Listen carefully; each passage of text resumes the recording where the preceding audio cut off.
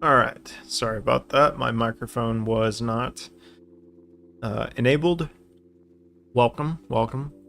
We are going to be playing some Modern tonight. Looking forward to playing some Modern, and we are going to start out with some four color elementals, aka the best deck in the format still. I want to edit a list that I've been kind of working on. It's sort of the it is the go-to list that I play like in challenges and stuff like that. I wanted to basically edit it to include Fable of the Mirror Breaker because I've been hearing from a lot of people that the card is absolutely busted in elementals. I first kind of saw it in Glimpse Elementals, which is the combo version of the deck, and people seem to really like that card in elementals just in general. People are saying it's pretty nuts. I'm curious to see how it performs in the regular list. I've been hearing in the Discord that the card has been busted for people, so I really want to give it a shot and really see how it's performing, because I can definitely see the card being very good. Of course, we're gonna have to make some cuts. We're gonna have to make some sacrifices in order to fit the card. So I'm gonna look at a list from another experienced player, and she is playing obviously a very similar list. This was what I was gonna play last time, but I ended up on something else. I can't even remember what, to be completely honest with you, but I really want to see what her cuts are. It seems as though she's not running the Ragavan package, so that's a big cut there. I think that Ragavan in this deck is really like a personal preference type thing. It's certainly not a requirement or anything like that. It is, like I said, it's a preference, but I think that it all depends on what you're trying to do with the deck and play style, more or less. I think a card like Ragavan is better in mirrors. But you are playing an 80 card deck, and that does sort of come with its own inconsistencies. You're less likely to have a Ragavan in your opening hand with an 80 card deck. I mean, that's just math, simple math, really. But with that being said, like, this is still essentially a 4-color money pile, and it's not abnormal or unheard of to want to play Ragavan in these lists, but it's also, like I said, it's not required. I actually just ordered my Ragavans, and I got them in the mail today, so like kind of excited about that. But yeah, I want to give this list a shot. So I'm going to make some adjustments here. I'm actually going to cut Ragavan. Seems crazy, but I guess that's the world we are living in right now. So no Ragavans. Looks like she's up to 3 Ephemerates. I'm probably gonna settle for 2. Ephemerate has been a card that I've been cutting more and more in this list. I don't necessarily think that Ephemerate is as needed as people once thought. It really, like I said, this deck can be built like 100 different ways. A lot of the core deck remains the same, but it's not it's not like you can't include certain one-ofs. So basically, I think so Eternal Witness is a card that I've been including because I feel like it's good in the mirrors. But it's like in my mind, if you expect more counter magic, Eternal Witness is not as good. But if you expect more grindy, like mid-range mirrors, then Eternal Witness is gas, especially when you're playing Ephemerates. Ephemerate and Eternal Witness is just like kind of a combo in its own right, of course, and deserves, you know, some recognition. So right now, obviously, we're sitting at 81 cards, so we need to make some cuts here. I think if I'm playing Fable of the Mirror Breaker, I'm probably not playing Oath of Nissa. I think that's probably a fair cut. They both kind of perform the same role. My initial thought process was, well, if you're playing Fable of the Mirror Breaker, then you're probably not playing Risen Reef, right? But you know, people are saying, well, that both the cards are sort of like nuts together. So like, do you really want to cut, you know, Risen Reef for Fable of the Mirror Breaker? I really like Oath of Nissa. I also, somebody was playing in Restoration Angel against me the other week, and they actually Eladamri called for it, and used it against me in a mirror, and I was like, that's pretty fucking cool. Again, don't really know if it's like super worth running or not, but I considered it. I may end up just cutting it, to be honest, but we'll see. Everything else in her list looks pretty similar to mine. It looks like, so she is on the 4 Eladamri's calls. What is that? I think she's on 3 snakes, which Icefang Quaddle's been amazing too. And she's not running Magus in the main, which is, you know, it's running Charmaws on the side, which I can definitely see. So I have to decide what the cuts are gonna be. You know, I don't hate the prospects of just running 2 Fable of the Mirror Breaker. You know, the card is a little clunky. It's hard for me to cut Oath of Nissa. It really is. The card just smooths out your draws so well. You know, it helps you find Wrenn and 6. You can blink it later on with Yorion. Perhaps, you know, it's just not worth running anymore. But it's hard for me to say. I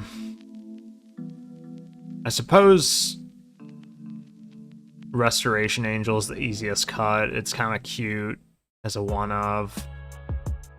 Other than that, I've been satisfied with going down on Eladamri's calls. This card in multiples is really awkward, but in certain matchups, you know, you wish you had the 4th. Like if you're looking for like a specific silver bullet, like let's say you're playing against Tron, right? That's when you really wish you were playing the 4th Eladamri's call, right? Because you're looking for the Magus of the Moon in that matchup. Same thing with Amulet, you know, especially I have a perfect record against Amulet, and part of it I attribute to having 4 Eladamri's calls in the main.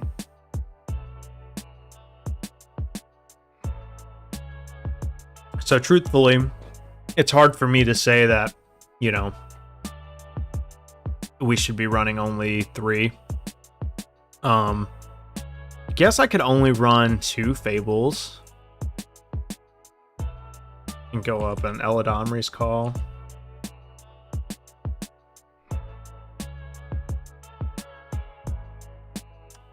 And we could, if we want, we could cut an Oath of Nissa just so we get the, I guess, the full experience. Let's do this for science.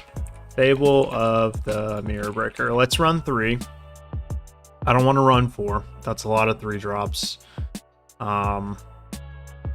Even if we do have Omnath. And yeah, we'll give this a shot for science. I also considered running another Flusterstorm. I've been seeing an uptick in like Cascade. Rhinos won. Don't ask me how, but Rhinos won a challenge the other week. So I think cutting something for a Flusterstorm is probably correct. Now what do we cut for a Flusterstorm? Could be a Chalice, I suppose. They kind of have the same function. You can't convince me to cut my Knight of Autumns. I'll never do it. We need these endurances. Yeah, Meddling Mage is not... It's in every... Like, if you look across the board, every elemental sideboard has Meddling Mage in it. It's not essential or anything like that. It's just a good card to have. But I could see cutting it, you know, especially because, like, the cat's kind of out of the bag on that one anyway. In fact, at this point, I would almost rather prefer a 4th Endurance over that Meddling Mage. Dress Down's just super good in the mirror. That's really why that's there. It's a very good card in the mirror.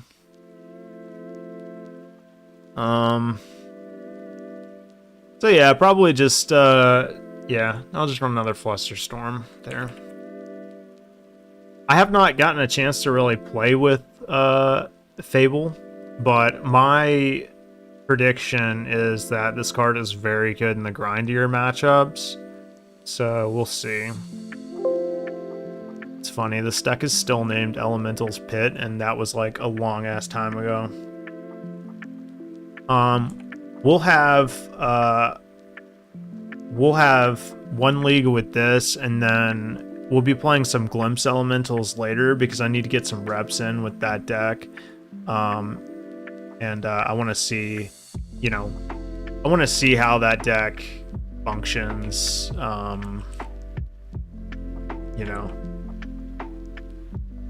I haven't really had a chance to really play it. I've played 4 matches with it, and I'm 3-1. But my initial testing with the deck, I didn't know how it played at first, and it took me like a rep to really figure it out, and I'm still practicing it. Glimpse Elementals is not a deck that I think you can just pick up and jam. It's definitely one that you need some reps with, and I underestimated that level of proficiency with the deck. You know, I thought I could just pick it up and jam it because it just looked like a Glimpse deck to me, and that is not the case. This one functions a little bit differently, but still seems pretty hot. I have an event coming up this weekend. I don't know what I want to play. Neat with the Mirror Breaker, I had a similar idea, but with Dauthi Voidwalker, just make Voidwalkers and cast a bunch of free stuff. Yeah, so like I think Nick, that if your opponent's just letting you do that, you're probably just winning that game anyway. I've been hearing from people in like Discords that I've been in and stuff like that, that Fable of the Mirror Breaker has been very good for them in this deck, and it kind of makes sense. The other part of this too is that I've been hearing from like an overwhelming majority of good players that Mirror Breaker has been just good in general, like in Modern specifically, because obviously we knew it was good in Pioneer, right? But in Modern, people have been saying like, hey, this card's kind of nuts. And like, if you think about sagas in general, they are all kind of nuts, right? Like when they made sagas, they essentially made planeswalkers that are harder to interact with, that sort of just do their thing, and like you're casting one spell and getting like 3 effects from it, right? Yeah. So I'm gonna give it a shot. I didn't want to go to so many 3-drops because I felt like that was clunky. Even still, I'm a little worried about like this configuration. I'm kind of sort of worried that like we're gonna get a hand that like doesn't do anything until turn 3. But for science, I need to run at least 3 of those. I don't really see myself going up to 4. I think if you go up to 4, you've kind of got to consider cutting like a Risen Reef. And I was saying at the beginning of the stream that my initial thought process was, well, if you're playing Fable of the Mirror Breaker, you're probably not playing Risen Reef, right? Because they both kind of have a similar function. Like, the idea is that both of these cards accelerate you, but also give you, like, some amount of card advantage. But people were like, no, you got to run both, because Risen Reef with Mirror Breaker is, like, amazing. You copy Risen Reef, they both trigger. Yeah, exactly. So, like, I guess that's the idea. I mean, that's the whole idea behind Mirror Breaker anyway, right? Like, you get to outgrind your opponent with this card, so I should be getting a trade invitation here any minute now. So once we get that, we'll go ahead and get started. And then, like I said, we'll go to some Glimpse Elementals after this. This is what that list looks like. Click it. This one's a lot more simple. You guys have probably seen this deck 100 times. All the configurations are very similar. There's not a lot of wiggle room in this deck, so yeah. And this is where people, I feel like, got the initial idea that this card might be nuts in elementals, just like regular elementals. So I don't know why Mana Traders isn't trading me the cards, so let me open up a trade with them. 22. Mana Service 22. Let me try to open up a trade with them. Sometimes that works.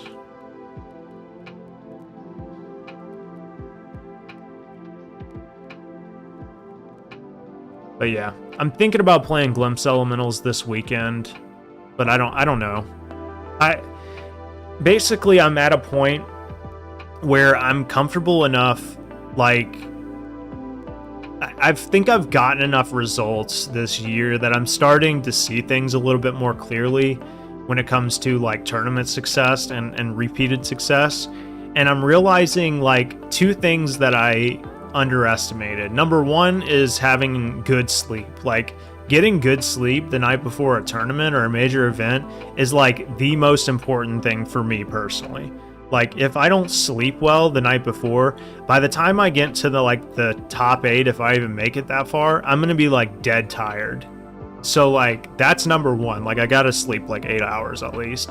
Number two, I have to get to a point with a deck to where, like, I am convinced that it is the best thing I can be playing. If I'm not convinced that the deck that I am registering is the best deck that I could be registering that day, then I won't.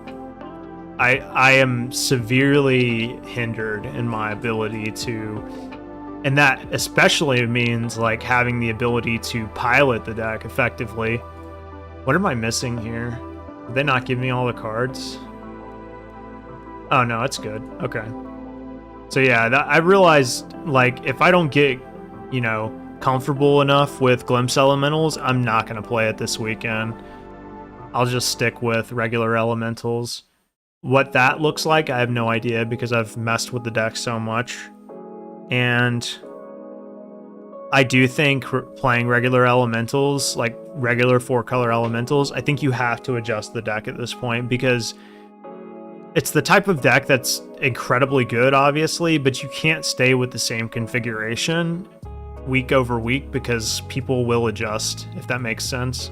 You have to give people different looks, and you got to pay attention and keep your ear to the ground on, like, what other people are doing and recognize when they're making the deck worse and when they're making the deck better, if that makes any sense. So, like, let everyone do the legwork for you, but when people are saying, like, oh, hey, like, a card like this is super cracked, then it's probably worth trying if you've heard it from, like, multiple sources. And that's kind of where I'm at now. So we're waiting for a match, but we'll see. Like I said, my fear is that this will make the deck a lot clunkier, but my hope is that it allows you to play Omnath and play a fetch land more often, if that makes sense. Okay, well, this is going to be a mulligan for sure. And we're on the draw. So. Yep, mulligan this hand. This is a keep. And we can probably bottom that Temple Garden. I've seen some lists without Emrakul. You see that import? Emrakul, she's good in the mirror and probably just for grindy matchups, but it's a card that, like, you can probably afford to cut at this point. You know, some people say, like, it's not even that good, especially because in the mirror, your opponent can solitude it, so it's not really like that important. I would say Emrakul is more important for like bigger tournaments where you know people are going to be playing 4-color elementals. But if you're just playing a league, you can probably cut your Emrakul. That's my take anyway. Yeah, the mirror. That's mostly what it's there for. But again, it's not essential. I've definitely played plenty of mirrors where I never find my Emrakul or never... oh, god damn it. It's fucking... Oh, god, it's Scape Shift. We're gonna lose. There's no way I win this matchup. It's funny, I was bragging about how good Scape Shift is against elementals, and then people... I mean, it wasn't because of me, but like people started playing it shortly after. So basically our only chance in this matchup is finding Magus of the Moon and them not having a bolt, essentially. So probably fucked here, especially because our opponent has like a godly hand. I could... Well, I'm kind of too late for that. I was going to say I could not go to 18 and I wouldn't be dead to Scape Shift, but fuck it. Probably fucked. Don't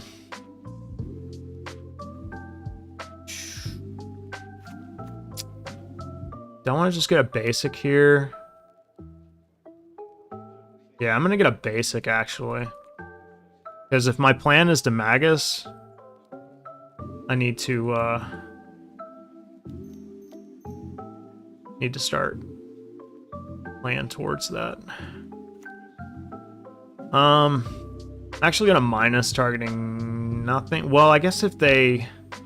Yeah, if they get a prime time, like, I'm kind of fucked anyway, so I'm just gonna minus targeting nothing. We're gonna try to find an Eladamri's Call or a Magus of the Moon. Okay, that's fine.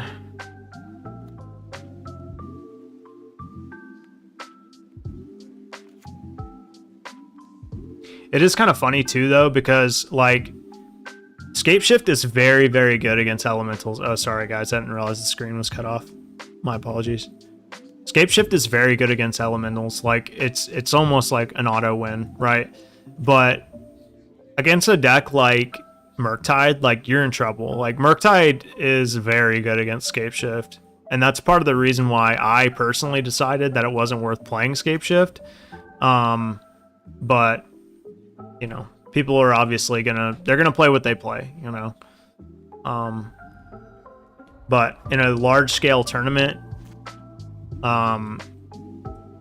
you're not in good shape if you're playing Scape Shift. Let's just put it that way. Okay, so obviously we drew the Eladamri's Call. I'd love to get a Magus of the Moon at this point, but unfortunately my opponent has a Primeval Titan, so I'm probably just gonna have to Eladamri's Call for a Solitude at this point, which is unfortunate.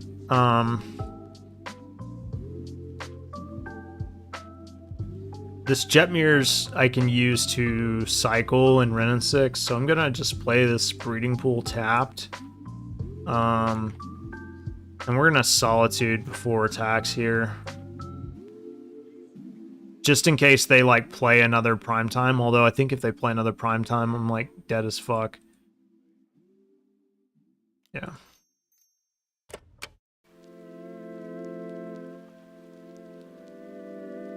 Alright, so we're gonna get a Solitude. We're just gonna exile Prismatic Ending, because it's pretty dead here.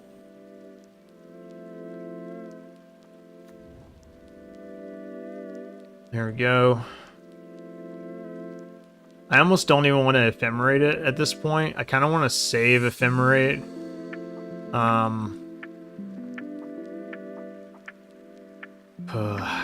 Let's see.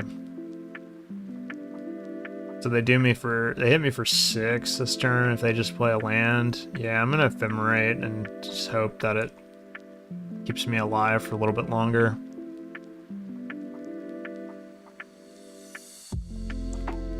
What's funny is, I'm pretty sure, like, Glimpse Elementals probably fucking, like, dumpsters Scape Shift. Just because it's just too fast. Yikes. Yeah, hit me for 6. You probably should have just bolted me. Okay, I don't know what's in their hand though, so.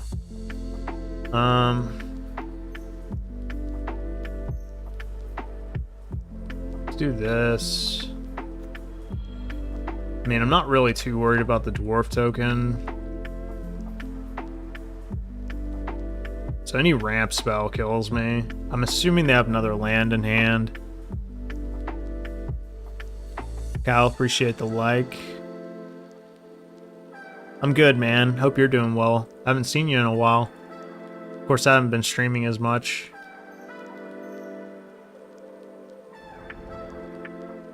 Okay.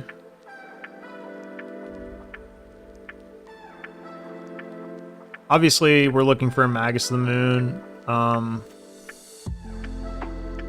Bolt or ramp spell kills me.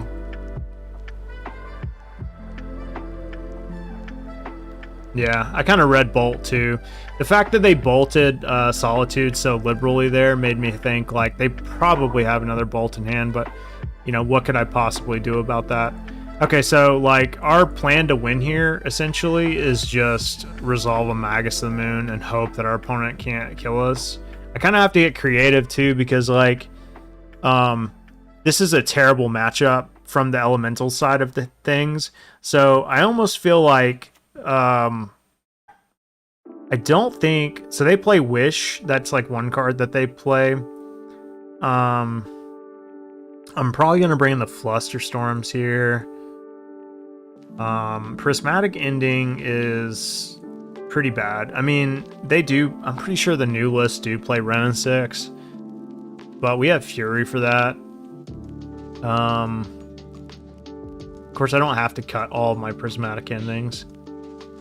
Dress Down is actually good against Primeval Titan. So, like, you probably cut all these, to be honest. Lightning Bolt doesn't really kill shit. But it does allow us to have a clock. My initial thought process was, like, what if we brought in Chalice to the Void for 1? And, like, that cuts out Lightning Bolt on Magus of the Moon? Because, like, that's, like, my biggest fear, right? Is I play Magus of the Moon and they either Fury it or Lightning Bolt it. I don't think they play Fury, but I probably have to like line up my spells where I can like ephemerate my Magus. I guess Emrakul might actually be dope here because like she can allow me to take their turn and scape shift them. So, like, it's probably worth bringing in. This is such a horrible matchup that I'm just kind of getting creative, honestly. How good is Tef? Probably not very, right?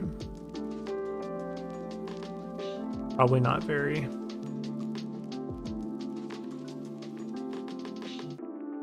I think that's probably the direction that I'll go.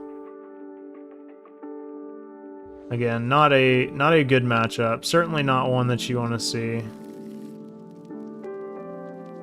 Alright, well, this has the potential. It has Eladamri's Call plus Flusterstorm to protect our own Magus of the Moon.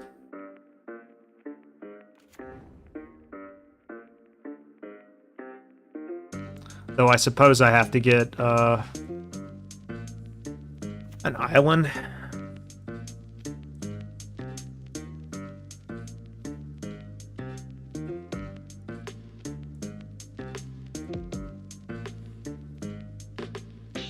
Okay.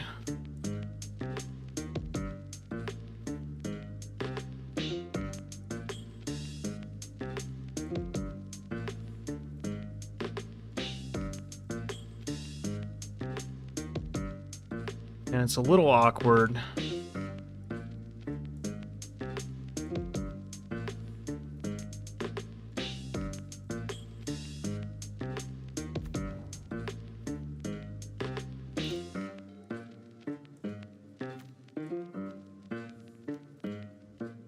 Explore. They only play 2 forests. Mountain. I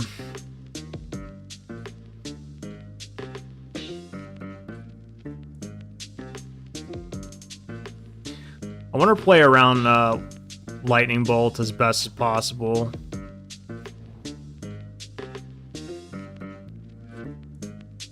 Because I think if I can Magus and hold up Flusterstorm, I might be in good shape here. Explore, sure.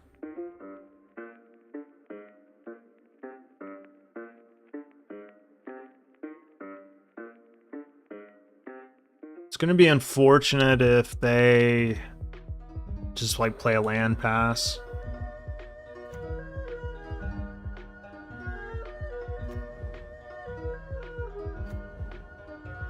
That's unfortunate.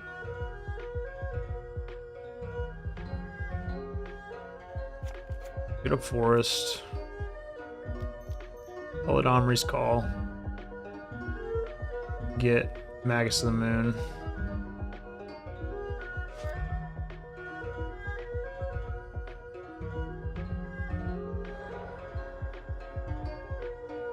Get an island. Play Steam Events. Cast Magus of the Moon.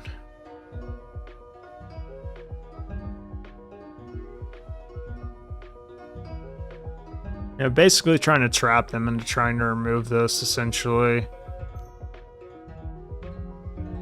What? Okay. So they're gonna try a Lightning Bolt plus,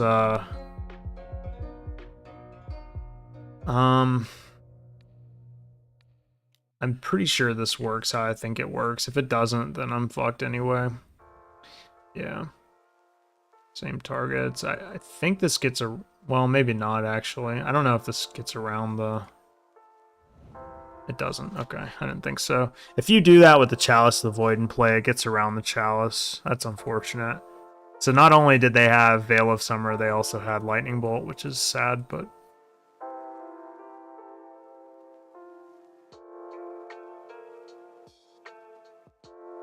This matchup is kind of an auto loss. But like I said, Scapeshift is not necessarily a good deck right now. Take it from someone who has like top 64 and open with Scapeshift. Like, it's kind of bad right now. And the reason really is because of Murktide and Rhinos and stuff. Like, there's just so many decks that are good against Scapeshift. I could play this Titiana, but oh well, I can't play the Fury anyway, so this is my only option here. Probably fucked, but who knows.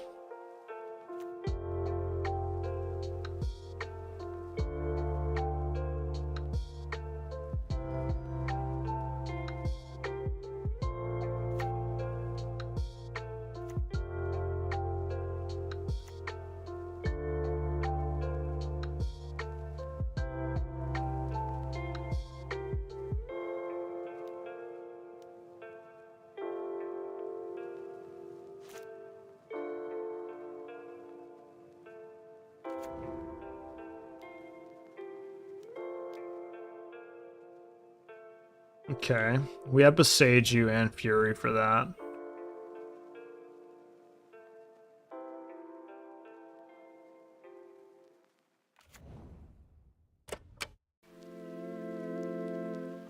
They don't have Valakut.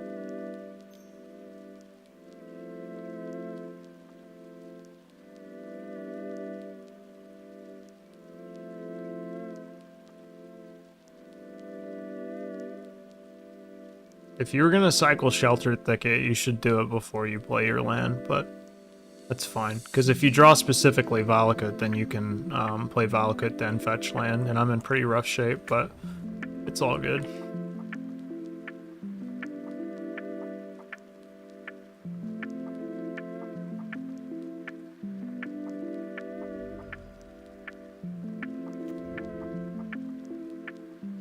Do I want to Triome here? I kind of don't.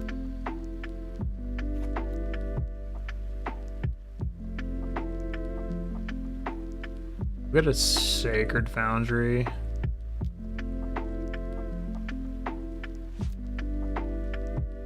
Lightning Bolt. Okay. So I think my play is to Wrenn plus land. I'm trying to play the long game here.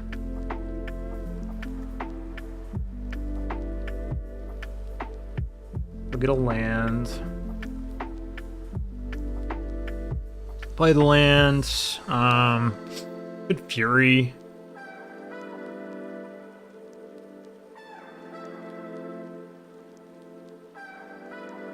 Kind of don't want to hit Dryad with Fury just because, like, yeah. Because we have the Boseiju in hand. I fucking... Oh, god damn it. I didn't mean to do that. Oh, well. Did this wrong anyway.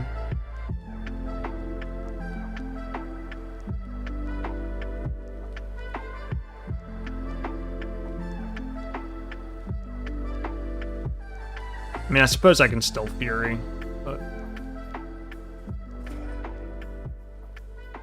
I'll probably get another Forest. If I had to guess. Basic Forest.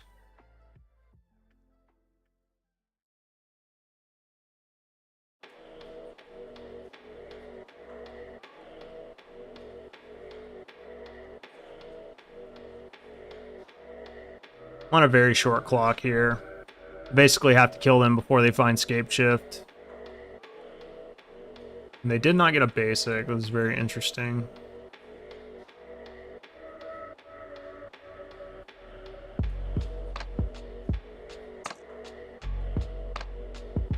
So they just chump block here.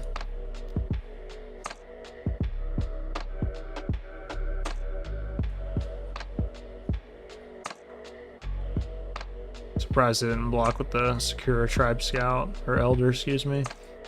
Yeah. Just pass.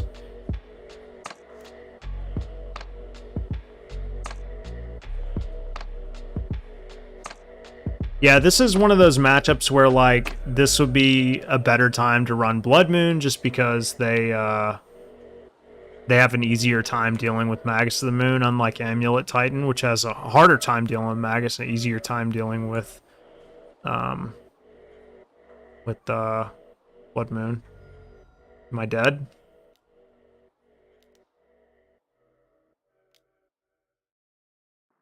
They have prime time, I'm dead. Yeah, I mean, you cast the prime time first, then you get 2 Valakuts and then you kill me, but there's like literally no way to lose that game on their side. You would have to play pretty terribly from the Valakut side. Like, literally the only reason to play Scapeshift right now is because it beats Elementals. There's like no other reason. I think that if you're registering for a large-scale tournament, like, you're doing yourself a very, very large disservice by playing a deck like Scapeshift, because you just hard lose to Rhinos, Murktide, Living End, and that's pretty much it. I think you have a very good matchup against the Elementals and probably a reasonable matchup against the other decks. But yeah, those 3 decks will just eat your lunch. And those decks also make up a large percentage of the meta. And if it's a large-scale tournament, then you can bet your bottom dollar that people are going to be registering those decks because they're all very good. But hey, I mean, if you're playing a league, just have fun. Leagues are just noise. Only some of us try hard. I'm just trying to get ready for this weekend and decide, you know, if I do play like Elementals, like what configuration of Elementals I want to play. This hand is very awkward, but it does allow me to... So the Magus of the Moon is probably the most awkward part about it. It does allow me to Eladamri's Call for a Risen Reef. I think this is probably fine. from my side of things. I'll probably play the Flooded Strand first. I don't intend on playing this Magus of the Moon anytime soon, unless my opponent shows me like Amulet or something. Okay. Well, we might be actually going to get something to deal with that instead.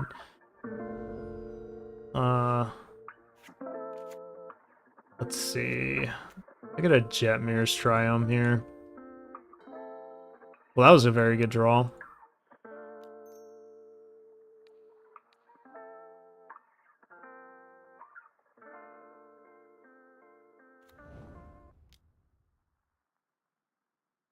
Yeah, that was a very good draw. They might still Ragavan me, but whatever.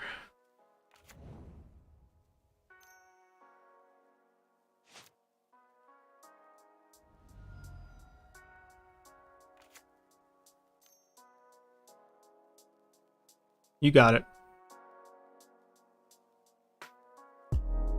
I'm assuming you would take one of these. Omnath or Eladamri's Call. I'm assuming.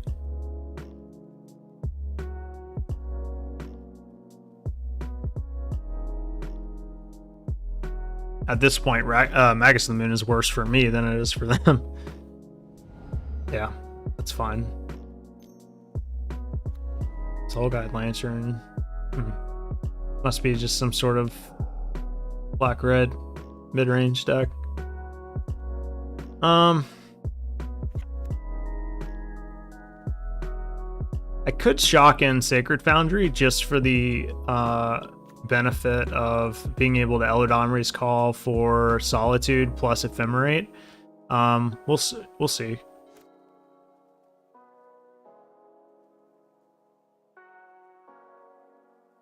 My life total is under like huge pressure right now.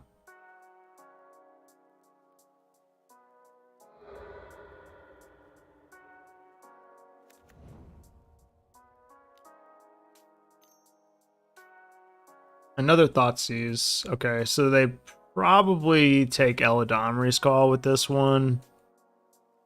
Yeah, I guess I just let them take Eladamri's Call.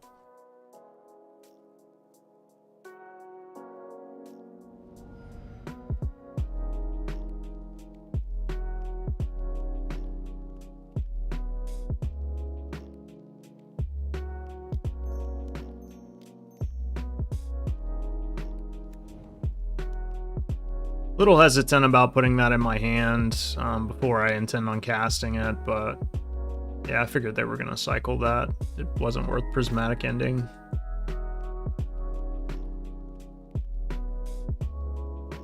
This would be a nice time to hit Fable.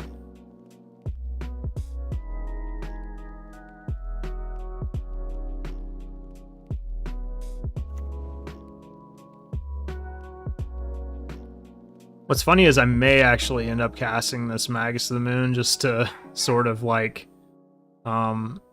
mitigate some of these turns, but for now I guess I'm content with just doing this. I'll keep the Lightning Bolt just in case they draw into the Ragavan.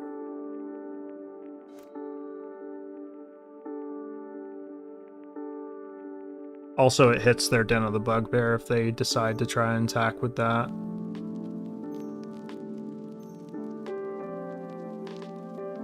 Liliana. Sure. Guess I discard Magus of the Moon.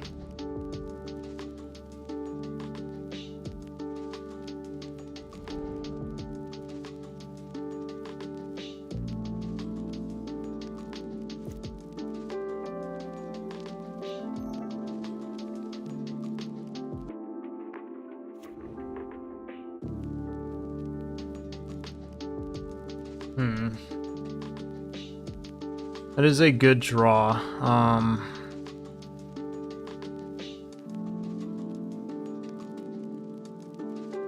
Yeah, I think I just stick with what I got here. There's some consideration to, you know, killing the Liliana now. but we'll see what they play here.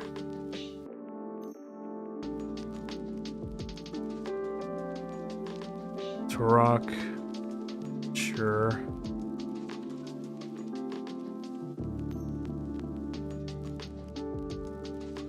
Bolt me. Okay. Alright, well now I'm gonna, now I'm just gonna, well, it sucks because, like, Bolt is my best discard, but, like, I kind of need to use that, if that makes sense.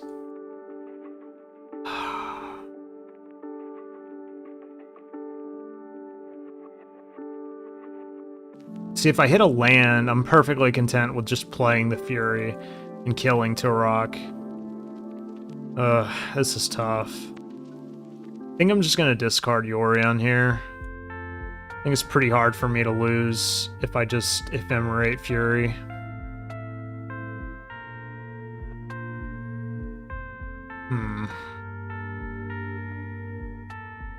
That is interesting. I still think I go with this plan, though. Yeah.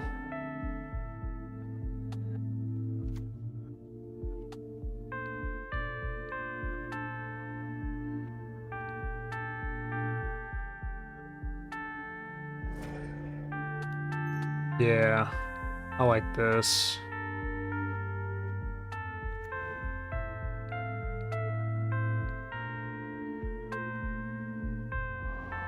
They're pretty fucked.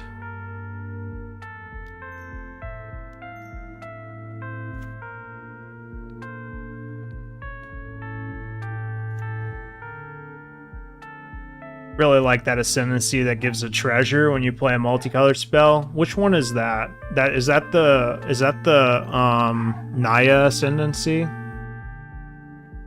Oh, that was a good draw for them.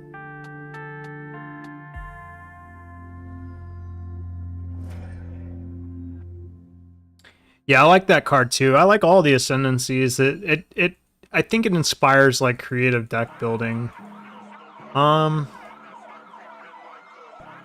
Yeah, I'm just gonna do this. No. Okay. I'll get a basic just in case I don't think they're playing Blood Moon, but who knows. Elemental. Their best play is to bring back Kruxa next turn. I don't think they would queue up into the Bugbear and attack, so... And if they do, I'm, like, perfectly fine with that, honestly. I wanted to try and play Jeskai Ascendancy again in Pioneer and see if it was any good.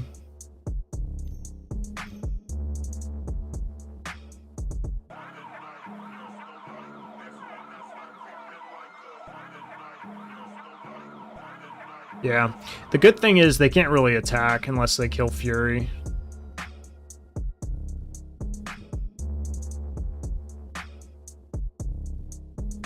Yikes.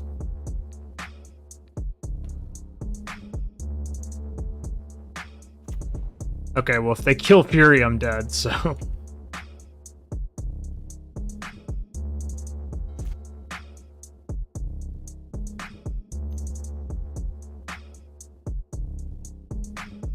Okie dokie.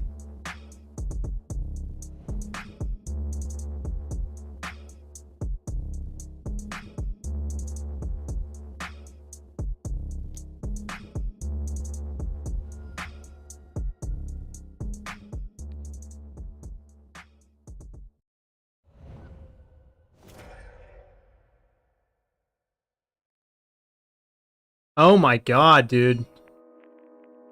Jesus.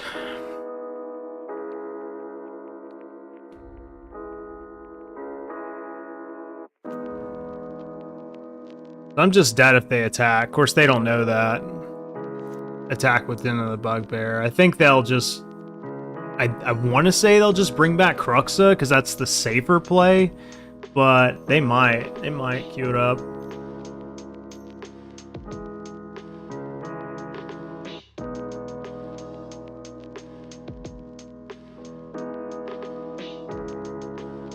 I actually think I wasn't supposed to play one of these lands just in case I draw, what's his face? Omnath. God damn, dude. Did we draw enough lands, guys? Did we draw enough fucking lands there at the end? Fucking A.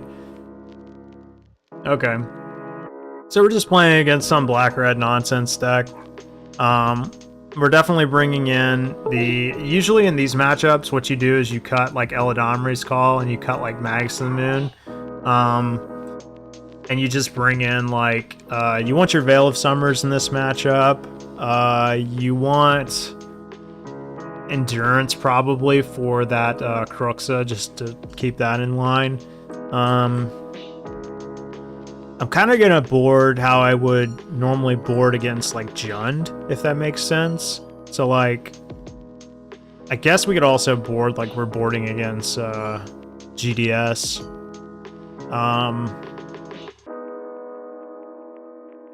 Dress Down is a card that can be good in these matchups.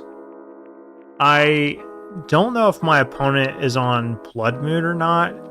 Blood Moon is a little awkward with, yeah, Flooded Hardcore for sure, man. It is what it is. Shit happens.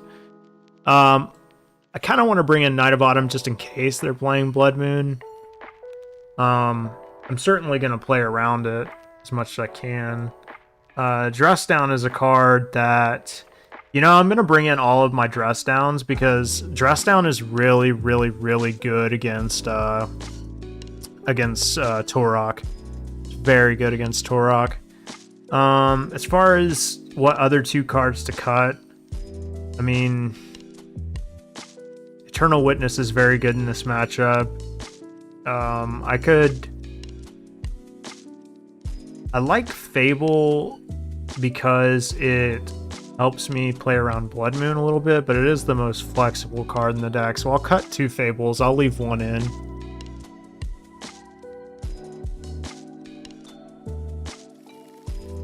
Yikes, mulligan that hand. That's more keepable.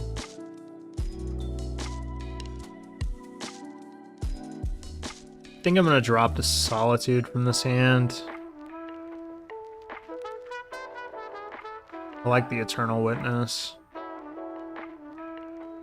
Let's play Jetmir's pass.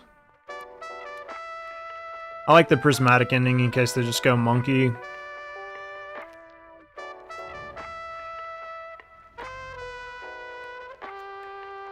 It looks like they're gonna Thoughtseize or Inquisition. Yeah.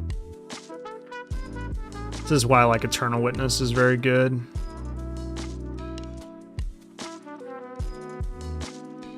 One argument to keeping Solitude in the hand is that it's good against like Ragavan on 2. Interesting. I didn't think they would make me discard that one. That's a good draw too, just in case they're Ragavan. Is anybody still playing Taik? What is that? Is that... You mean Tajik? That's the only card I know that... MTG.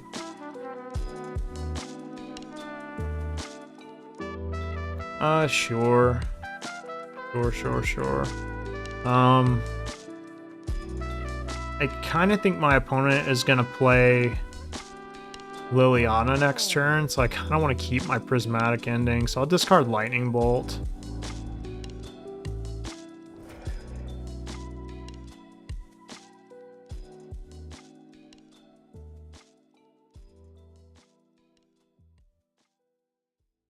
Now the question is, do I want to play around Blood Moon?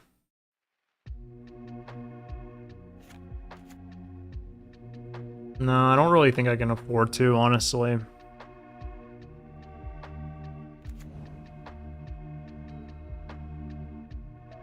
Well, that's a pretty good draw. Now I can play around Blood Moon a little bit.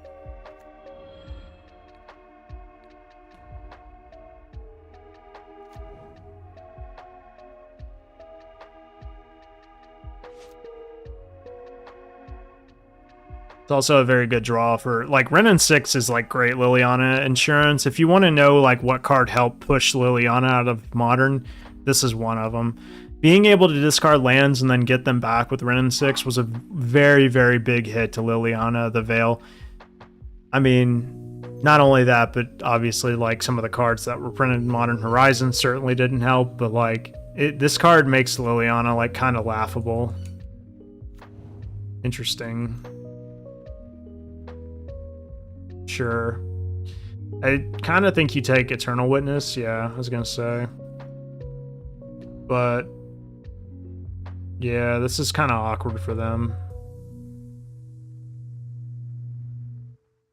Because now we just get the Prismatic ending their Turok.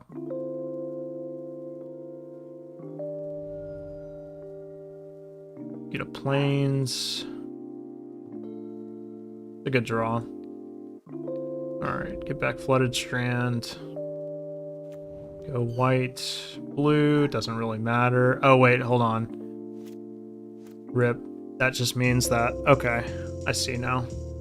Alright, so we'll just play Omnath this turn. I just realized that I can't target that. Okay. No worries. Okay.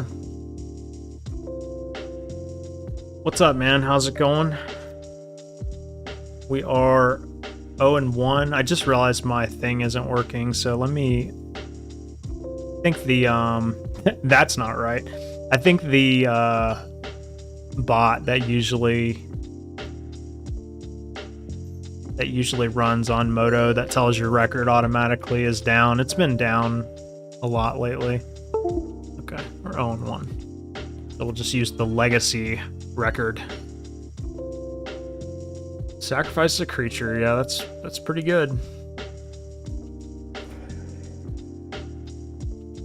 Of course, we get to kill their Liliana now.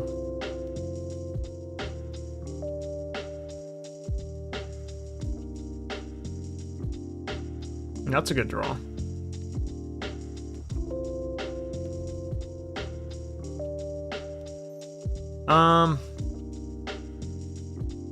I'm actually gonna play Cavernous Souls.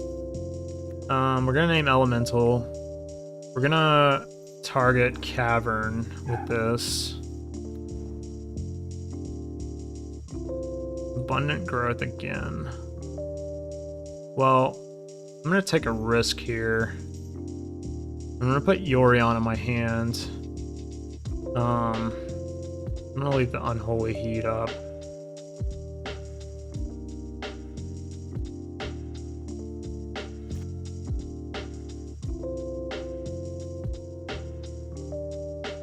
I feel like we're in a decent spot.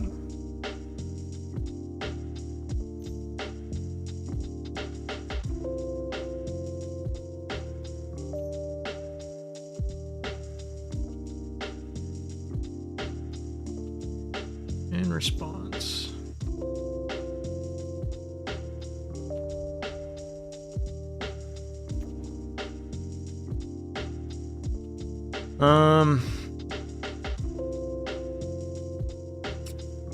Kind of want to discard the Abundant Growth, but it does represent 2 cards off of Yorion, so I'm going to discard Prismatic Ending, actually, and kind of just hope that we get... that stings. Alright, well, should have discarded Prismatic Ending then, I guess. Unless we draw a land.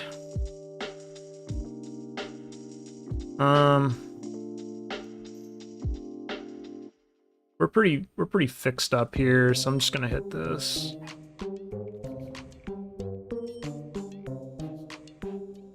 Cool.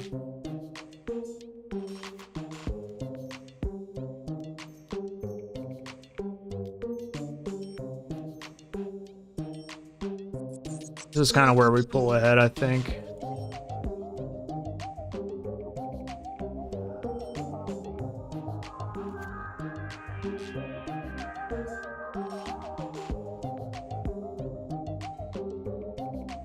The Risen Reef was a really good draw. I don't know about the Boseiju. Probably don't need it, but we can always hit a Blood Moon with that, so. Season Pyro.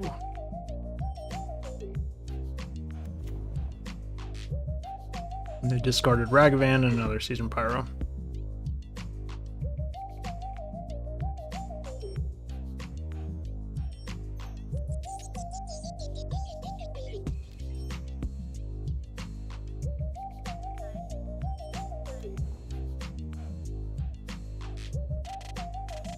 Okay, that's good.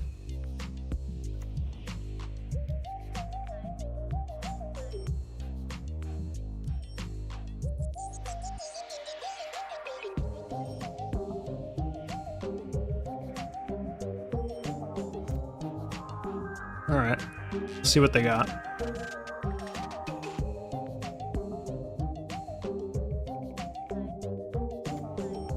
So if they try to jam up Den of the Bugbear here, we just kill it in response. That's fine. That's fine.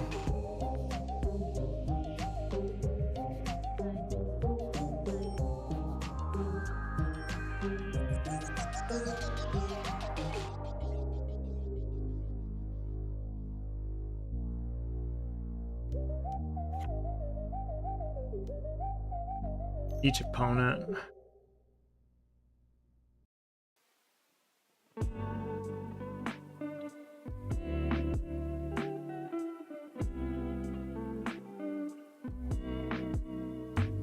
So Veil doesn't work here.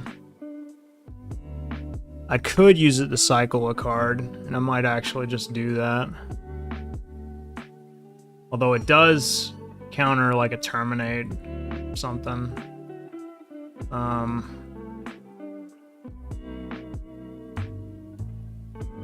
Veil is my worst card.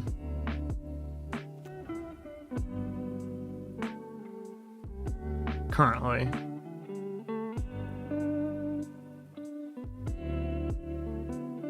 I'm gonna cycle it smartly.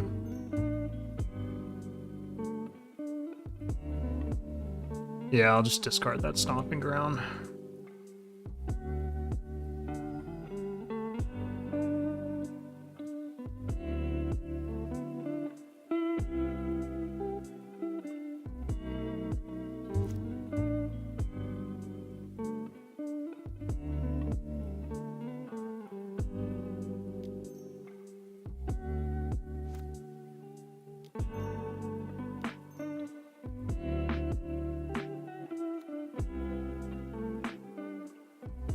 Don't have a Triome to cycle. Get this, I suppose. I guess I can block with Yorion and bolt the Kroxa. It's certainly not the best play. But kind of don't have many options. Also, well, if I attack with Yorion, I can block with... I can put them to 7.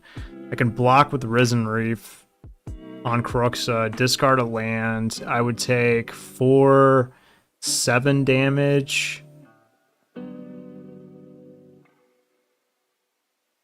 I'm just gonna go for it because I don't see myself winning this game otherwise. So I'm gonna go for this line here and hope that it works out for me.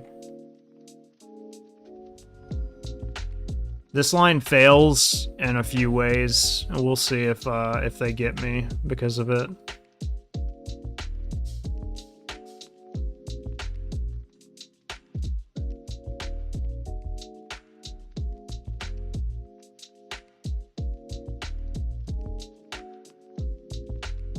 Wonder why they're not queuing up Den of the Bugbear.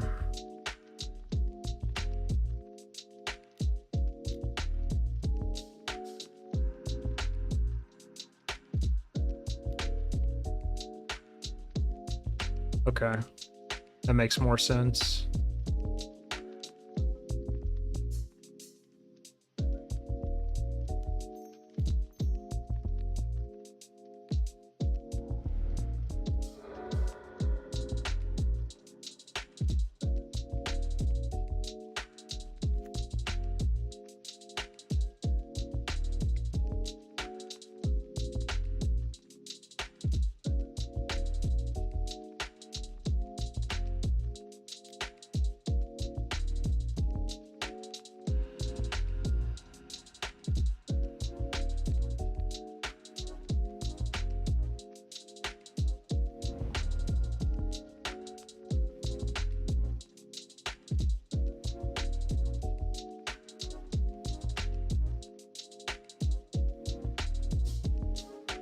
It better not be slow rolling a bolt. Like, what? I don't know why they would do that, but...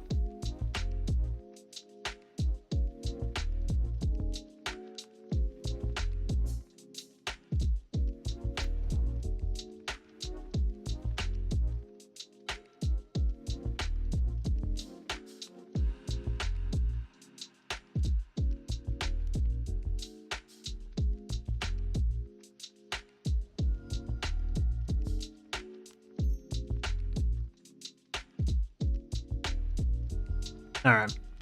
My line worked. It was risky, but I didn't see myself winning any other way, so I had to take it.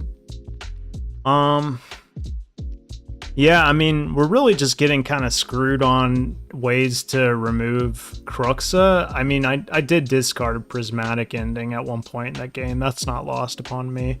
I should have definitely kept it in my hand and just discarded the Abundant Growth, but we'll see. Yeah. Yeah, I mean, hey, sometimes you got to go for the risky line, right? Like, if you're not winning any other way, like, you just have to accept the risks involved and just be like, yeah, I'm dead to a lightning bolt, right? But that was my line. I knew if I could get another swing in, I win, so that's what I went for. But I appreciate it.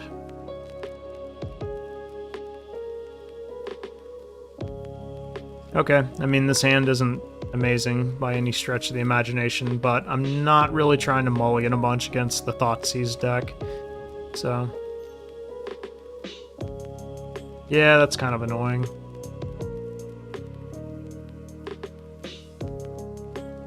Okay, I mean... the problem with this Wrenn 6 is that I currently don't have a way to cast it. Do I just want a Fury, or do I want a Fury plus Ephemerate to keep Fury around? They have 5 cards in hand. The problem with Fury plus Ephemerate too is if I want to cast Wrenn 6 on turn 2, I have to shock.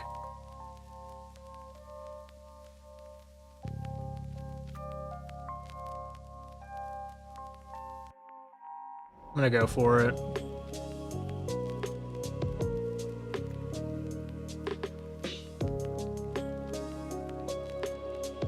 This makes it to where they can't cast another creature next turn too.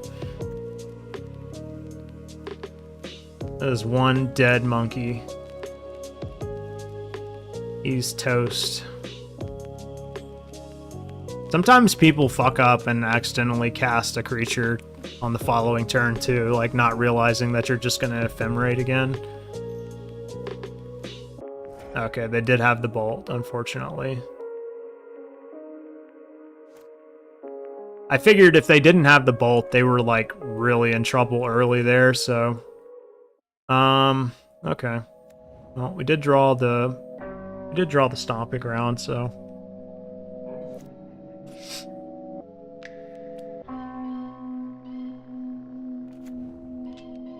They have 4 cards in hand. Yep, that's fine.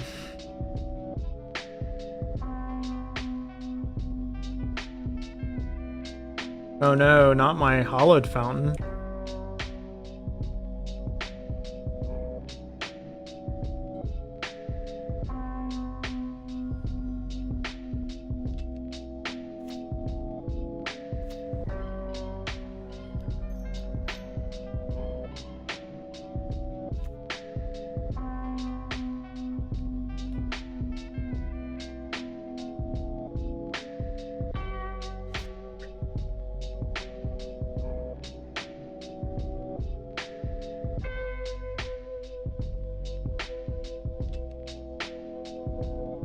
Sadly, this is going to be able to kill my Omnath too. Which kind of sucks.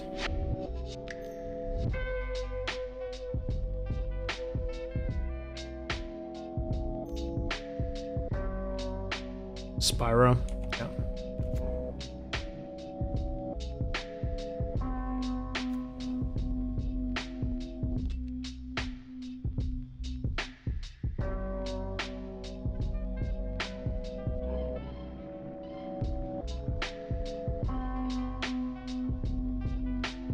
I might be able to get Delirium, which is unfortunate. I'm not sure. Yeah, they have Delirium, but looks like no Unholy Heat. That's a good draw.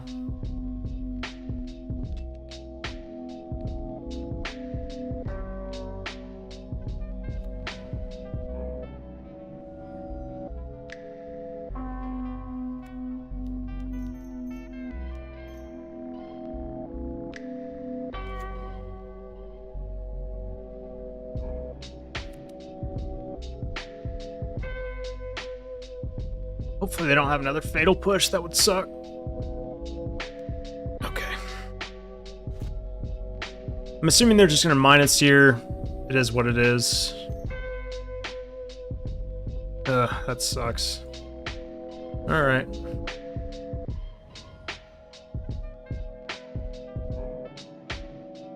Yep.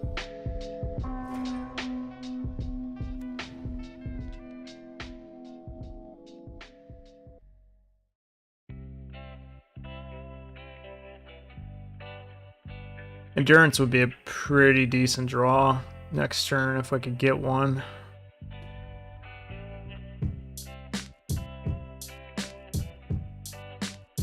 No such luck. Go ahead and grab the Misty.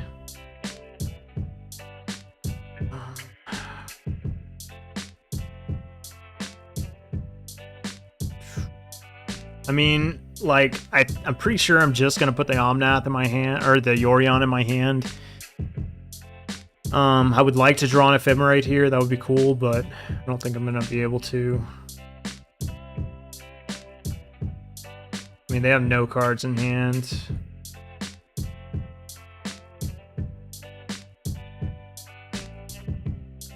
Playing the Ice Fang Coatl now allows them to minus the Liliana. This is actually kind of tough, because obviously I can maximize my mana and put Yorion in my hand, but if I draw like a good card off of Ice Fang Coatl, it might actually be worth not putting Yorion in my hand this turn. I'm gonna take the chance here.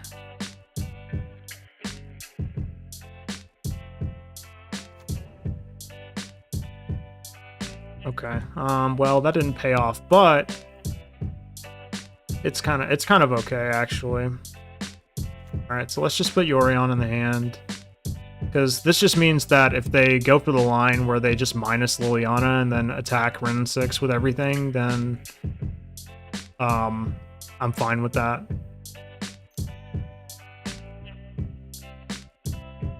Okay, never mind. Oh, they actually are allowing me to keep Ice Fang Coatl.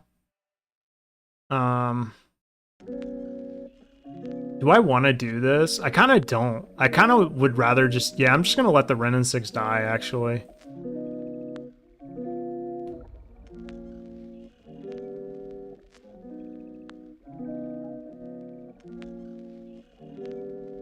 Why would you... Okay. I mean, that's fine. I'm pretty sure you have to just, like, make me sacrifice a creature. I think they kind of fucked up.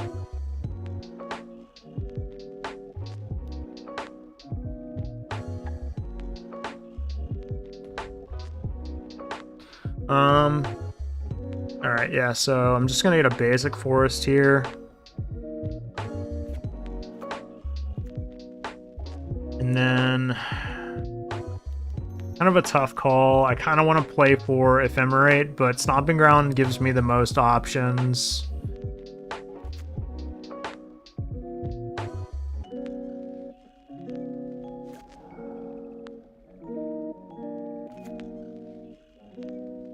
Eternal Witness. Not a bad draw.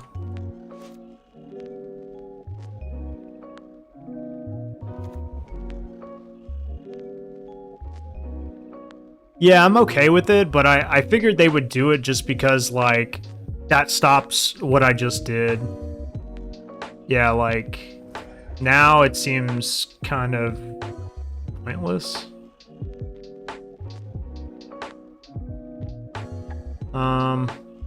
So I can go attack and then kill the Liliana. Eternal Witness back in Omnath. I think that's probably my best line.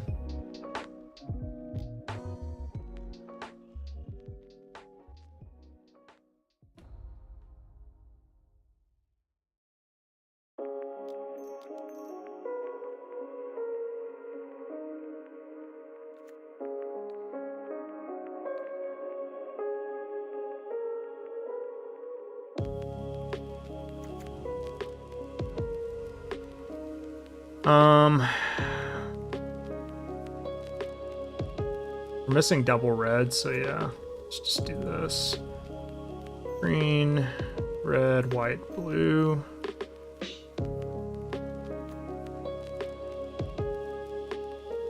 Alright.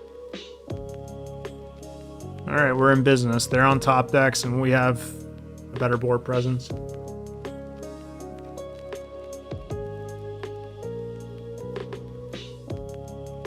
Yeah, I think they're screwed.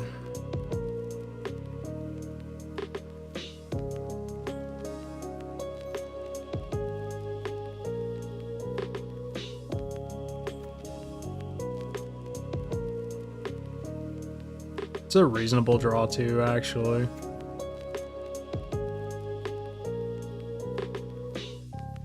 With that, do I want to attack with Omnath? Not really.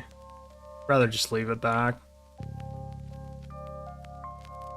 I think I'm in pretty good shape here, though.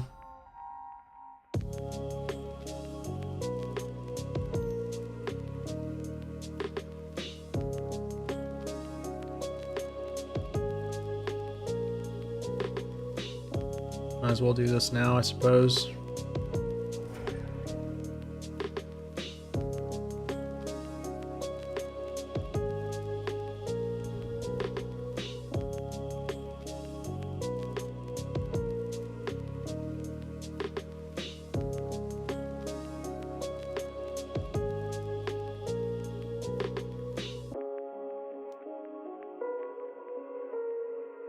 Yeah, I think this is pretty much over at this point. That Veil of Summer kind of solidified any chance they would have had to draw like a Terminate and prolong the game long enough to where they maybe can come back. But once you get in this state with like other mid-range decks, it's pretty much over.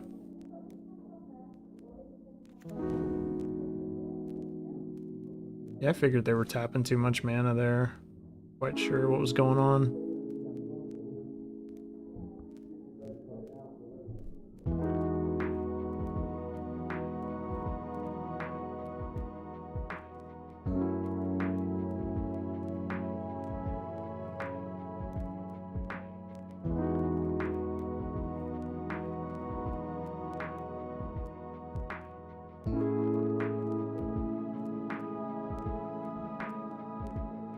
Okay. Cool. 1-1. Yeah, our first loss was to Scapeshift. I'm so lucky that I queued into like the one of Scapeshift players like on the ladder right now. So unfortunately we queued into Scapeshift. And that's like almost an unwinnable matchup. Which I was telling like chat, like Brandon and I have played a good bit of Scapeshift. And I don't feel like that deck is particularly good right now. I think the only thing it's really, really, really good against is Elementals, but like I don't think it's favored against Murktide. I don't necessarily think it's favored against Rhinos, although I maybe could be convinced. And I definitely don't think it's favored against Living End. So those are significant decks in the metagame right now. So I don't really see a reason to play it. I mean, this hand has lands, but yeah, I'm gonna mulligan this, hope for something better. Yeah, this is better. Let's throw back that. Or yeah, let's throw back the Sacred Foundry. I don't like hands that don't do anything until turn 3. Not with this deck. You can find something better. Another black-red deck, huh?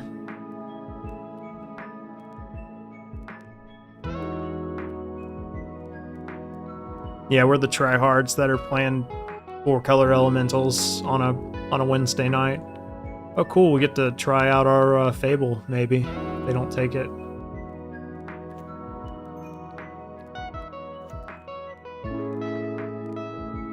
Cool, cool.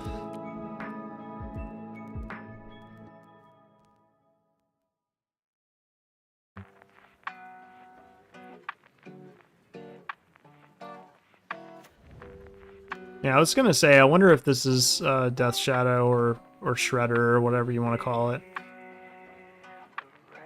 That deck's picking up a lot of popularity. I guess I'll just play the Try untapped and pass. Could have also played the Flooded Strand and fetched for a Triome, but I don't know. I think this is fine. I think if they don't do anything, I'm playing Teferi. If they do something, I'm probably playing Fable. I guess it all depends. Fetch and Shock. Oh, hell yeah, bro. Hell yeah. That's what I'm talking about. Real recognize real. Alright. Well, now I'm gonna play Teferi.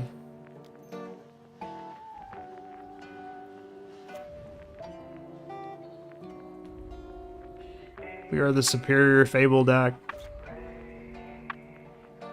I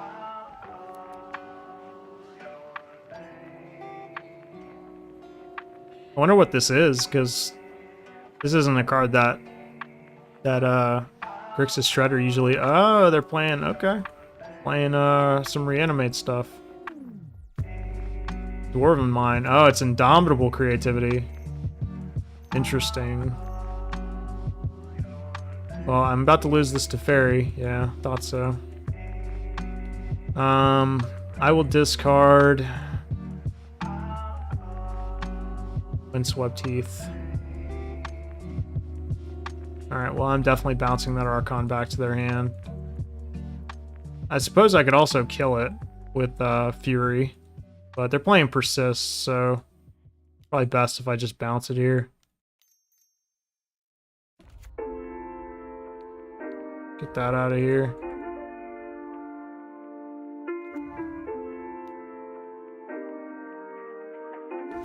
Hope they don't have another Indomitable Creativity, because that would be pretty bad for me.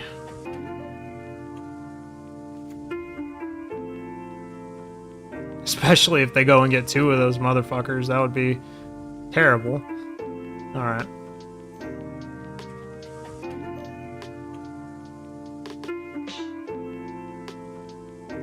Draw 2, discard 1. Discarded an Archon. They have a Persist. Oh boy, that's annoying. Okay, well... I think... I'm gonna discard Flooded Strand. I'm probably gonna have to Fury kill both of these things. It's probably my best line. I really hope they don't have fucking Lightning Bolt. That would be a fucking blowout.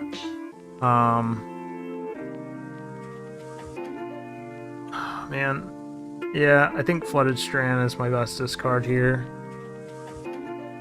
Oh, thank God. I'm so glad they tapped out. Alright, so... Sydney Dude 32, thank you so much for the follow. Appreciate it. Welcome to the stream. Alright, sorry guys, we don't get to play our Fable because asshole over here.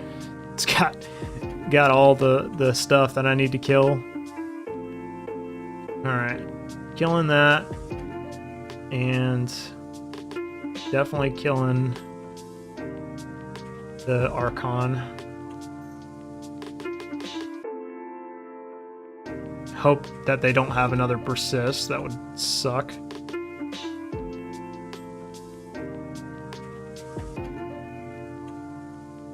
But I suppose at least we have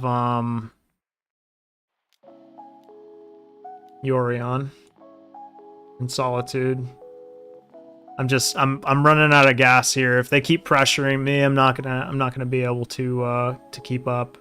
Especially because they drew cards with these. So essentially, even though I'm killing these things, they are coming out ahead in these interactions.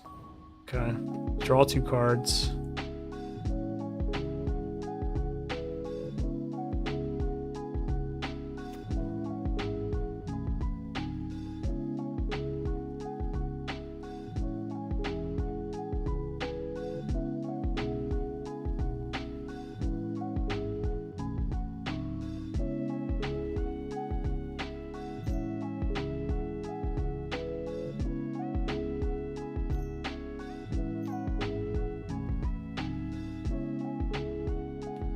Interesting.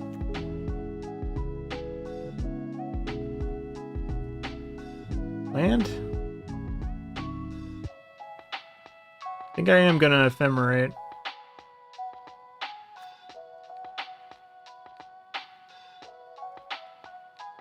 Just in case. That's a good draw.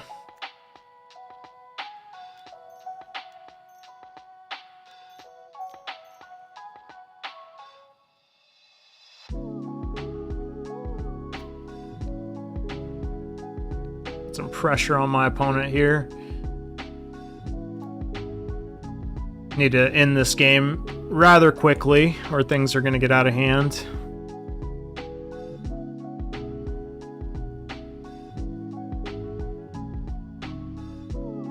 I can only answer their stuff for so long before they eventually draw what they need.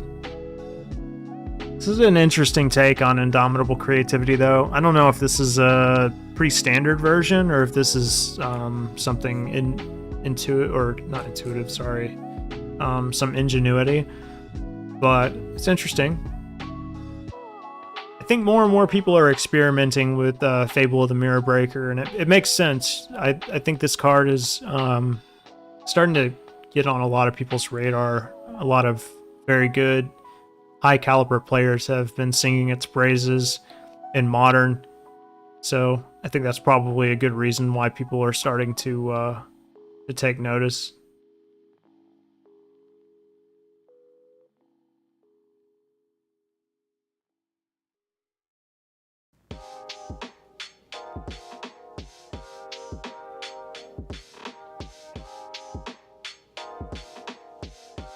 They have 6 cards in hand. I mean, that's terrifying from their deck.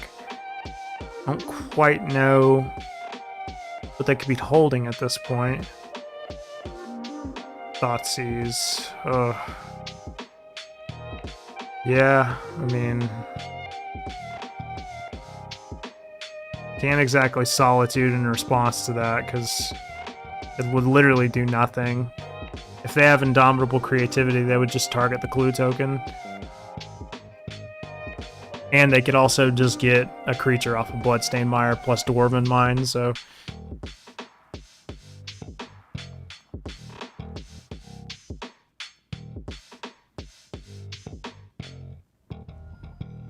Interesting. If they had an Archon of Cruelty, it wouldn't really be a hard choice, because I would have to discard whatever I have left anyway.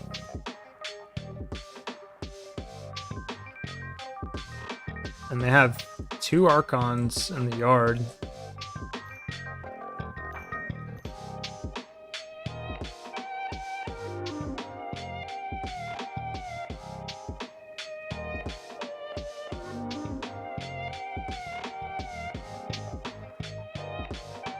Three mana.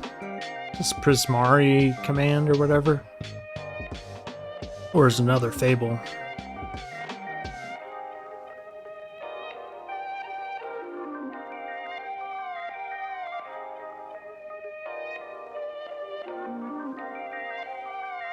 It is Prismari Command. Deal 2 damage to any target, create a treasure token. So they deal 2 damage there, that's fine. I'm assuming they're going to do it again and kill Titania.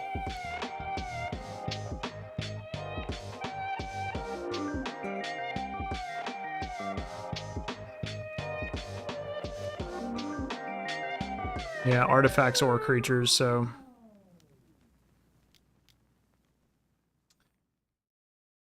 Draws 2 cards, discards 2 cards. Well, in response.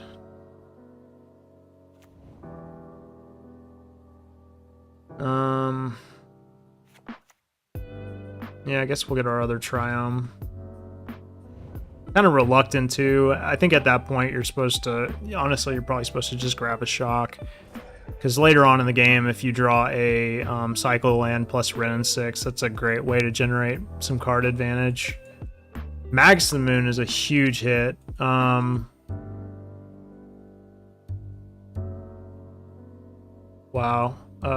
Yeah, I'll attack here.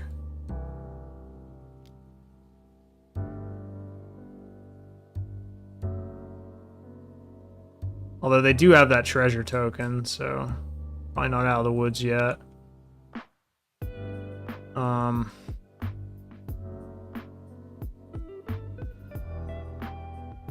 Is it worth playing? So, like, playing Magus of the Moon is fine, but if they bring back a Archon of Cruelty, it kind of feels terrible. Ugh, this is rough. This is very rough. I don't think I can play Magus until... it sucks. It sucks. I would love to have just jammed Magus there, but I honestly have to leave up Solitude in case they bring back a Archon of Cruelty, and it looks like they're just going to hard cast one. Okay. So I have to discard my Magus, but I get to exile this. Yeah, I just couldn't, you know, I couldn't just play that and just let them do that, you know.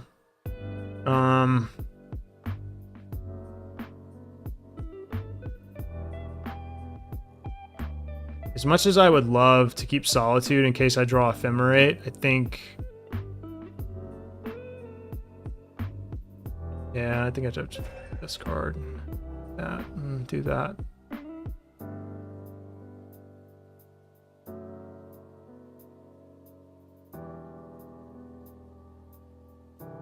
Okay.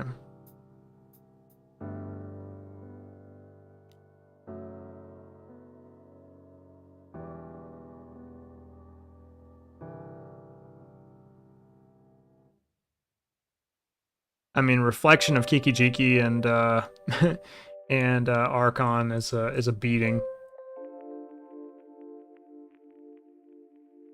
If they can get that going, then I'm cooked.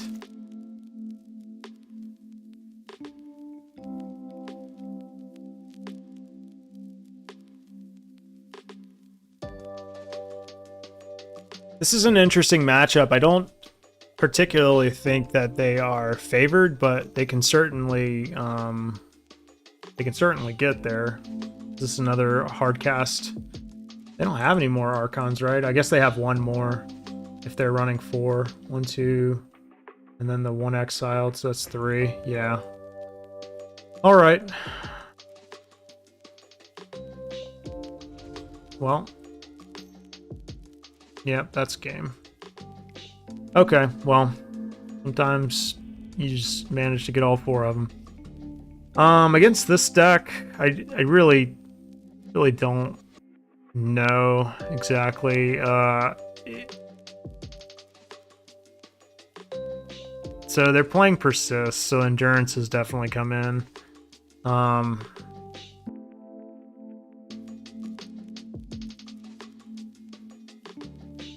They're playing enough creatures where I think the Unholy Heats and Bolts and Prismatic Endings are warranted.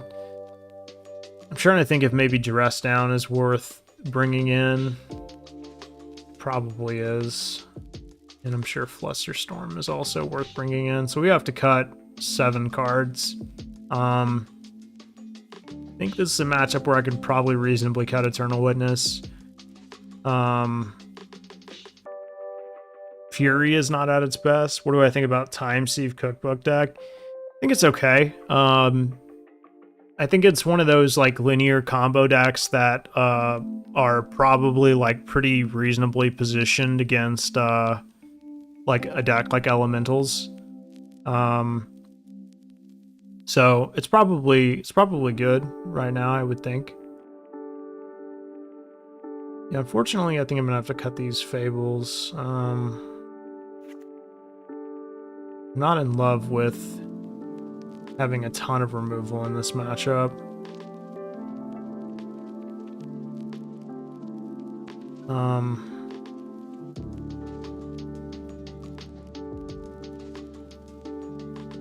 Actually probably cut a couple of prismatic endings. Since they're not instant speed, it's like a little awkward, I guess.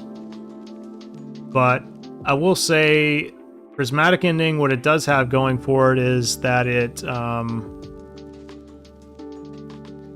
prismatic ending hits their artifacts. They played Thoughtseize, didn't they? Is it worth bringing in Veil of Summer? They're probably going to bring in Thoughtseize if they didn't play it already. I'm going to actually bring in Veil of Summers. Might be overboarding a little bit, I'm not sure. Does it? Is it target opponent? Or is it each opponent? Because nowadays everything says each opponent. We have to cut one card. Don't necessarily need Titania in this matchup. Although she does give me a little bit of insurance against Archon of Cruelty. Oh well. We'll see how this goes. I'm going to keep this.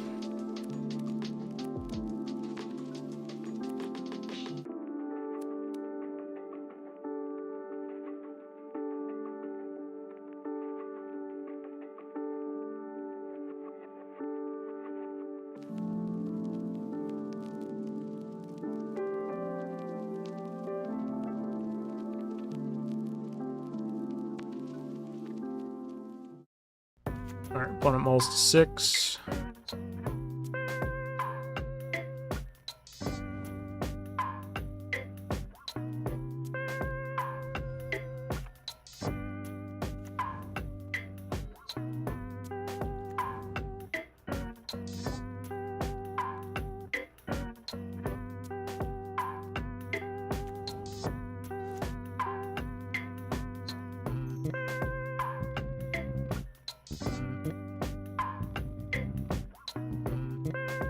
I'm actually going to play Icefang Coatl in response here. Because I really need to hit my 3rd land drop.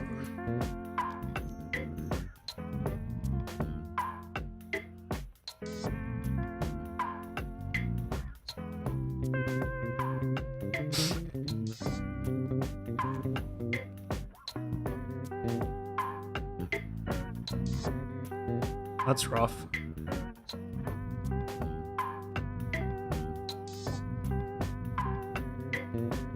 Yeah, it was probably worth getting the Naya Triome, now that I think about it. I take Risen Reef. Cool.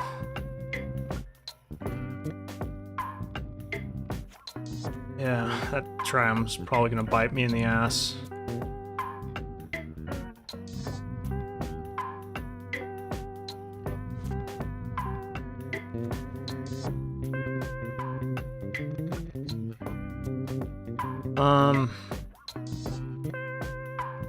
I'm not gonna cycle Dress down.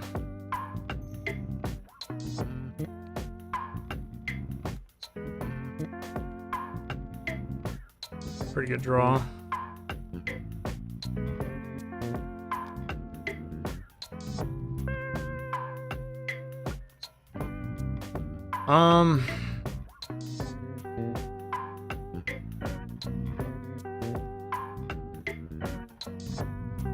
Yeah, I'm gonna roll with this actually. Depending on what they get, I may end up getting Magus of the Moon. We'll see.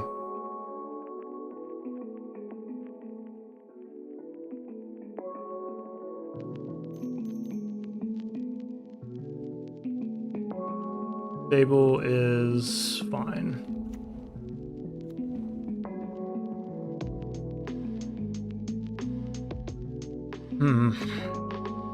I want to get Magus. I mean, they can get a treasure token off of this.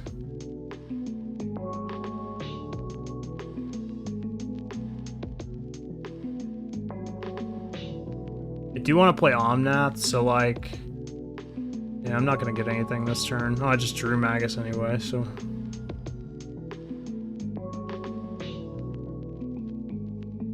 Really want to hit a fetch land here, if possible.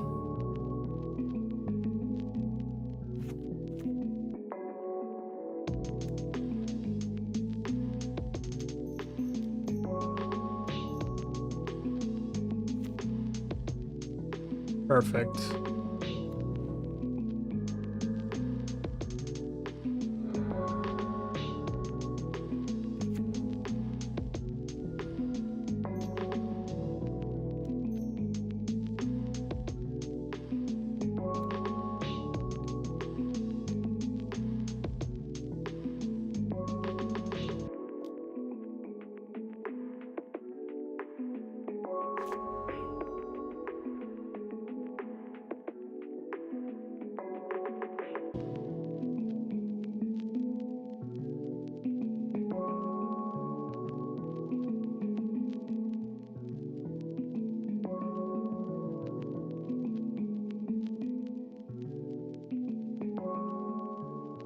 So I didn't discard an Archon. That's good. Alright.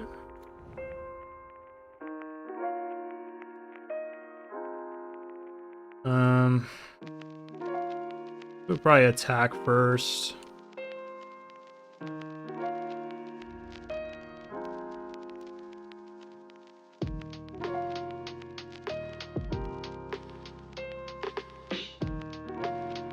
When it takes all the damage.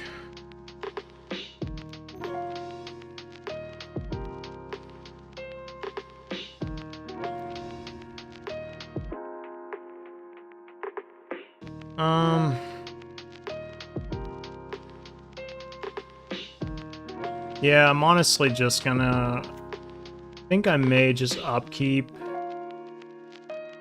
cast Dress Down.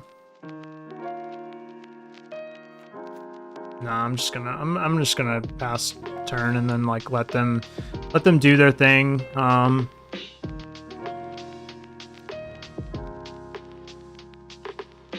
Hold up Dress Down and Eladamri's Call. Don't think there's really any way I can lose this game.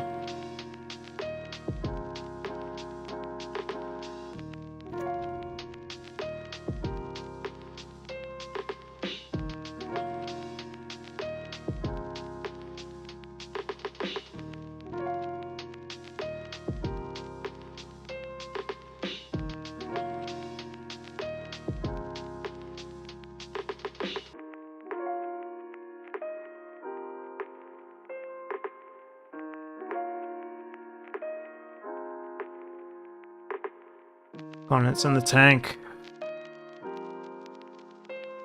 They know most of the contents of my hand. I don't think they know about the Second Solitude or Magus. But again, they know about the Dress Down, which is the big card, right? That's the one that's going to prevent, even if they get back Archon of Cruelty, it's like, doesn't really do anything for them.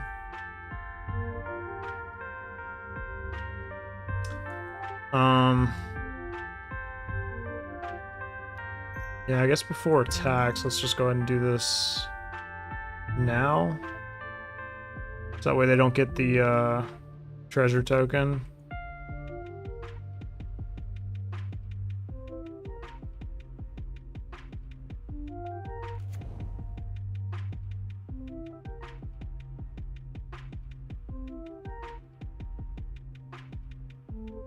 Okay. Don't want Eladamri's Call for anything. Not really.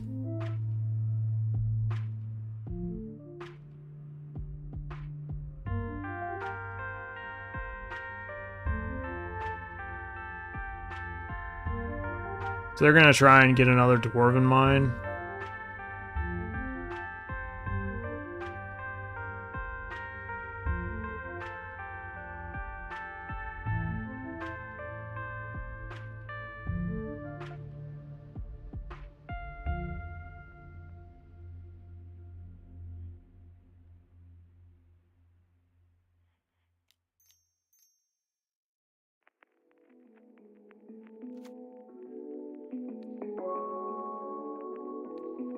So get a Misty.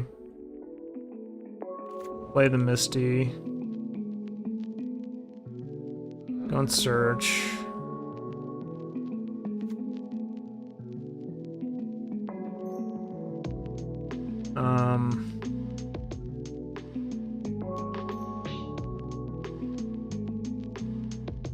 Cast Solitude. Target Reflection.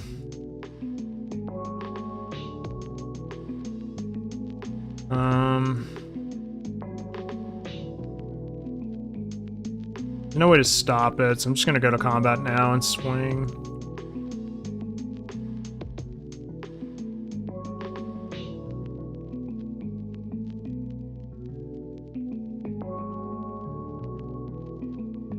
Yeah, they're going to get a Dwarven Mine to block with.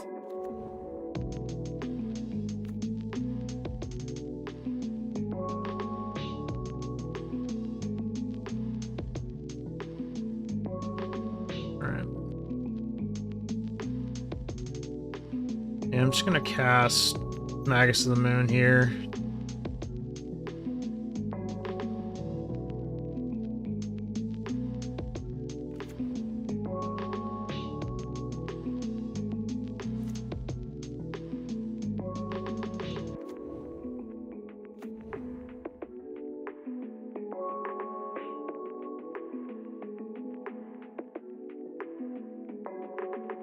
They can technically get two Archons here.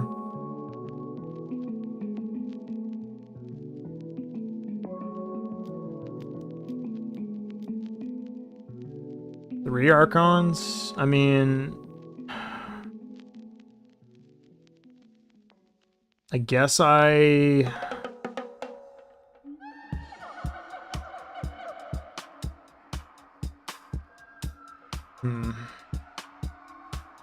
What do I do here? I think I have to do this.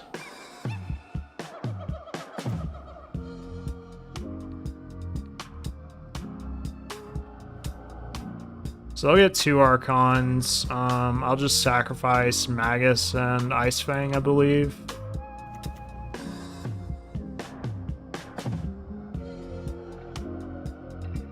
Sacrifice a creature or planeswalker. Guess I could sacrifice Renasix.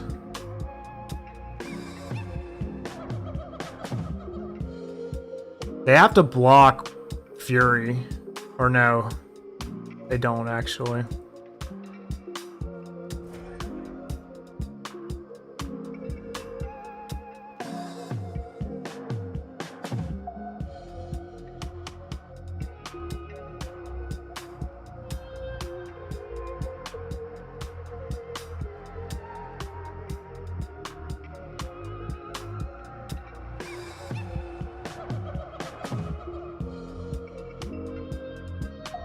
You know what? I fucked up. I should have attacked with Solitude as well. That was silly of me. Yeah, I fucked that up.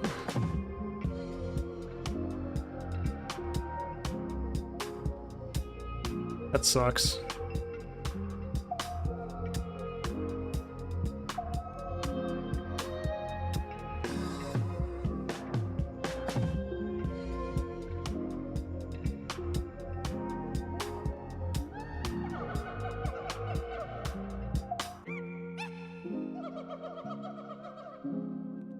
Assuming if you're my opponent, you attack with both of these, right? I mean, like, I don't really see any reason why you wouldn't.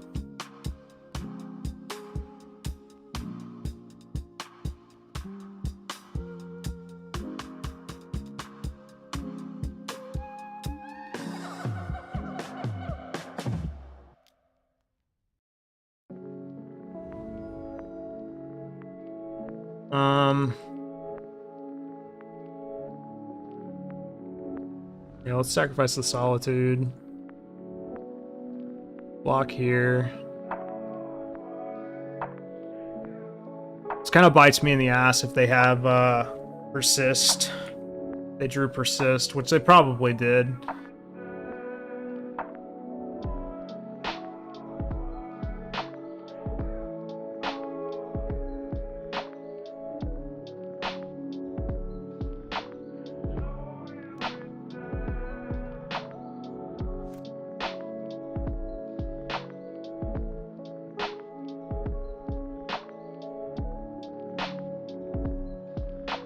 Yeah, they've managed to climb their way back into this game for sure.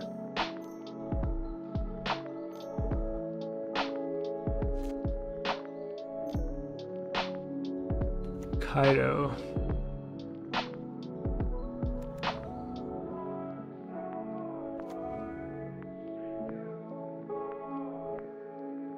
Okay.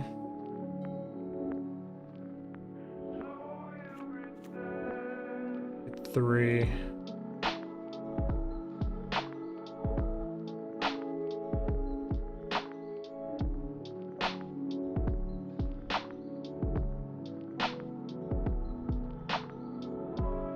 So they would just block with a ninja token.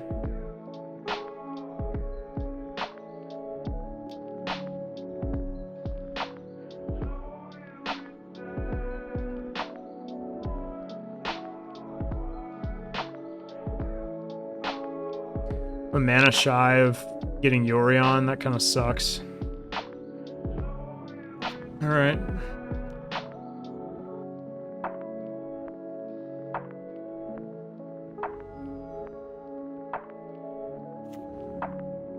Well, definitely gonna lose my Fury here.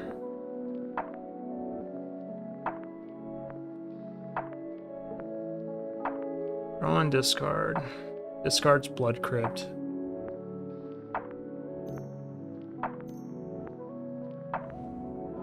Draws 2 cards. I'm assuming they're looking for a persist here. Attacks. I mean, if I sacrifice Omnath, I can potentially attack them and kill them with Fury, but I'm going to go ahead and assume that they see that line and they would not allow me to do that. So they probably have a token maker or something in their hand that they can block Fury with. Yeah, I mean, that can get another Dwarven Mine. Oh my god. Yeah, that's probably game. Sick. Okay. Well, I'm dropping from this league. In terms of, I don't really think this is really representative of like elementals being bad. I mean, losing to Scapeshift is something that elementals is just going to do every single time pretty much.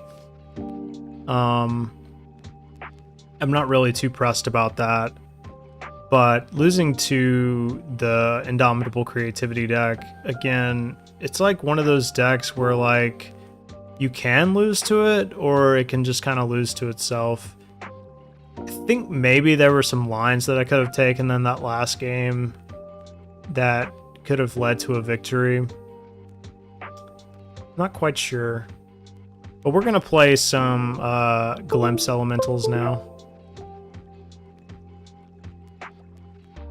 What's going on? Hello? Mana Traders? Come in, Mana Traders. Yeah, we'll get Ryan in here a little bit later, and we'll talk about like some lines with the deck and stuff. I'm actually very, very interested in the Glimpse Elementals deck because, like, one thing I've noticed, yeah, it's hard to play around 2 Archons. I agree. I'm not quite sure how I could have, like, hedged that game differently, if that makes sense. Like, once they draw so many cards with Archons, it's really hard to, I mean, you're losing, they're drawing a singular card, yes, but, like, you're also discarding a card and sacrificing a creature. So, in a way, like, you're losing 2 cards and they're gaining a card. So that's like, it's like a 3-for-1. Like, they get a creature and you lose 3 things, essentially. Or, well, I'm sorry. They get a creature and a card, and then you lose 2 things. So, that's pretty significant. Anyway, so, yeah, the Glimpse Elementals deck I'm actually kind of hyped about. And one reason why is because I feel like people have almost overcorrected for Elementals. And, you know, rightfully so. I think Elementals was... and possibly still is just far and away the best deck in Modern, but I do think it's leveled out a little bit, and the reason being is because I think people are actually like, are kind of like actually over preparing for the deck, if that makes sense. And I do think it's warranted, but I also think that it is a reason to play something else. Like, now is actually unironically a good time to play Murktide, because like you see all of these decks that are like super soft to Murktide. Like, they're super soft to counter Magic, right? And maybe that's a good reason for you to play this version. You know, people will call it Money Pile. Oh wait, never mind. This isn't the right version. I'm sorry. Anyway, this is not the version I'm talking about. There's a good reason to play Money Pile now, because you actually want the counter spells now. This is kind of a hodgepodge like version of elementals, but what we're going to be playing is Glimpse elementals for now. But yeah, this weekend I might actually end up playing counter spells and expressive iterations instead of you know, Risen Reefs and whatnot.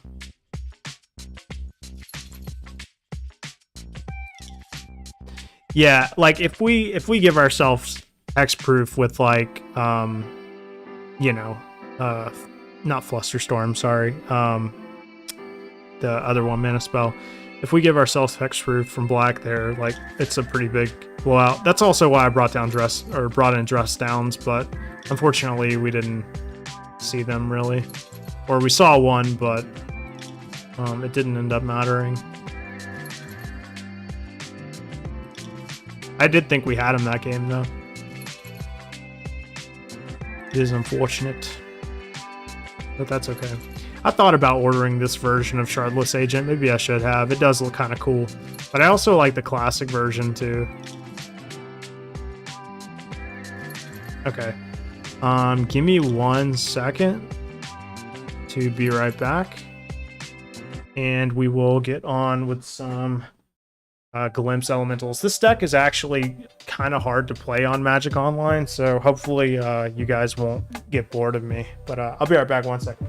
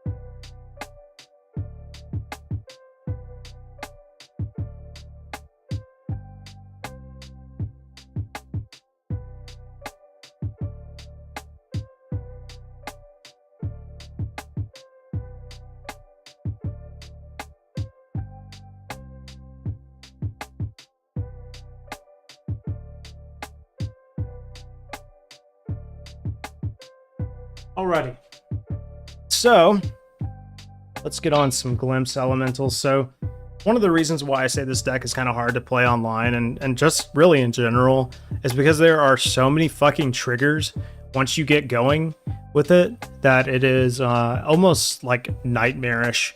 Essentially what you are trying to do is resolve a Cascade spell, and you want to cast Glimpse of Tomorrow and basically put all permanents into play into your deck and shuffle it, and then you put that many permanents into play off the top of your deck.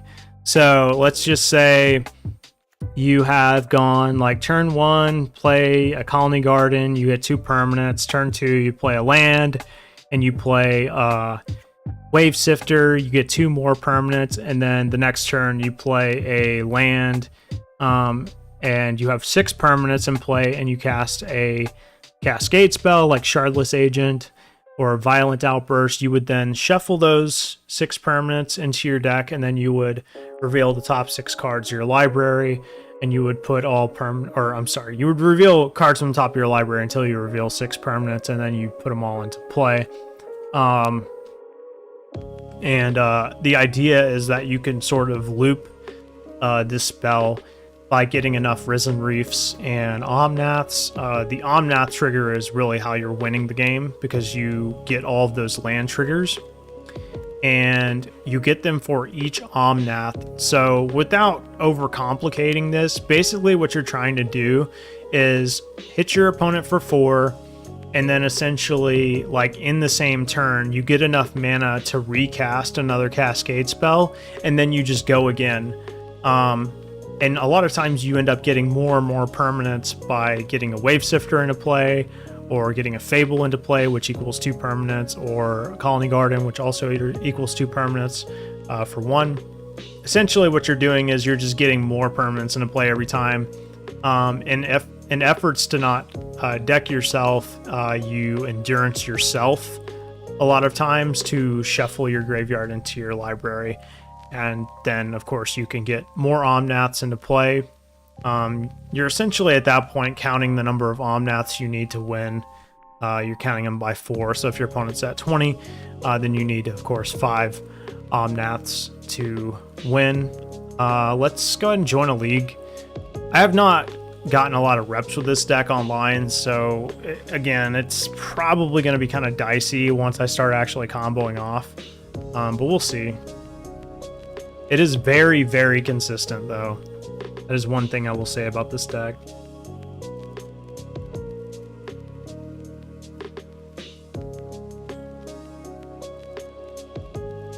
Okay. This isn't really a hand that I want. It doesn't, obviously it doesn't do anything until turn 3, and it has a Glimpse of Tomorrow in our hand, so I don't want that really. So I'm gonna mulligan this one. This one would be better if we had lands. I'm gonna mulligan this one as well, actually. Yeah, and at this point, beggars can't be choosers. So let's put this and this. And go from there.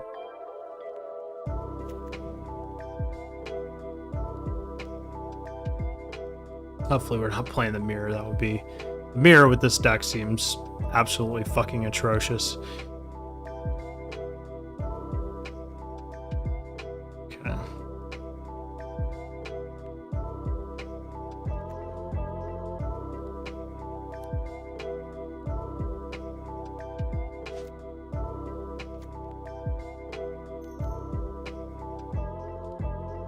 Not seem to be the mirror. Silvergale Adept. Okay, so it is just... It's just Merfolk, I guess. Which may actually be a hard matchup, I don't know.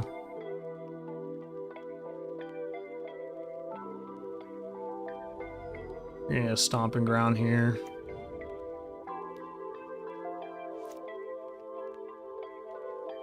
Colony Garden's neat, but I want to go ahead and resolve a Wave Sifter here.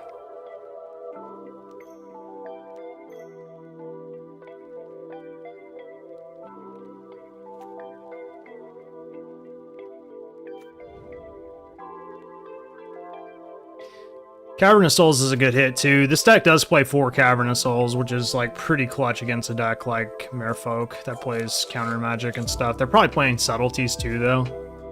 So.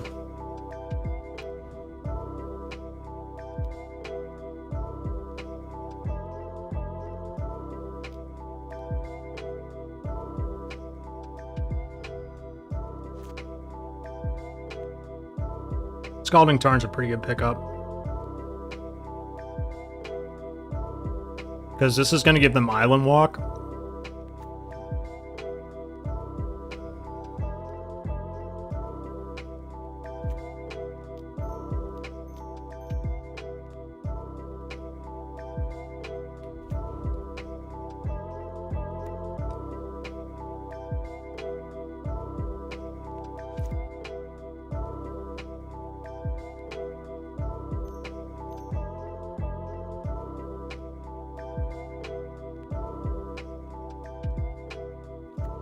Jesus Christ.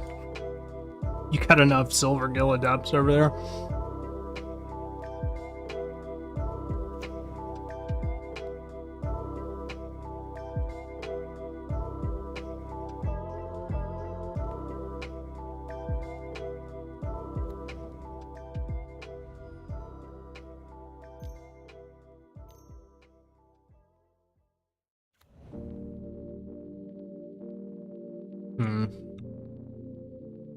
I think I'd take this.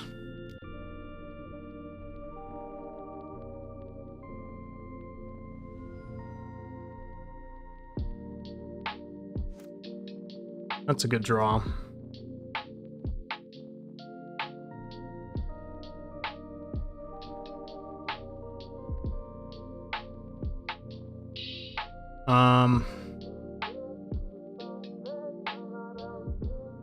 Actually gonna pitch the Hollowed Fountain here.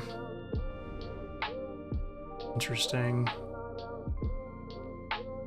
Alright, so I think I attack first.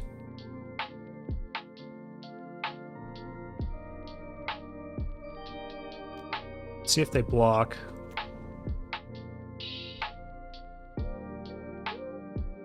No blocks. That's good for me. Let's go land. Always yield. Suppose I had to block anyway, right? Or I had to attack anyway. I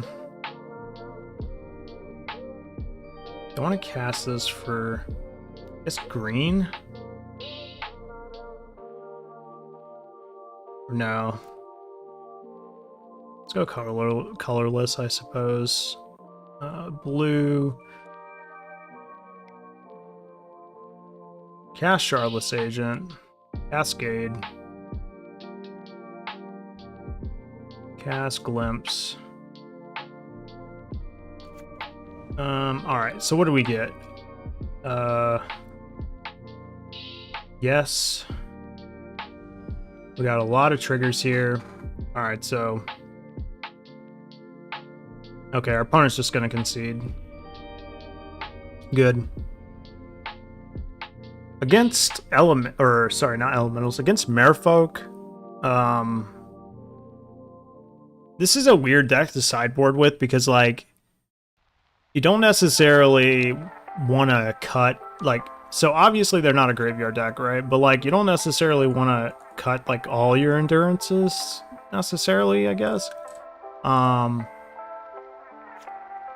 Dead and Gones seem good. Mystical Disputes seem pretty decent here. Fury is obviously very good. I suppose I could cut all the endurances. Truth be told, I don't know when, you know, you're supposed to cut them all and not. I've seen some people cut them all. But yeah.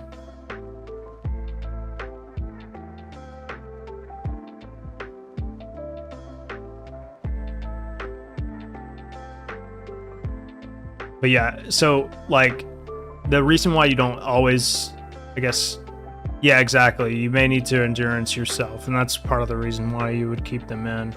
But against a mono blue deck, I kind of feel like Mystical Dispute might be worth it in some capacity.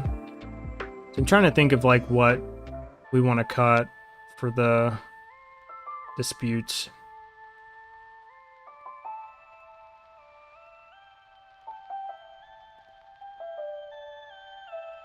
Maybe we just don't cut anything. You know what I mean? Like, I don't know, like, Fable is very good because it gives you the permanents and allows you to, like, sort of sift through your deck. I guess I could see cutting, like, a couple of Fables. I don't think I want to cut all of them.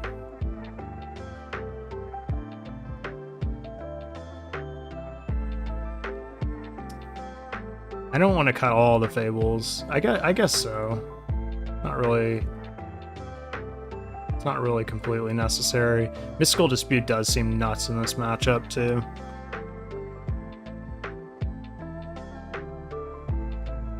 Yeah, I'm pretty much gonna throw back anything that doesn't have, like, early interaction, or a cascade spell.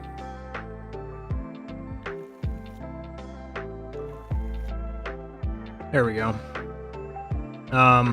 This is a little awkward because of the 2 Cavern Souls, but I'm gonna keep it on the chance that I get another land.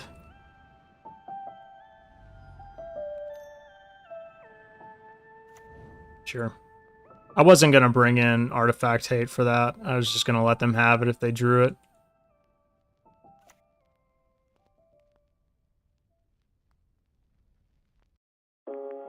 Fury seems nuts in this matchup too.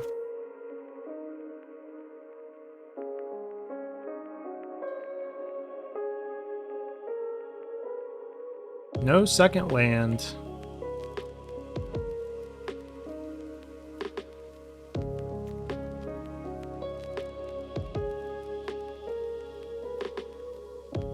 Yeah, see, this is like part of the reason why you sort of need like fables and stuff like that, because like this right here, it can be sort of awkward.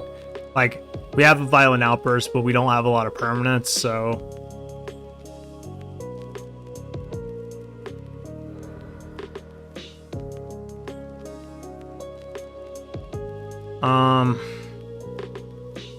Awkward as hell. This is one of those instances where we kind of need Breeding Pool.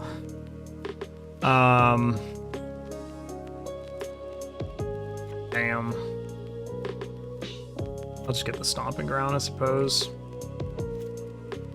Yeah, that's a good draw. Elemental.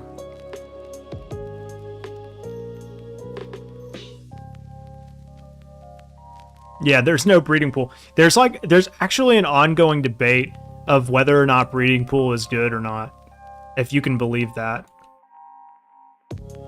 Some people play it and some people don't. I honestly don't know what the answer is.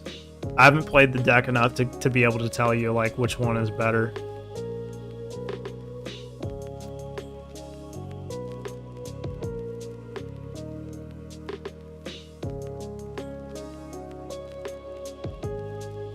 Just gonna take that.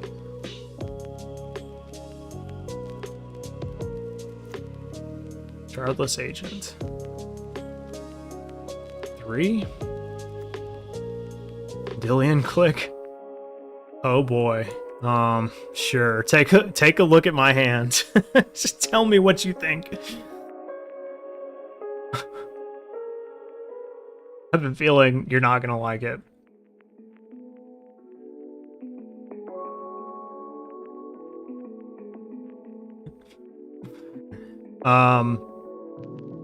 Okay. I'm gonna Fury exiling Violent Outburst, actually.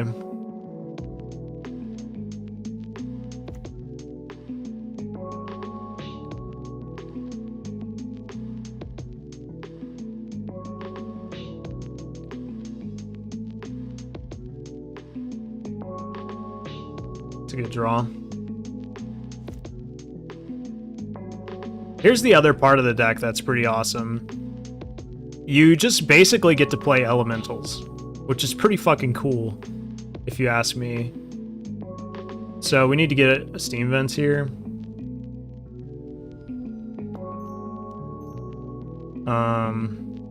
White, green. Just play Omnath. Whoops, that's not how you do this.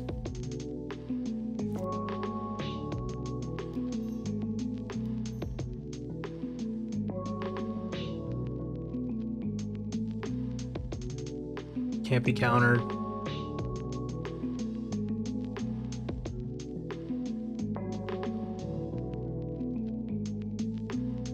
Okay, so you should definitely play Breeding Pool. Gotcha. Oh, that's sweet.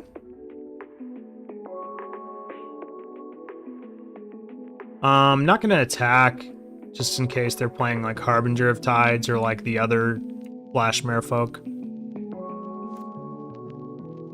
I don't think there's any reason to expose myself to that. This definitely seems like a matchup where you don't even have to really combo off. Like, Fury is kind of enough at that point. Like,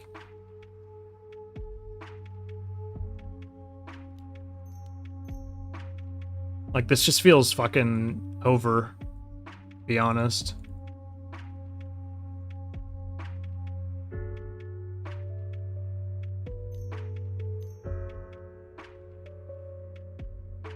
Okay, it can be countered, so that's cool.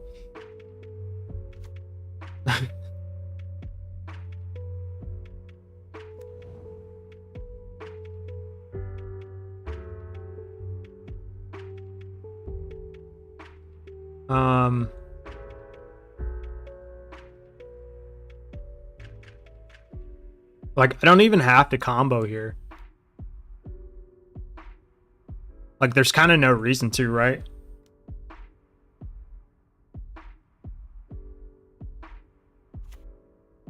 Over a Cavern of Souls. That's fine, honestly. Oh, wait, they're not even gonna block it? Okay.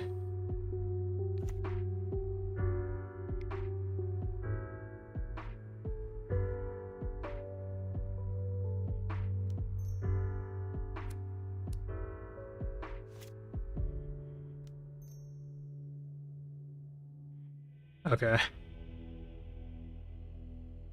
Merfolk, ladies and gentlemen. Like, I don't know what to tell you.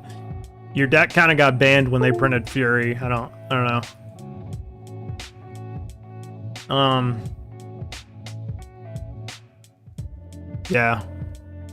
Yeah, that's the real big draw, in my opinion, to this deck that really kind of brought me to it. Is I just think that it made me feel like this was sort of the unnatural evolution of elementals.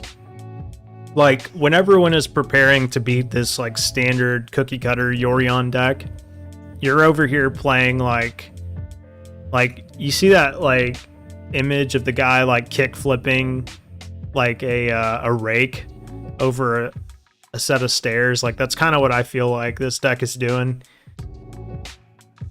And like, yeah, it shares like some sideboard hate with other decks, you know, like the Cascade decks, but I don't know, like, obviously if your opponent plays Chalice on 0, this deck functions way better against that than like Living End and Rhinos. Of course, all those decks can get rid of Chalice for 0, but like, just as a deck itself, like, this deck just feels like very solid.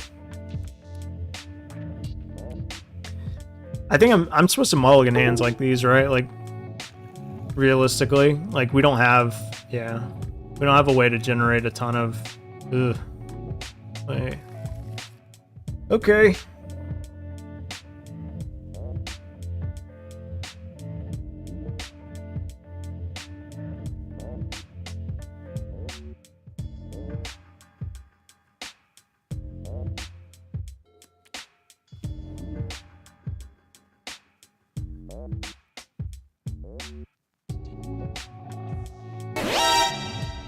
Oh shit. Spider Space with the raid. What up, dudes? Welcome, everybody. Appreciate the raid. My guy. Hope you're doing well. Hope you had a good stream. Hope you guys are ready to see, like, some terrible gameplay. Actually, hang on. We're 1-0. The bot isn't working for me for some reason. But yeah, we're 1-0.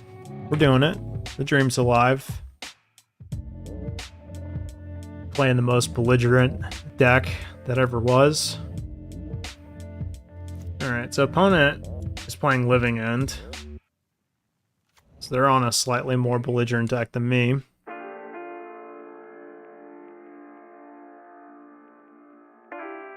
Might actually be in trouble here. I didn't have the fastest start or anything. What's up, dude? I hope you're doing good, man. Appreciate the raid once again. I think I'm about to get cracked.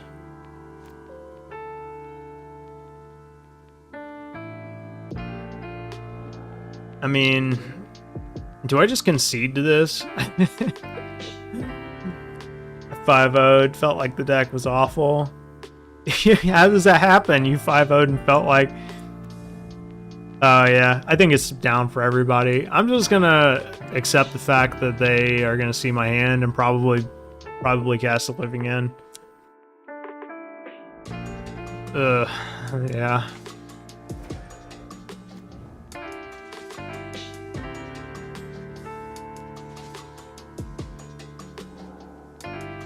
Maybe they forgot to register Living Ends, you know? You never know. Yeah. Yep. Alright, so obviously we're keeping in our endurances. This is clearly a matchup where you bring in subtlety, or excuse me, mystical disputes, right? I mean, even though mystical dispute costs 3 mana on Living End, you still need it, right? So like, what do you take out? Aren't you proud of me though? I actually typed your name incorrectly yet. Well, if you remember, I tried to rate you one time, and I typed your name in. I typed in Spider Spice, and it didn't work. Well, I guess trying to get good with Grixis Dash Shadow, but it feels like garbage regardless. GDS is good. It's just, in my mind, a lot of times GDS and Leagues is just going to be a 3-2 deck. I feel like GDS honestly really shines in bigger tournaments, if that makes sense. That's just my experience with the deck, though. But I feel like in Leagues, you're just going to play against a bunch of random bullshit. Like, I played 4-color Elementals last League, and my first round, I played against Scapeshift, and I'm like, okay, well, that's a loss. There's nothing to that. So what do you guys think? We just bring in Mystical Disputes, right? And we take out something, maybe Fables. Seems kind of slow. I mean, it helps me dig for my combo if they play Grief, but I don't think I'm bringing in Subtleties, and I just need some kind of interaction with them. Endurance is obviously good. Fury, maybe Fury is the takeout. Now that I think about it. I don't know, we're still learning. This hand's dope. Prize I won. Appreciate it, Dirty One. Appreciate the follow. Welcome. Yeah, this hand's dope. If I wasn't playing against Living End, I'd be stoked about this hand, but I don't know. Went 0-2 drop in the prelim and then promptly 5-0'd saying it was Garbo. Yeah. Yeah, it's hit or miss sometimes. I've had my days on Grixis where I've just felt fucking unstoppable. And then I've had days where I've just 3-2'd for days, you know? It just depends. Alright. We just attack for the clout. I suppose the correct play was Cavern of Souls.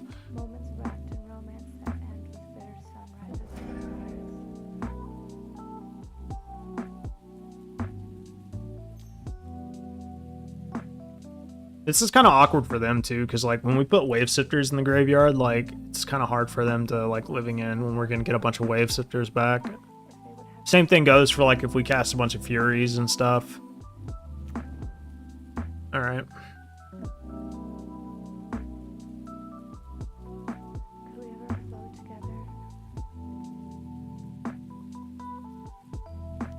Uh-huh.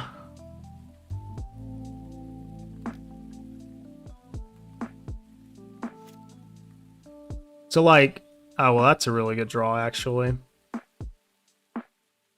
I was gonna ask if we're supposed to go off this turn, but I think we definitely are.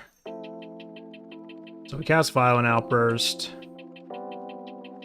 Cast Glimpse. Hopefully hit another Endurance, that would be sweet. Hell yeah, dude. Hell fucking yeah. So we Endurance them. Fury nothing. Colony Garden, we can always yield. Alright.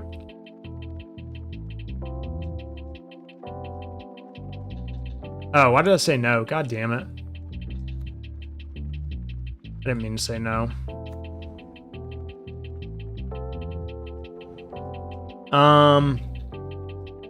we have Wave Sifter here.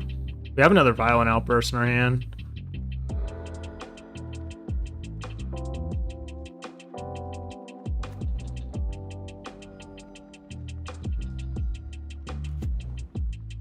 I did that wrong. I'm fucking... it's fine. I kind of feel like you should do it in their upkeep. Was worried about Force of Negation. Yeah, I guess. I don't know. When they tapped out, I felt fine. Especially with drawing the Endurance. I felt pretty good about it.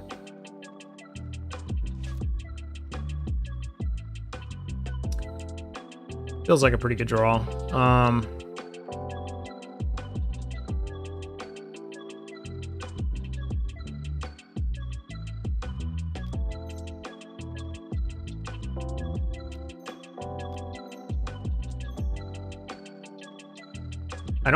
I don't really see them coming back from this.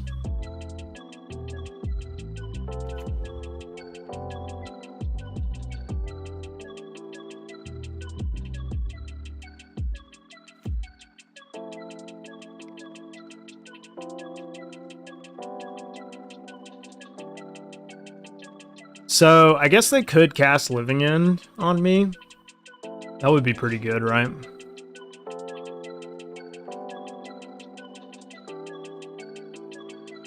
So I should just cast Wave Sifter here.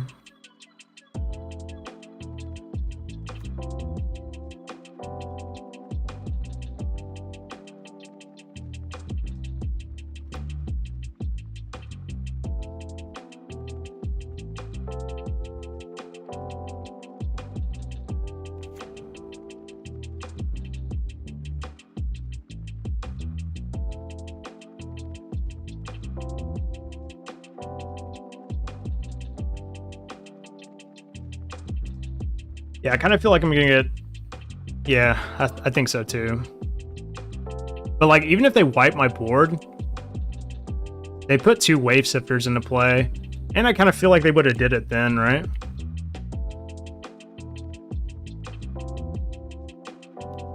And we've got an island in play for the Mystical Dispute to fight counter magic.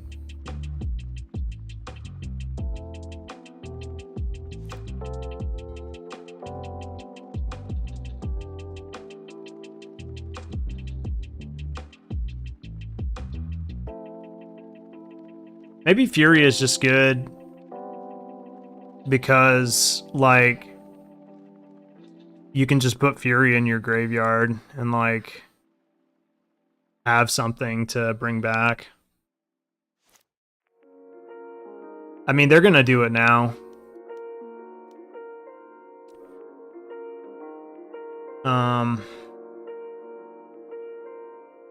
Alright, so...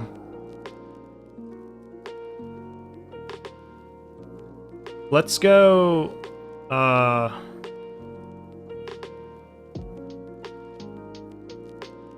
let's cast Endurance targeting them. I'm not going to evoke it because my plan is to just... Okay. I was going to say, my plan is to just counter this. Alright, I felt pretty comfortable with that. Yeah, I was going to invoke the other one if they had like some sort of interaction there.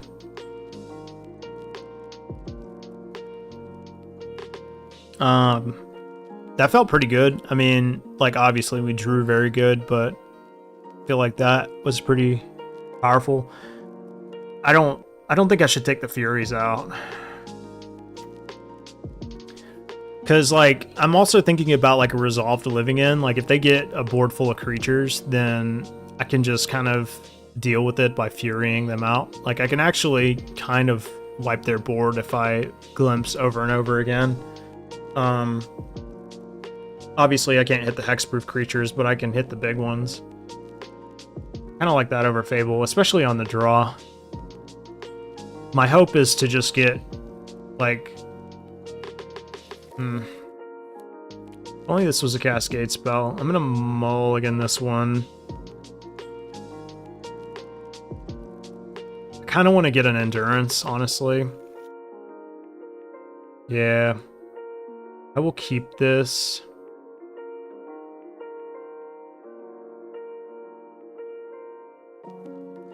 I'm gonna keep the 2 cascade spells just because if they have grief, it kind of helps a little bit.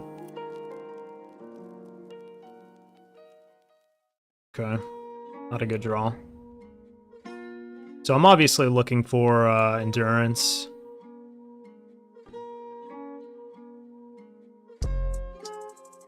And maybe the correct line is to hard mulligan for endurance, but I feel like I have to combo too. Let's see.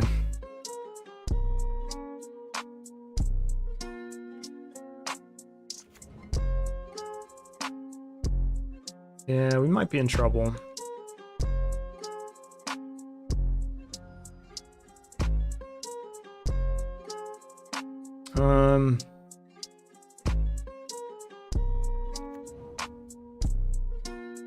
Yeah. Say elemental with this one. Green blue. As with evoke.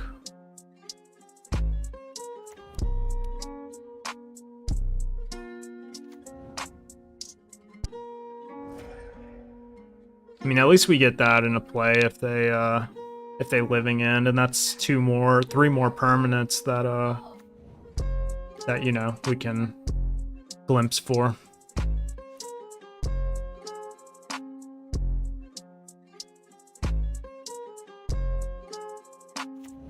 Alright, well, this is why we kept 2 cascade spells in our hand, but unfortunately they're going to be able to take both of them if they living end here.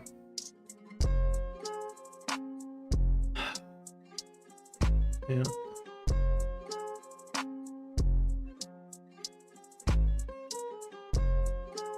Yeah, it's like one cascade combo deck versus the other. Kind of a rough one, but definitely winnable. I mean, we are playing 4 endurances, main deck on top of that.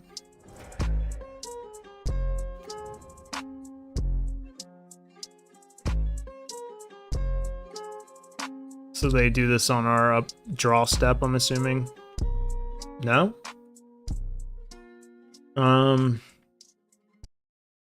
So like, in that case, do I just hold up Mystical Dispute? Or do I go for it? What do you guys think? I mean, I drew Scalding Tarn, so like, I can just sit here with Scalding Tarn up. Or I can play Cavernous Souls, Naming Human, and cast Charlotte's Agent. And go for 5 permanents. Like, I feel like if they had Living End, they just would have did it, right? Bizarro, thank you so much for the follow. I appreciate it, fam. Welcome, welcome. And look at the sweet prize I won. This is weird. They have counterspells, sure. So, like, are you just saying that we should just play Cavernous Souls, Naming Human, and cast Charlotte's Agent?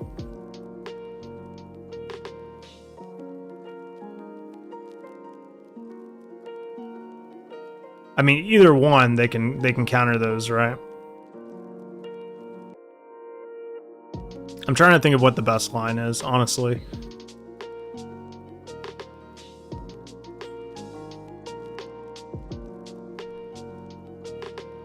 I'm just gonna play the Scalding Tarn. I'm gonna pass. I'm gonna leave up Mystical Dispute. Because even if they living in here, they can't necessarily kill me this turn. And then next turn we can hold up Dispute and play our Shardless Agent.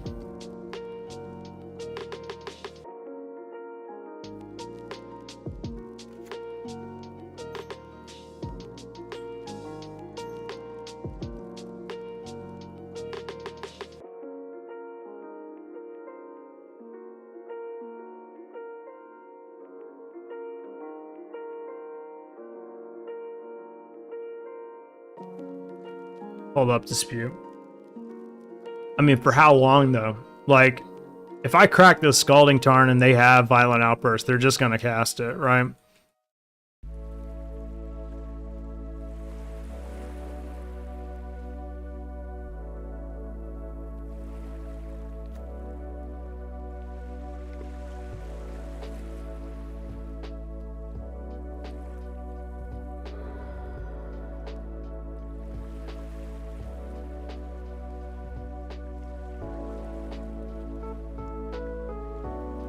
I'm pretty sure they're just gonna go for it.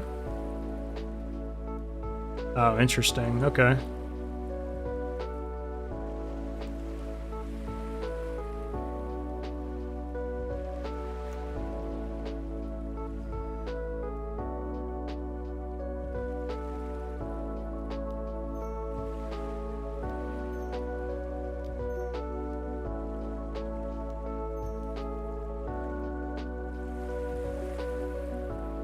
I think I'd still go for it. I mean,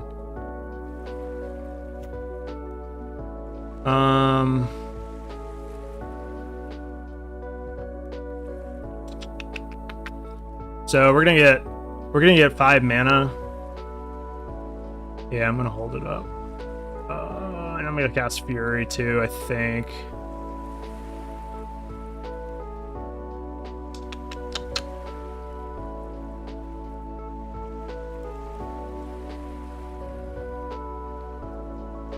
Should I kill something with Fury? Is that too big brain?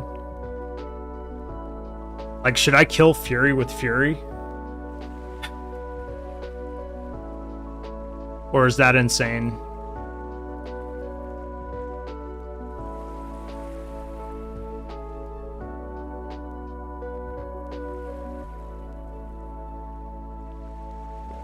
What do you guys think? Do you like kill some stuff to put some stuff in the graveyard and like, you know what I mean? Like, is that crazy? I can cast 2 Furies here and kill them both, and like, if they cast fucking Living In, we kill a Curator and a Grief or some shit.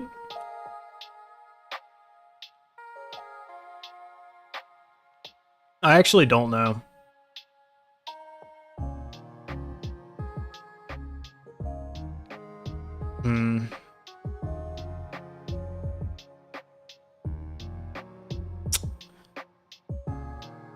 Seems legit.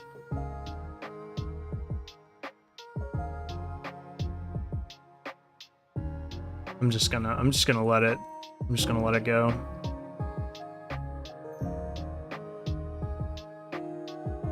Oh shit, we drew a fucking hell fucking yeah, dude. Everything is fine. Oh my god. Oh, we didn't need it. We didn't need it.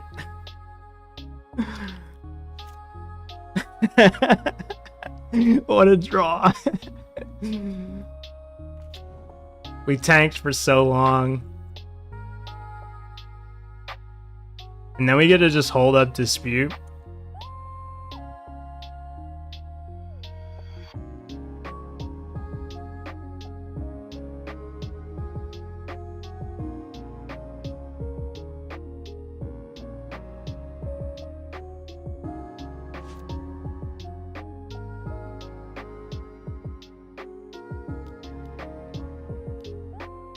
Okay.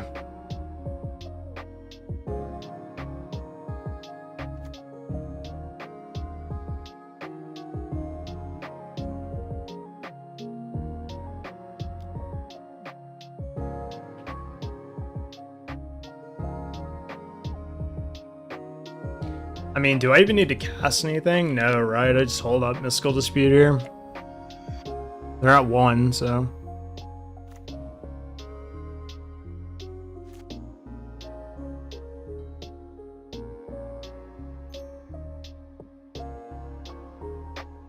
Oh yeah, these seem like some desperation cycles right here.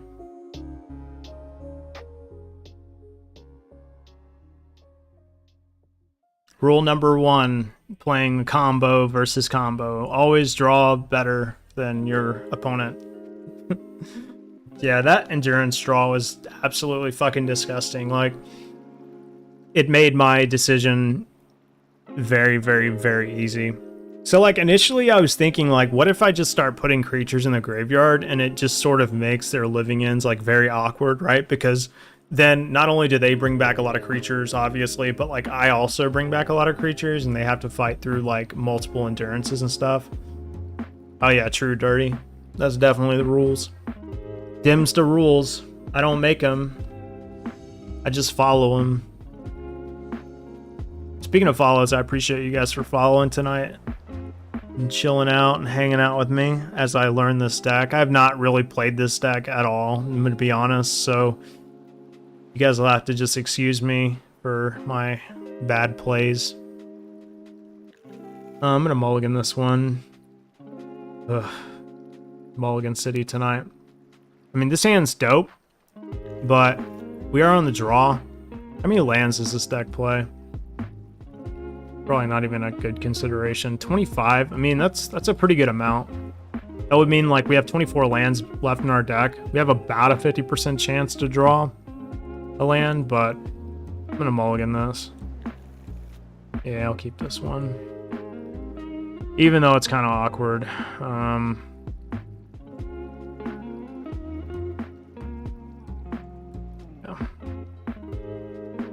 Kind of awkward.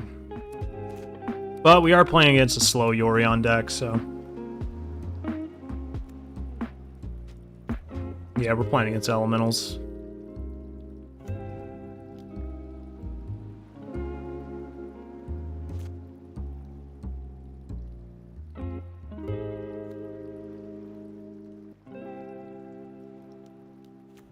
Ragavan? You're not supposed to be playing that. We got a smart elementals player over here. I guess they could be playing Money Pile. But it's all the same now. Alright, well that was a good draw.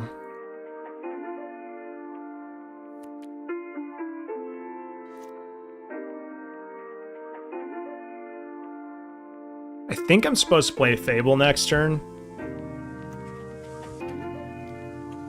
Uh-huh.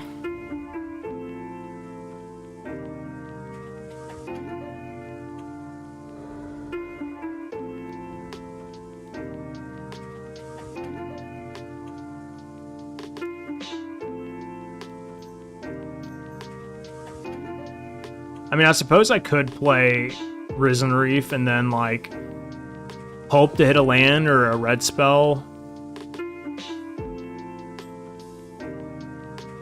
I still think it's Fable, honestly. Like, I don't know if I'm in the business of just fucking using Fury to hit this Ragavan.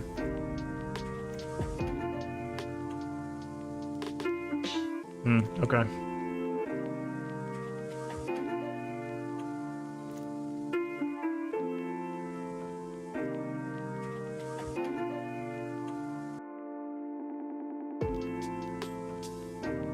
Yeah, it looks like they're playing the Money Pile configuration, so we have to be on the lookout for counter spells. Yeah, we'll see. This Fury might be pretty good though, especially if they play like a. Oh, I was gonna say if they play like a Teferi or something. They could still play Teferi, I guess.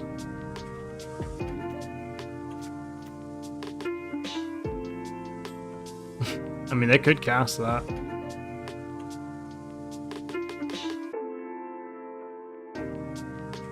Alright, so we drew another Fury. We probably don't need the other Fury. I think I'm going to discard a Risen Reef and a Fury. Okay.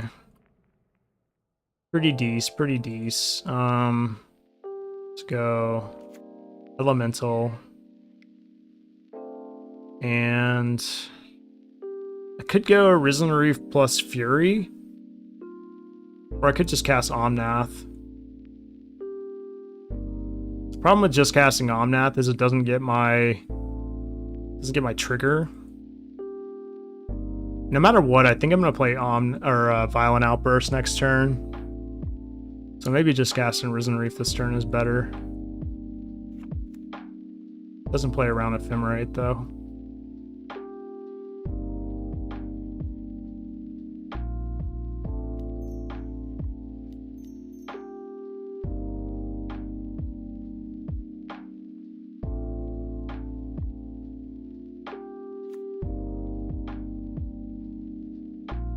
Okay, well, that makes my decision tree quite simple.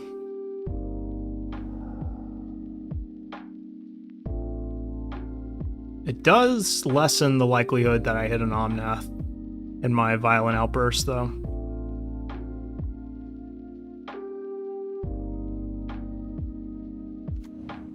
Oh, that's an aggressive Solitude.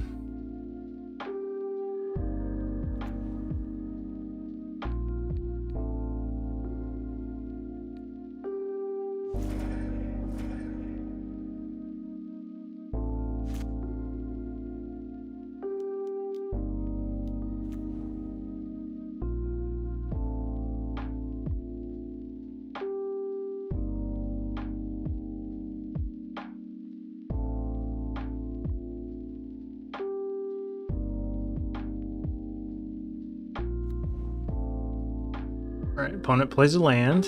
It's like they are going to be using their mana this turn. Traverse. They're playing the Traverse. They're playing like the hyper fixated on the mirror version of the deck, which I don't really truly understand, to be honest.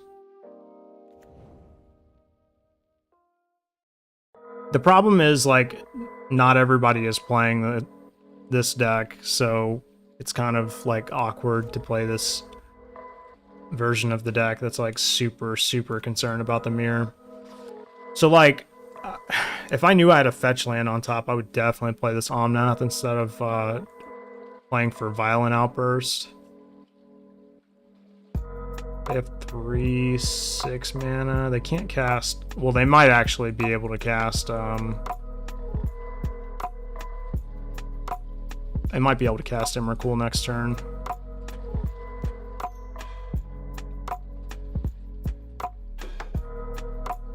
It's only 5 permanents, though. I feel like I have to do this.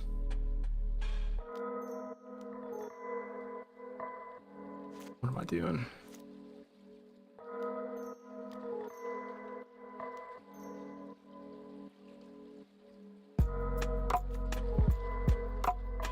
It's better.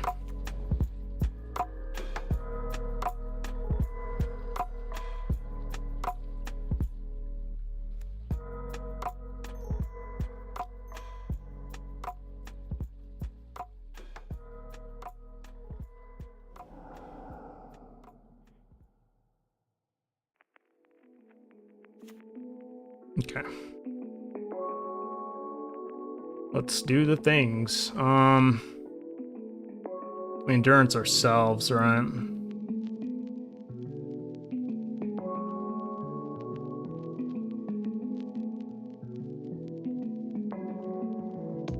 Okay. Okay.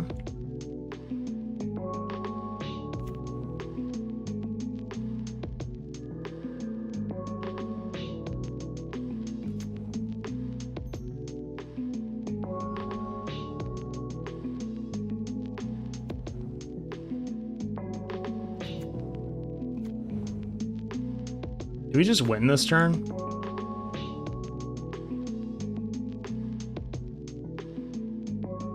Just play another Omnath. 3/4.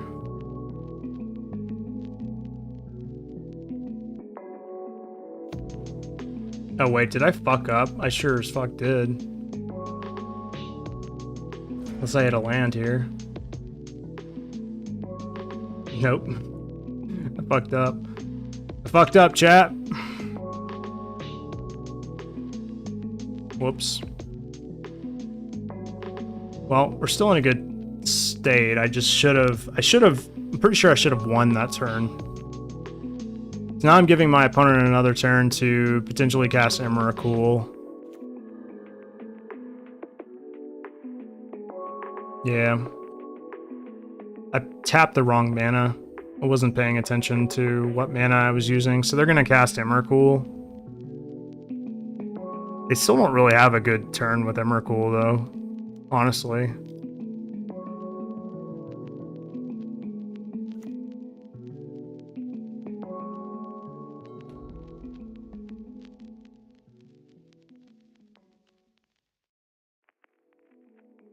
So they discard some Cascade spells, and they crack Scalding Tarn, fail to find. They attack my Omnath into their Emrakul, my Risen Reef into their... Oh, they can get Fury and play Fury on my stuff too. We'll just let them play it out. Yeah, I'm pretty sure I was supposed to win that turn, but unfortunately on Moto, it's like, it's really easy to use the wrong mana for Omnath, and that's what I did. But I was trying to move too fast, because clearly my opponent is going to let me use all the time that I can. But yeah, the goal, I guess, is to just, at that point, just loop Omnaths until they die.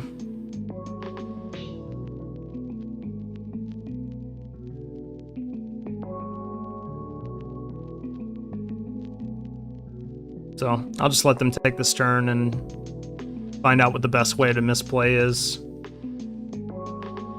Looks like they're going to go the easy route. I guess run my Omnath into their Emrakul, run my Risen Reef into their Omnath, and maybe run the Goblin Shaman into Eternal Witness, although I doubt it. And then probably just kill all my 1/1s with Fury. Or my X1s.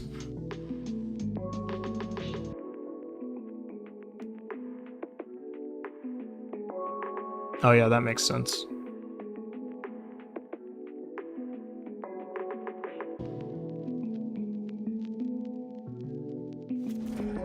I still have a shit ton of permanents in play though, that's the thing.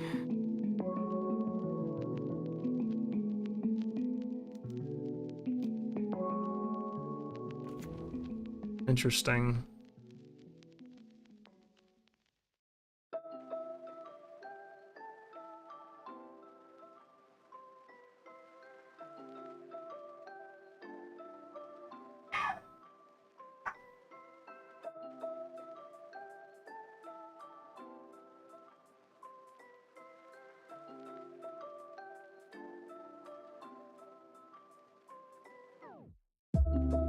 Yeah, I've seen some people playing like a 1-up Solitude to answer like giant creatures in the board, but for people who are more like people who are more familiar with the deck, I don't necessarily think it's completely necessary. They're just gonna fail to find with these.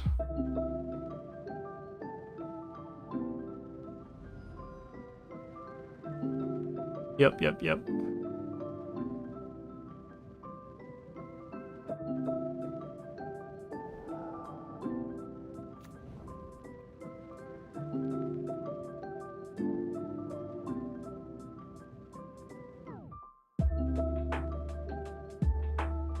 Yeah, I mean, the thing about this line is I still draw a shit ton of cards, so it's like kind of awkward for them. But I guess there was no real super strong misplays there. They did draw me a shit ton of lands, so... I mean, they hit, like, really bad, so that's good for them. It actually really worked out in their favor. That's funny. Okay. So... Emrakul has flying, right? So we go like Colony Garden into, or do we fetch and shock? Colony Garden is 2 permanents though, so I'm pretty sure the right play is Colony Garden. Green, red. Cast Violent Outburst because we're top decking Maniac.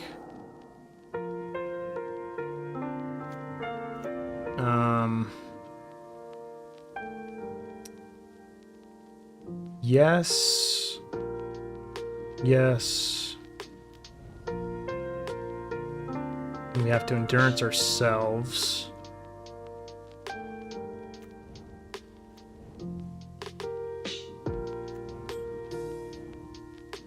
And then we go cast this. Okay. Not necessarily dead next turn. They only have 1 card in hand. Well, 2 cards in hand, plus they can get Yorion, so... This has trample, right? Yeah, it has trample. Hit me for 13. Kind of have to block this, right? So I don't just die to an Omnath trigger.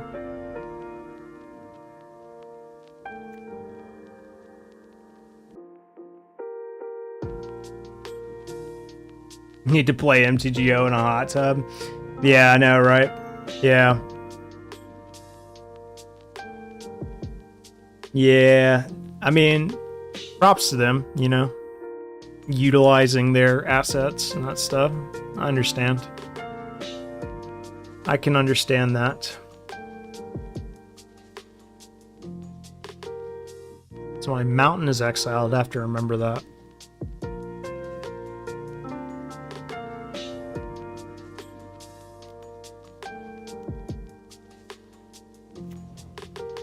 It's when they cast it, right? Yeah.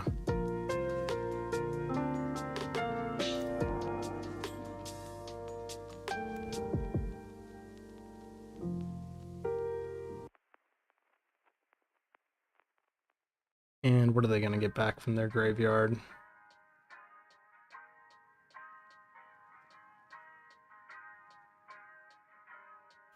Traverse. Okay. Figured they'd get back Solitude, but that's a card. They can get back Traverse for sure. Alright. Yes, discard both Misties. Sick. Yes, discard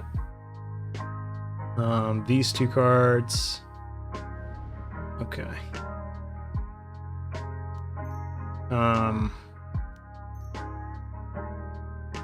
One time. No dice. Okay.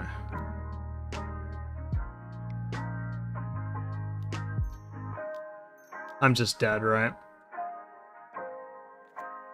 Because I missed.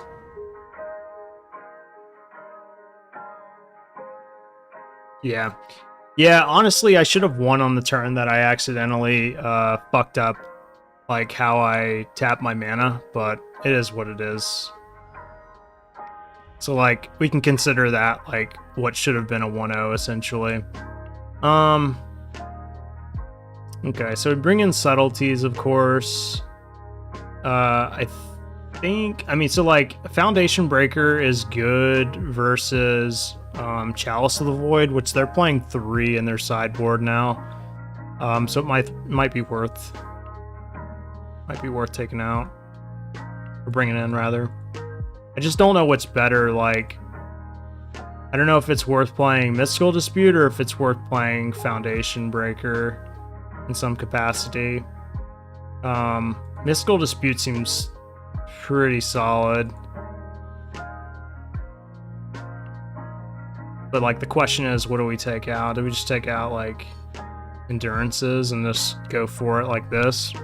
Subtlety is very good against Elementals. I've found sitting on both sides of the table.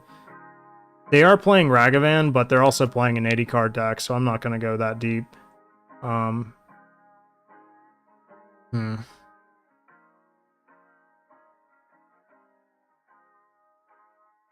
of wish... Oh, I'm bringing... Alright, so we're bringing Ryan in, the resident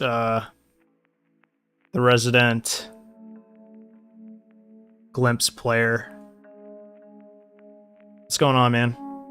Yo, what's going on? What's up? We're sideboarding against 4-color elementals right now. We're down a game. I probably should have won, but I tapped my mana wrong on a turn that I was going off, and I ended my own combo, so... Corey, can you share your screen with me in Discord so that I can be in sync with you? Yeah. Here. Share this. Awesome. You said it's 4-color. Did they show Cavern? Did they show Counterspell? So I'm pretty sure they're Money Pile. I'm not quite... They didn't show Counterspell, though. So I'm not quite sure they're playing it or not, but this is what I was thinking. I took out Endurances and Fable in favor of Mystical Disputes and Subtlety. Is that how you sideboarded for this matchup? Yeah, I would probably... It's tough because I didn't see what they were exactly on game one. This is probably fine. I think you're overboarding a little bit, but I can't really tell you. They are if playing. You should take out. They're playing the Traverse version, if that helps. So. Oh, okay. I mean, I don't know. We have 16 seconds. Usually, the Traverse version has 3 chalice on the sideboard. Yeah. I think you just got to roll with what you have. I mean, think so. No foundation breakers. I mean, slide in 1 breaker if you can, just like real quick. Okay. Just better than nothing at this point. True. But yeah, Anderson Leclerc, I think is a pretty known grinder. Is shown.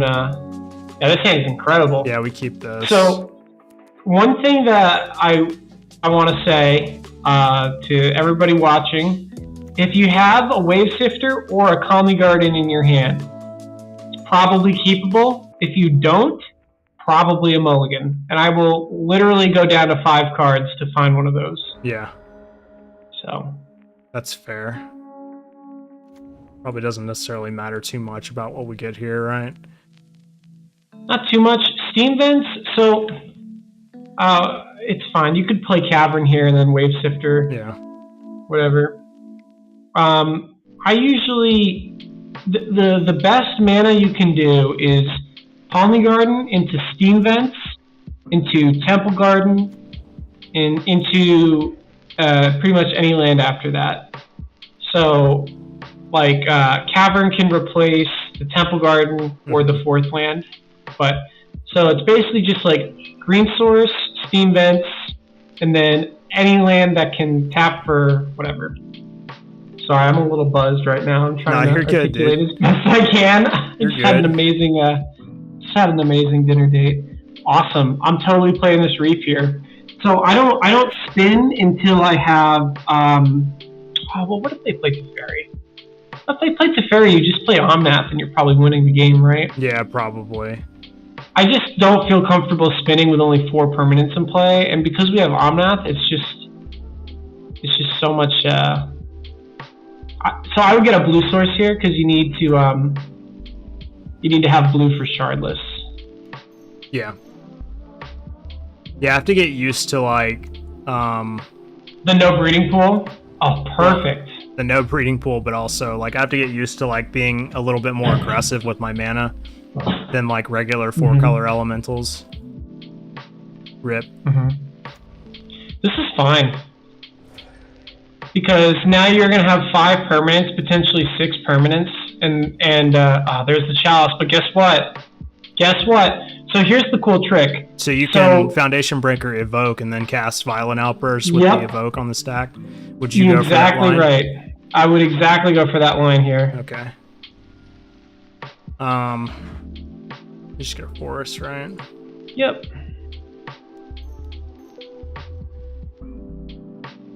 Make sure you just click the evoke trigger first. Yeah. For everyone watching at home. Kill the chalice. The one. Dude, can you imagine if I didn't tell you to bring that in here? Oh my god. Immediately adding value. We love it. And we're probably winning this game. I would think so.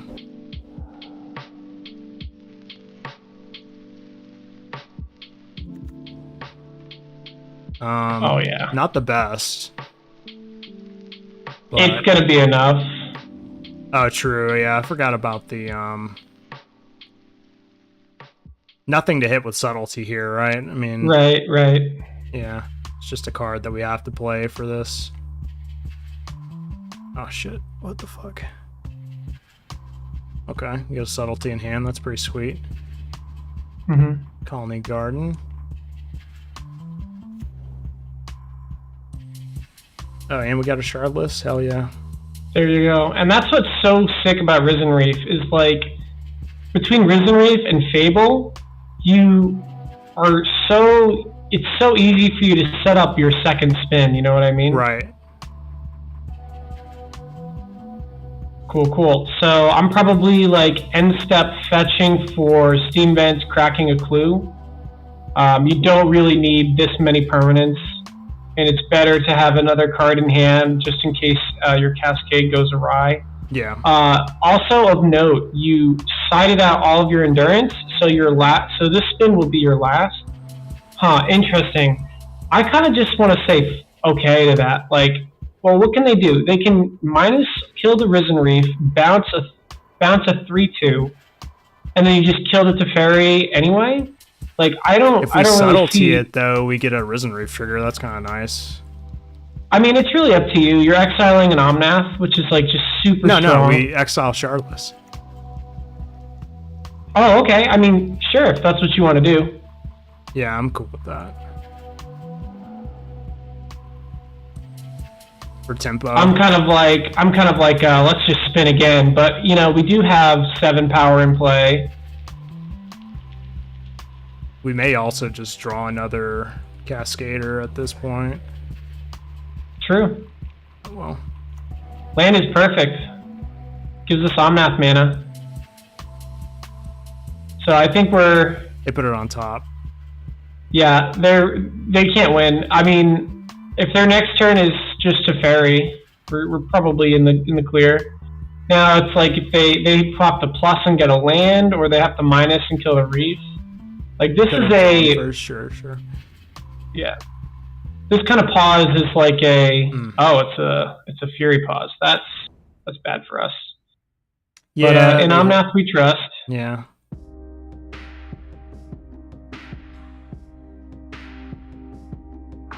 Yeah, that makes sense.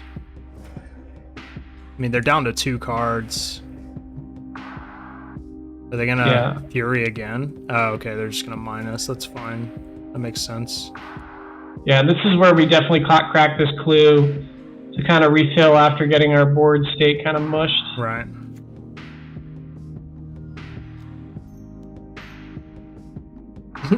Okay. Okay, so we just play a Temple Garden Omnath here, right? Yeah, seems good to do me. You like playing Colony Garden? I mean, I like playing the Temple Garden because on your next turn you can play Garden plus Crack Fetch, and that can give you the mana trigger, right? So yeah. If we really need the life, we probably won't need the life. We can just crack the Tarn. You know, when it's appropriate. This way, we like if we draw another action spell, we're gonna go Risen Reef into another elemental or something, and just completely and we know run our they opponent have over. the fairy here. Mm-hmm. Just like, I'm cool with that. Like, what are they gonna Teferi? Our clue token, I guess. Oh, they're just gonna. Oh, they bought Yorion. Lights out. Lights out. We don't crack here, right? No way. No, you want to keep that fetch land up, so Well. we didn't draw anything good yet. So I'm casting this Risen Reef, probably using my Cavern on it. Yeah, just in case. Yeah, because they could be holding up Dispute. Again, Cavern is just so good in this metagame. Yeah, 4 of them too. Yeah, I figured it was a Solitude. That's why they put the Yorion in hand. Yeah, maybe we could crack now just to gain the 4. True. Could just get a basic island, probably. Or mountain. Ah, shit, it was actually mountain. Sorry. That's okay. Because you would probably want to suspend one of these glimpses. Yeah, true. Alright, well, we got bailed out, sort of. And look at I should have put that in hand, huh? Yeah, I mean, it's Wu-Tang fine. Killabees, thanks for the follow. Should have put it in hand. Fucked up there. I mean, I could crack this clue. Yeah, and you can still play this garden. Okay. That feels like a good draw, but we have all of our glimpses in hand. Yeah, that's true. I forgot we only played 3. Yeah, it's okay. It's still a lightning bolt. True. They have Teferi in hand, so it's like they bounce Abundant Growth, I guess, or I don't even know. Okay, they bounce Subtlety. I'm actually really okay with that, unless they kill. That's mystifying. Oh, So they Metal name Subtlety with this? Maybe?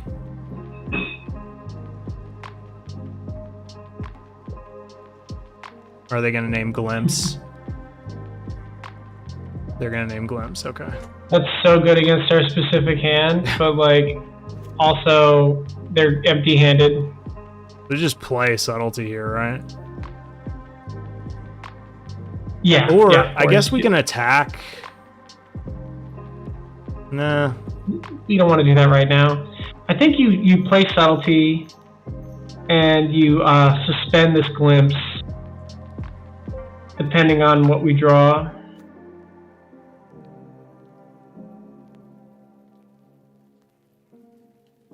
Drew a Subtlety. Nice. Don't hate that. Just get basic Mountain and suspend. Oh, wait, what? Oh, that's right. We can't even suspend it. That's interesting. Oh, wait, why not? I didn't know you couldn't do that. I thought you couldn't cast it, but I guess... Interesting. I'd have to read how What the suspend hell? is worded. I'm looking that up right now.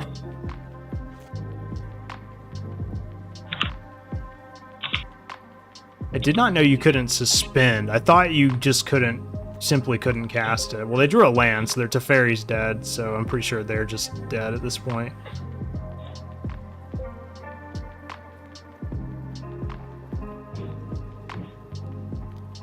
If you could play this card from your hand, checks only for timing restrictions and permissions. This includes blah, blah, blah.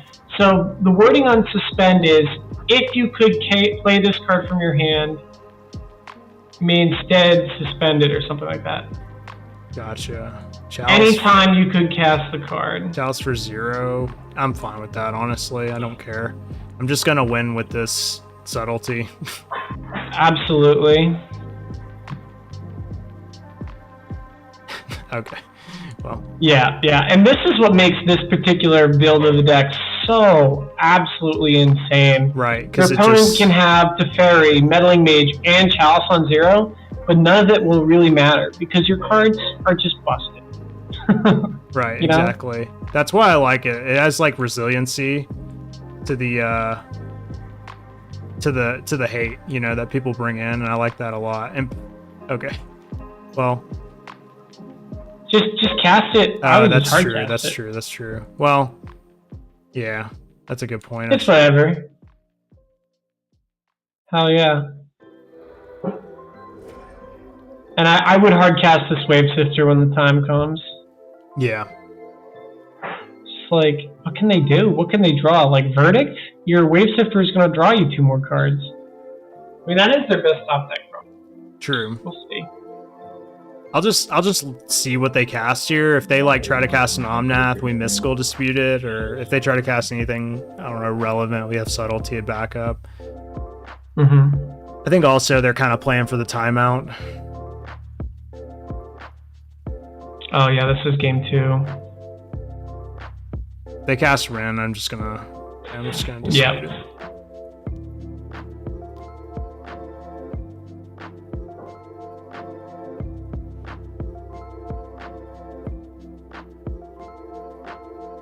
Okay.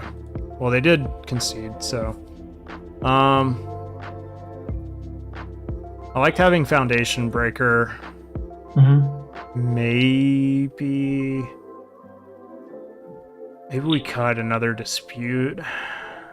Dispute felt kind of awkward at the end there because like they get to a point where they have so much mana where it's like sort of not as relevant as like early game, but like casting a Dispute on Omnath on curve feels busted, and I don't think they're not playing Cavernous Souls.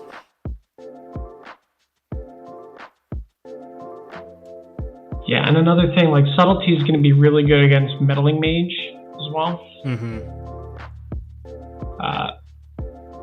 So I like going down on 2 Dispute. Yeah. Do you think we should try to fit in an Endurance? Not really. I mean, you don't need to loop versus this deck. You just need to go over the top. So cards like Risen Reef are really important. Yeah. What I guess like in grindier matchups, like you don't really need to loop if you feel like you can just win on like a big glimpse. Is that kind of where your mind's at, like when it comes to deciding? Yeah, the only times you really need to loop are against decks that can like, you know, kill you if they untap. You know what I mean? Yeah. Just like the more like hammer or Yeah, I definitely felt like I needed to loop against hammer for sure. Not only Yeah. that, but endurance isn't a terrible card to just have sometimes, like as a blocker. reach is nuts. Endurance is nuts. Yeah, You know. and it saves you versus like a.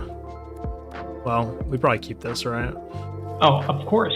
The reason being, you have a wave sifter, Yeah, and a missile You know? dispute, which is kind of nice against. and your best card. So, like, no cavern is kind of sad, but I doubt that our opponent is Oh going to god, it's better. be. Mm-hmm. I kind of want to hold up. Well, I guess it depends. Yeah, unfortunate, but yeah. They don't have a fetch land, not yet anyway. I kind of want to hold up Dispute for Teferi.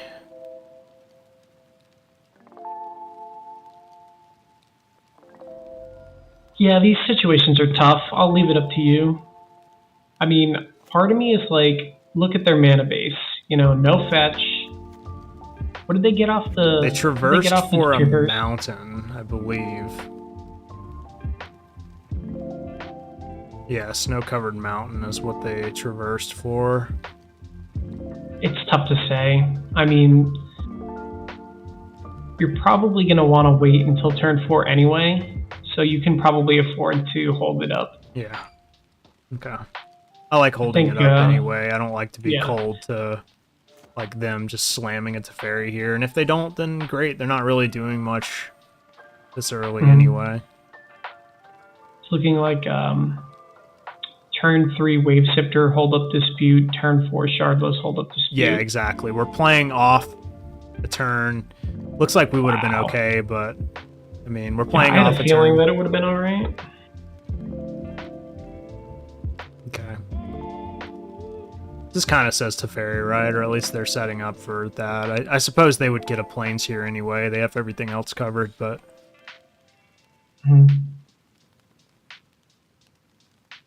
wonder if they're just thinking about jamming this chalice or something. Yeah, I was like, they must have a chalice. They're like debating on when to cast it or something. So it makes sense.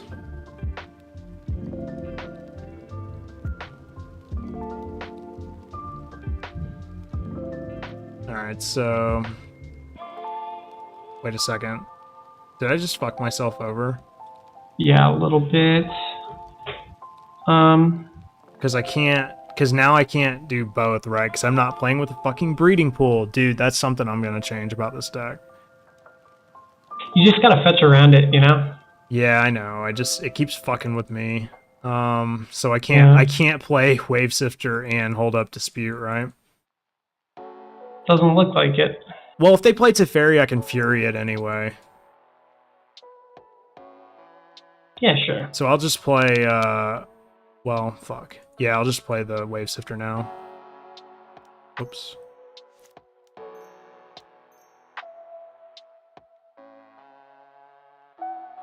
It's unfortunate, but... I mean, it gives me another permanent for Shardless anyway. I'm gonna go with that. I'm gonna say that I did this intentionally. I mean, hey, you can get Temple Garden with this, and then you can play Omnath on 4. True, that too. And they don't know that you can't dispute. They don't know that I'm bad at this deck. Hey, son, stop. Dog's going nuts. Okay, no, it's a fairy. My dog Kind of rewarded. likes to know, or he likes to time when I stream with his insane barking. Yeah.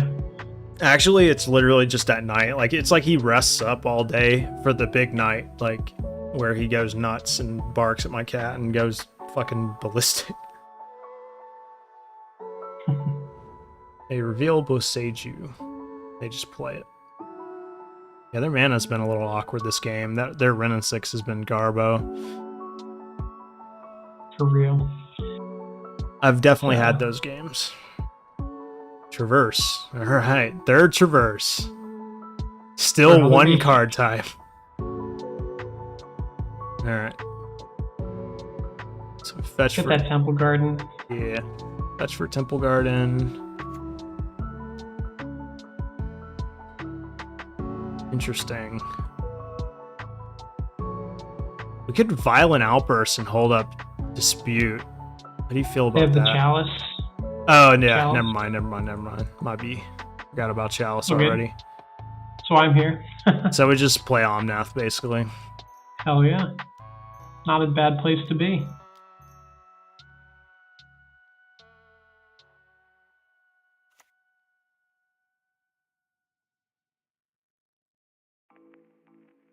Not great, but not terrible. I mean, it's not great in the face of Ren and 6, but I mean, if they don't kill the Somnath, it's probably game. my experience, you don't get to untap too much with Omnath until like people are Right. like out of cards in this kind of matchup, like Elementals versus Elementals type deal. We'll see. I mean, given the way they've played, anything could happen. True. You know? They haven't had the best draws. It seems their hand was. I mean, they had like all the makes to like they had. I'm assuming they had Ren 6 and Chalice and lands, and that's all they needed to see. But their mana base has been kind of awkward this game. That's kind of the concession you make by playing 4 traverses and 26 lands Mhm. instead of 30 lands. I would love to see like Omnath into Basic Island, say go, and then we can Fury, kill the Omnath, attack the Ren. They don't have Fury Everything will be or Solitude mana either, so that's cool. They might have a Solitude though. Yeah. Yeah.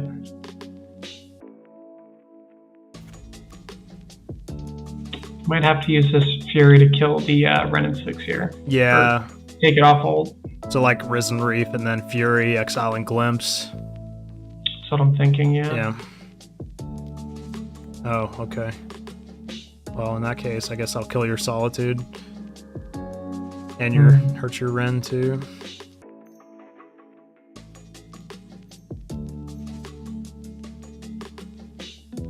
Yeah, we have to do that.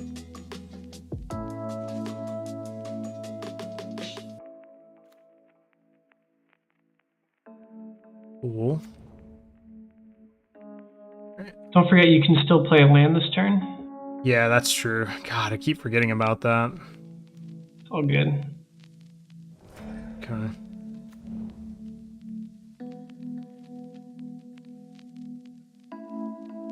Yeah, it's definitely something I need to remember. Mhm. Because I could have left up Mystical Dispute there.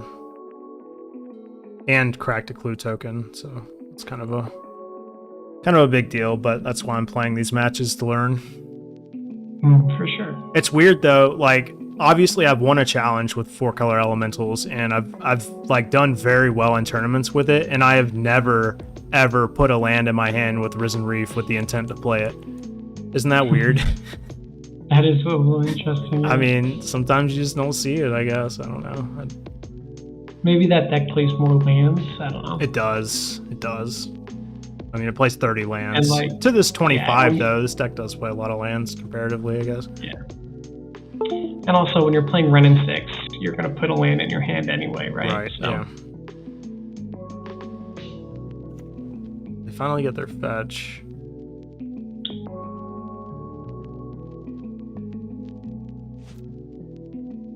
Okay. It feels bad, but I think it's just Reef here. We need to churn through our deck and find this Chalice answer. Right. Yeah.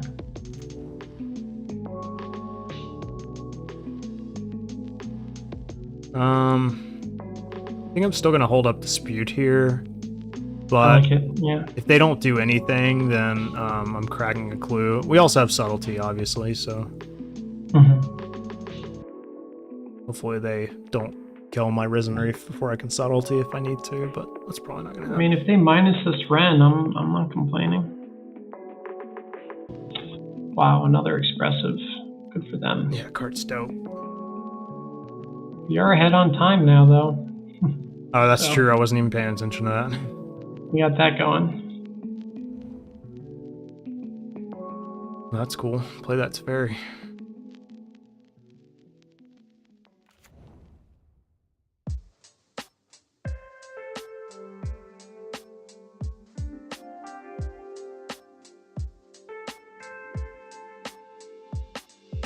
Dang.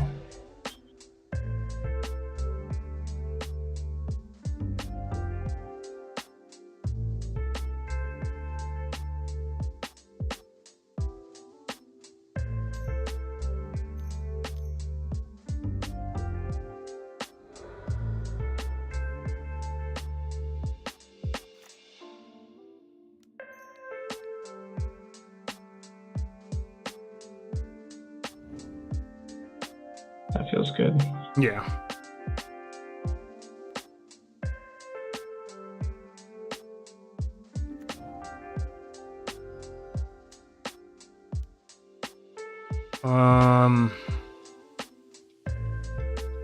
That's tough. Yeah, I honestly think I'm gonna hold the subtlety in my hand. I think I might be able to get them to attack with it, but we'll see. I mean, we have Furies. I like that. Yeah.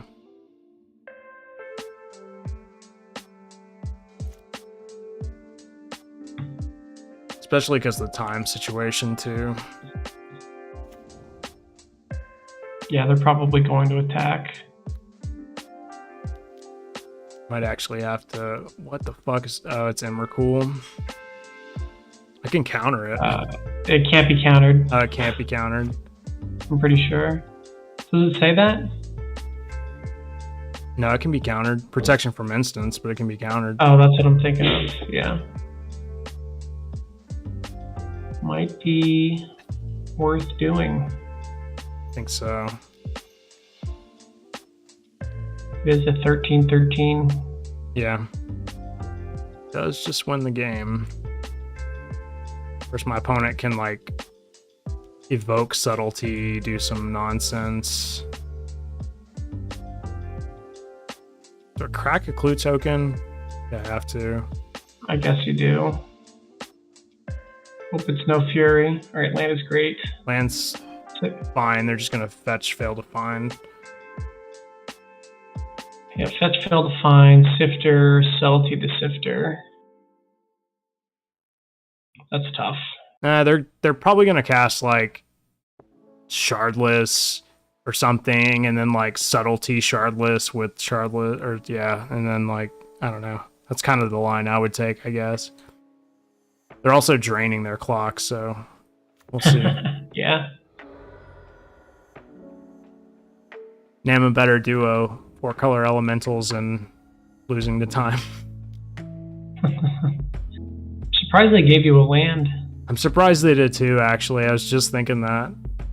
I guess they wanted to shock to So they just cast it. let reduce it your go. life total. Yeah.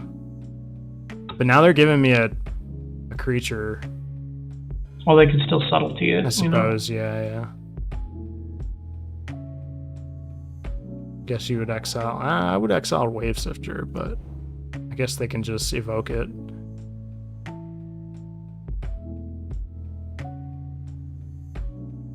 And they just like put it on top or something. Mhm. Oh, they put it on the bottom. Okay, appreciate that. Wow, dude, what a coward. What a coward. You're so afraid of the cascade. They are. Yeah, with the chalice out. They're Why like, aren't they casting into the chalice? Oh, what a sick draw. Yeah, I'll just play this, I guess. Yeah. What are they going to do? It flies. Yeah.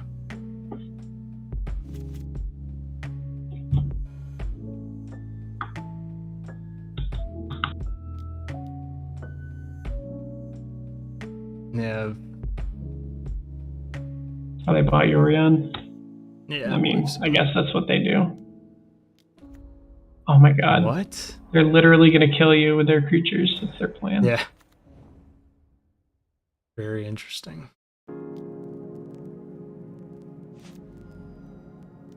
Crack Clue. Crack Clue first, you think? Yeah, because you have enough mana to do both. Yeah. All right, Tarn for Mountain.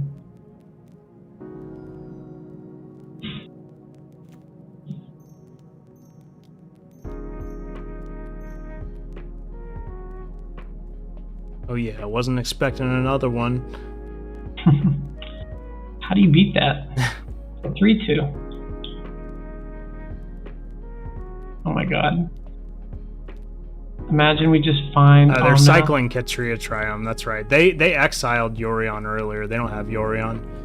Oh, what did they do with their turn then? Oh, they must have They're just cycled cycling into F6. Ketria Triumph, yeah. Got it. That seems so good. Probably the Ewit, right? Think so? Because if I don't know. They've already played their Ephemerate. Up to you, whatever. 4 minutes, it's fine. Yeah. Yeah, the Fur Fury. I agree. Yeah. So good.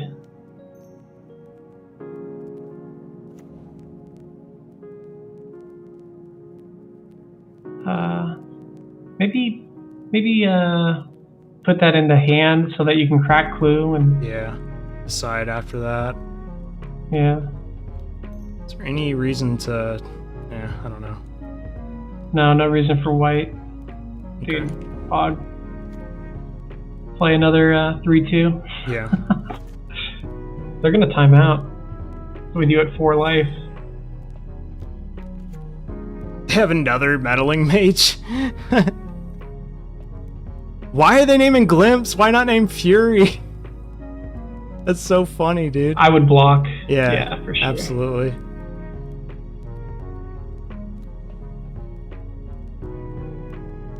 It's so funny.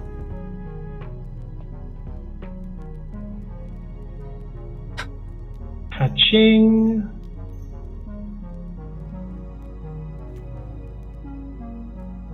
Ka-ching. What do we do here? Do we just... I think we're out of fetchables, actually. You think so? Yeah. I'm just gonna let them time out, actually. Yeah.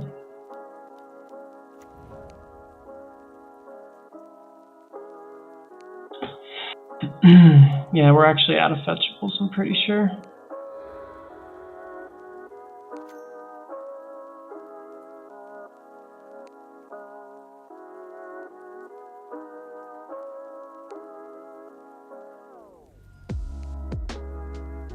Yep, you're right. It sucks. Okay. Crack another one.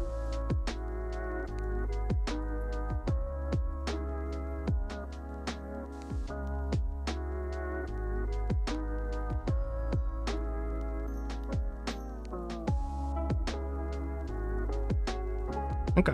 Nice. Undo. Ah, shit. I wanted you to leave up the blue for subtlety. Ah, fuck. It's all good. Genius. Just play Foundation Breaker. It's better than nothing.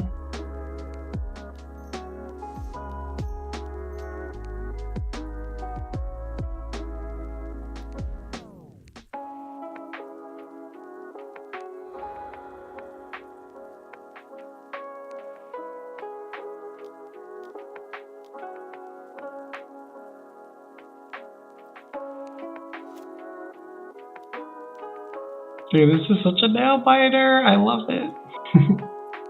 Well, I can't subtlety that, so... Icefang Quaddle. Just let that resolve. Oh, Solitude. Yeah, I'm gonna subtlety that.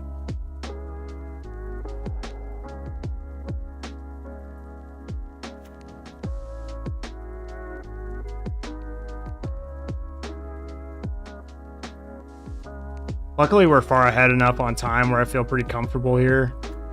Mm-hmm. And we have another answer for that, so that's cool. Not that we really need it, but...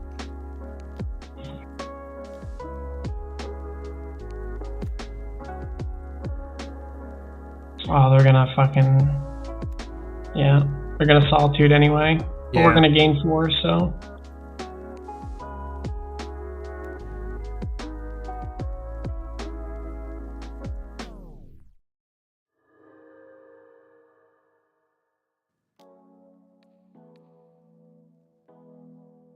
Not swinging with the maze. They're so scared. Oh, for good reason, though. Can you imagine? We could have spun this turn if we hit. Yeah, don't tap that blue.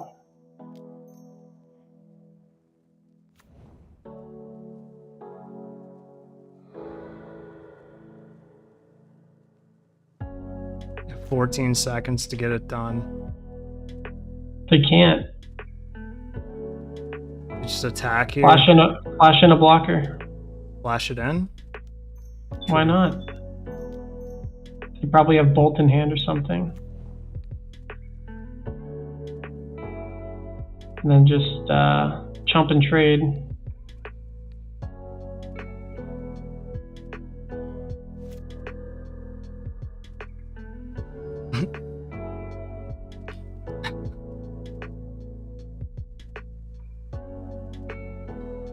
They tried so hard to like the bitter end. They tried to like get there. Yeah. That's funny, dude. That was great. Hey, so I think I'll stay on until we sideboard for match 2 of this, for game 2 for this next match, and then I'm gonna... Okay. Hopefully it's not like painful, like elementals or something like that. I feel like those games are very time consuming. Yeah, but I love it though, because you know what that match just showed? It just showed how freaking unstoppable this deck is. It is is nice. so good. Our opponent played Chalice of the Void, 2 Chalice of the Voids, 2 Meddling Mages, and they still lost. Mm-hmm. Well, I mean, to be Yeah, fair, they were sorry. going to win that game probably, but it's fine. Yeah. I mean, Hey, who knows? This is where we point at the scoreboard, right? Yeah, that's true. But yeah, it has such a great matchup against 4-color. It's got a great matchup against Murktide, or a good matchup against Murktide. And then it's just got so much game against all the tier 2 decks. It's just like, I really do believe it's the best deck in the format. Like, It is I said it before, like when we started stream, I was like, this deck feels like the best, like unnatural evolution of elementals that it could have taken, because the meta has kind of overreacted to all of the elementals that has been like flooding the results. And what you see now is like people like really metagaming for it, right? And as a result, I feel like this deck is kind of really well positioned, because not only is it playing that same kind of concept, but like it's playing on an axis that people aren't used to like dealing with, if that makes sense. Like, I don't know. oh, for sure. They have sure they have Cascade Hate, but like they have to have Cascade Hate and manage to beat your fair game plan, which is kind of a tall order. It's like a 6-2 king type of tall order. Yeah. It's like incredibly tall. Larry Legend 19.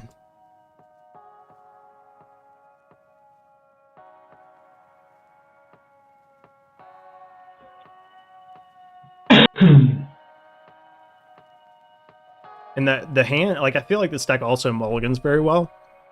Like, Mhm. you know exactly what you're looking for. Like, this is a mull, right? I mean, Well, this is an easy mull. yeah. But Like, yeah. it's basically what you I'm, said. I'm telling you, yeah, if it doesn't have a garden or a wave sifter, Strange. it's a mull. Our record is Rio now, not. Yeah, like, this is Like fine. this hand is cracked. Now, what do you bottom here? What do you bottom?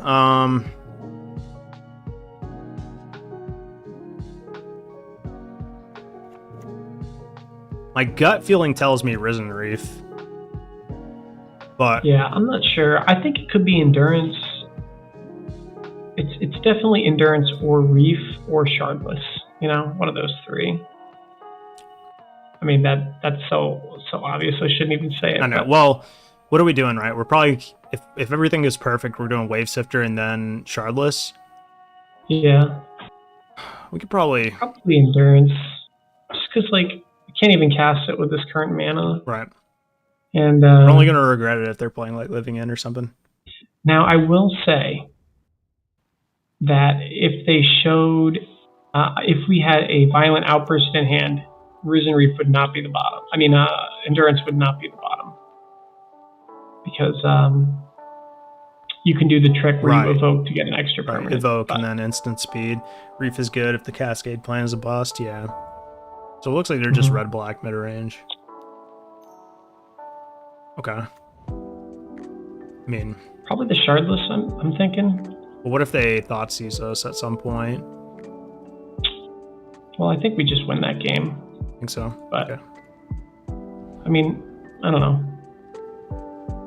It's our redundant card in hand. Rip. Okay. Look at the sweet. Doomwake with the fucking raid. What up, dude? Thank you so much. It's Doomwake.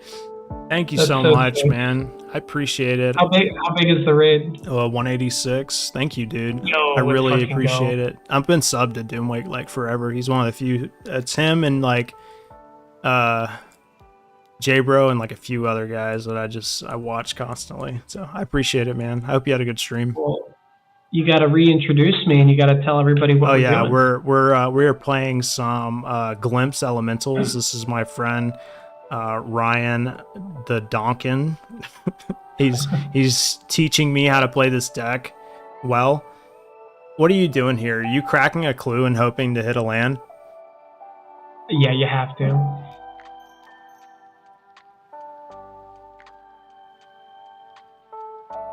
There you go.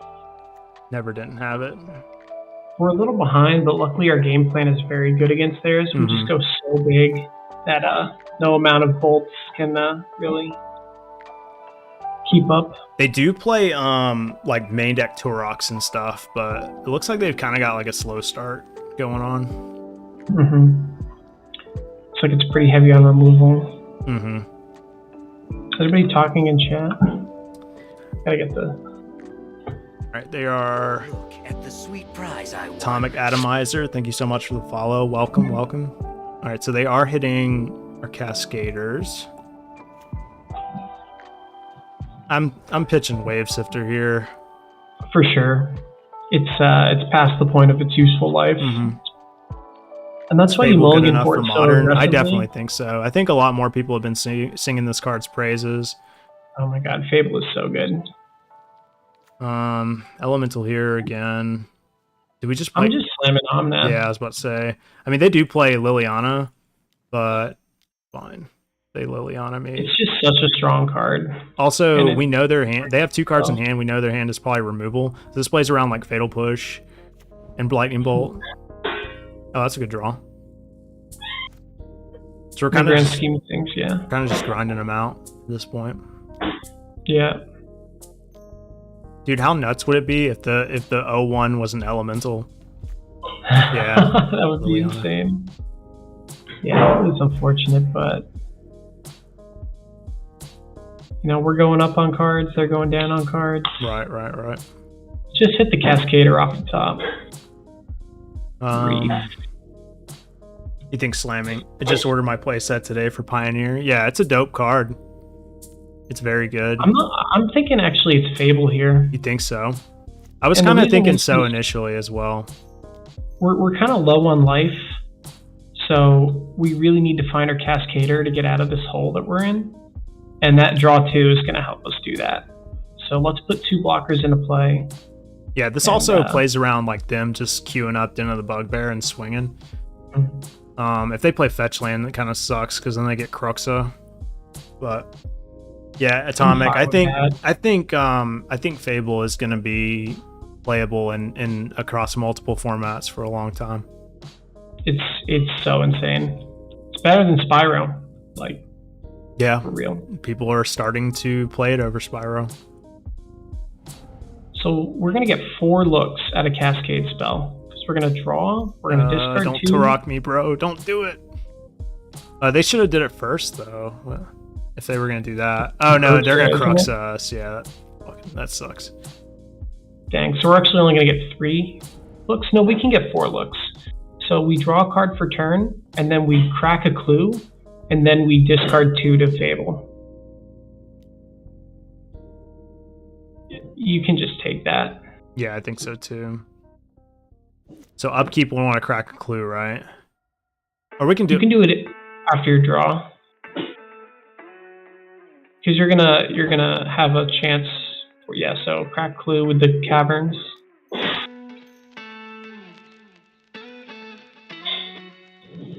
All right, All we're right. gonna discard 2. Discard those. Come on. Oh my goodness gracious! Sometimes lucky, sometimes not. We're gonna have to, if they sack Lily, we lose, I'm pretty sure. We're just dead on board.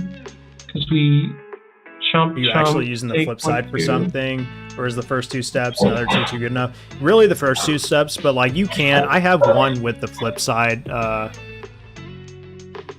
Yeah, I have one with the flip side before. I'm just. I would just chump with the plant. Yeah. I played against Merfolk match 1, and I was copying Fury with the flip side. Yep. The thing about, yeah. See, if they did that first, they would have had lethal. Dude, they could have. Yeah, they could have did that and queued up Den of the Bugbear. What are they doing? So the thing about Fable is that the floor is really high, but the ceiling is like even higher. Like, oh, sick little draw there.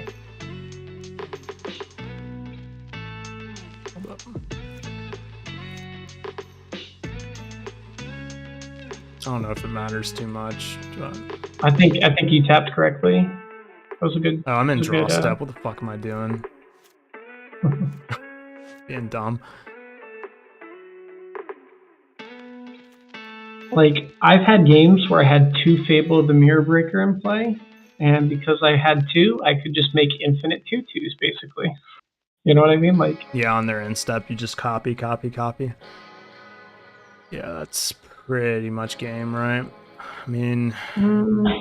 you can gain 4 to 7, and then you can discard that to gain 3. Throw the Kiki Reflection in front of Turok. I don't know, there's things you can do. Ugh.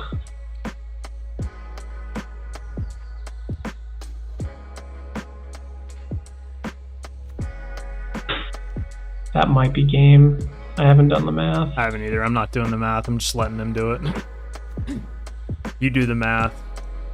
It has big lethal vibes.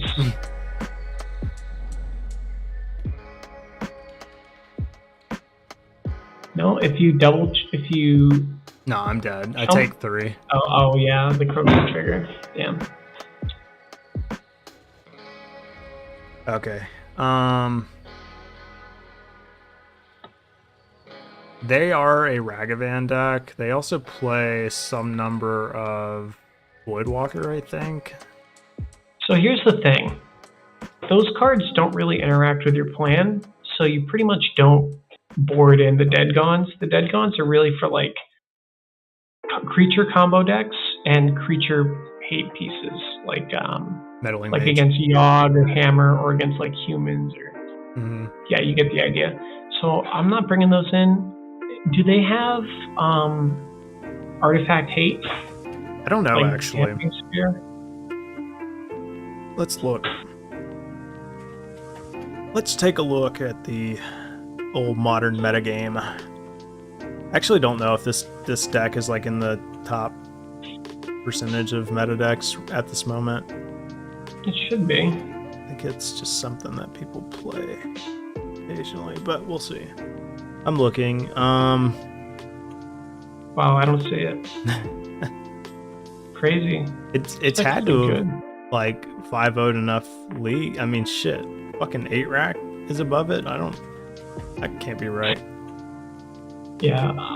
Anyway, I mean, they could play Torpor Orb. It's the only thing I can think of because it's already good with Kroxa. Mm-hmm. But this is why I like Knight of Autumn in my sideboard, because in those matchups where you don't really know you can just bring the Knight of Autumn in, and then worst case, it gains you 4 or it's a 4/3. You know. Right. So, but subtlety's pretty good against Kroxa. It's pretty okay against Lily. I don't really. Fury No. wrecks them. Yeah. I'm thinking no changes, honestly. Yeah, I'm with But you. I was thinking the same I'm thing. gonna let you figure it out. I'm with you. I was thinking the same thing. Alrighty. Uh, Yeah. So I'm gonna mull this. you're gonna Doesn't mull have this. any of the. Yeah, it doesn't have any. Like, you're just stone doing nothing until turn 3. It's just not good enough. Yeah. See, this hand is cracked. You're gonna go turn 1 Garden into turn 2 Wave Sifter, and you're just gonna draw your 3rd land, and everything's gonna be great. You think we're throwing back Endurance here? It's It's either Endurance or Endurance. Omnath. I think Endurance looked really good. Would have been really good against that Kroxa. That's true. Um, Probably Omnath then, huh? It's Omnath or Reef. Oh, jeez, Omnath or Reef here.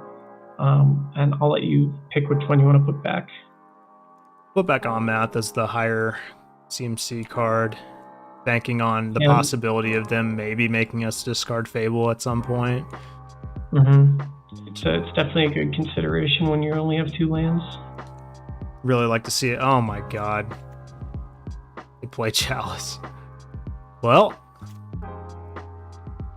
we're on the fair game plan. I think this hand plays really well into the fair plan, especially when we draw. Do You we still. play a Wave Sifter though? Here's the thing: if we're completely cold to the Chalice, you might as well save it for a Risen Reef trigger. Yeah, I think so too. They played Void Mirror too. Ugh. Sad as it is, I think you have to hold it now. Mm-hmm.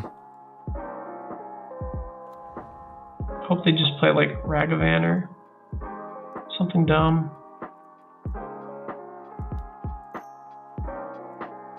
Double red?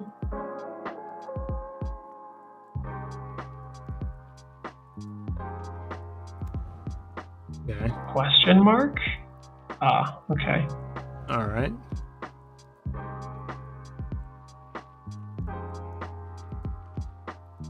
Sick. What if we just leave up Endurance? That's what I want to do, yeah.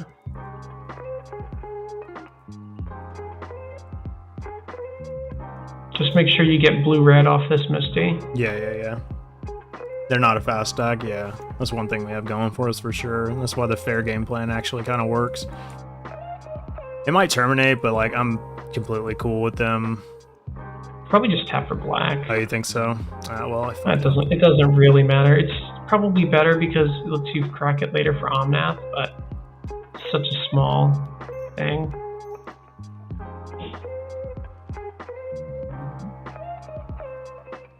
can't counter it.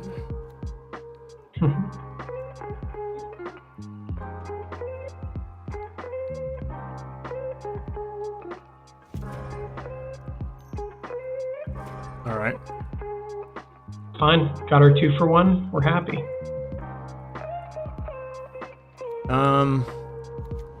I might just play Risen Reef here. So I'm actually thinking Fable. I think Fable, so we can get Because- 2 triggers off of Risen Reef possibly, and run their removal out. I want to get rid of this Violent Outburst in my hand. That's fair. That's a fair point. I want to churn through that. This plant token helps mitigate Liliana too, which is kind of nice. Mhm. Fable's Dees, yeah. Made the right call. Okay. We discard Cruxa and Graven Cairns. Mhm.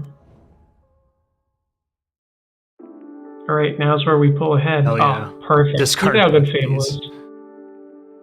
See, imagine if you didn't, if this was a Season Pyro, you would have discarded.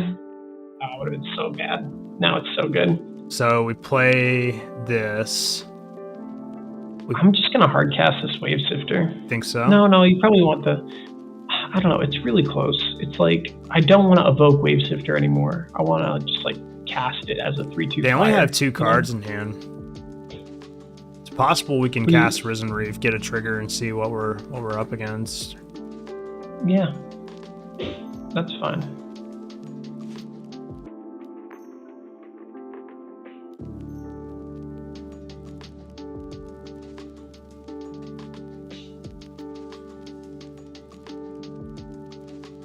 Nath. Yeah, Omnath Nath. would be huge.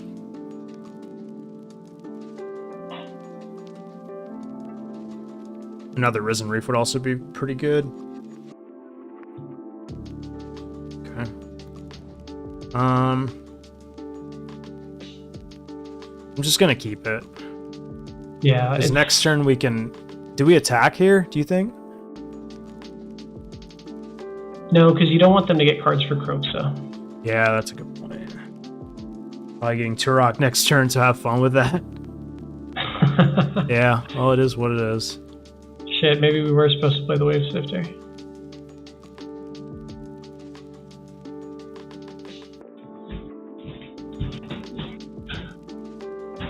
If we don't get, if we don't get Turok, we're probably gonna win. Nice. I mean, they can cast maybe Kroxa this turn. The funny thing is, they could have EE'd with 0 counters on it if they just tapped their Graven Karens for colorless. True. Such a punt. Love it. Oh, maybe they just wanted it for Kroxa. Oh, that's not enough. Yeah, it's not. Yeah, enough. it was just a pure punt.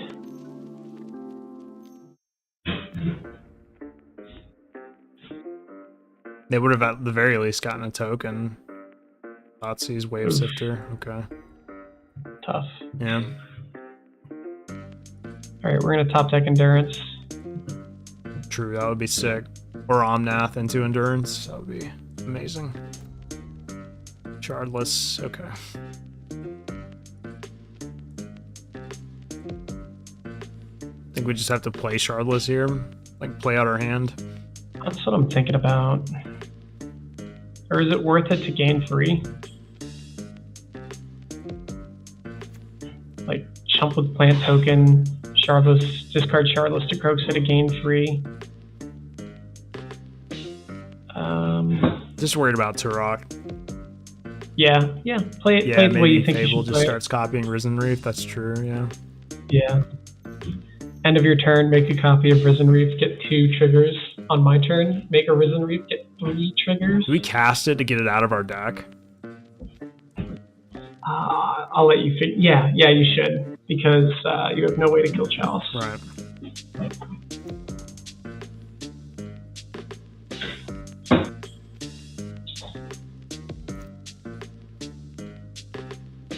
I really feel like we're in a position to take this away. Because like they have to kill the Kiki and play Kroxa. Right. Which means like exactly Bolt. I think they're just gonna bring back Kroxa here, and then this deck is cracked. Yeah, I mean, I definitely should have brought in. Like, you're right. I think Knight of Autumn definitely deserves a spot in the sideboard just because of the what ifs, but also like I think it's probably fair to bring in like at least one artifact enchantment removal. Do we kill this with Charlotte's Agent? You could. Probably to preserve your life total, yeah, I would.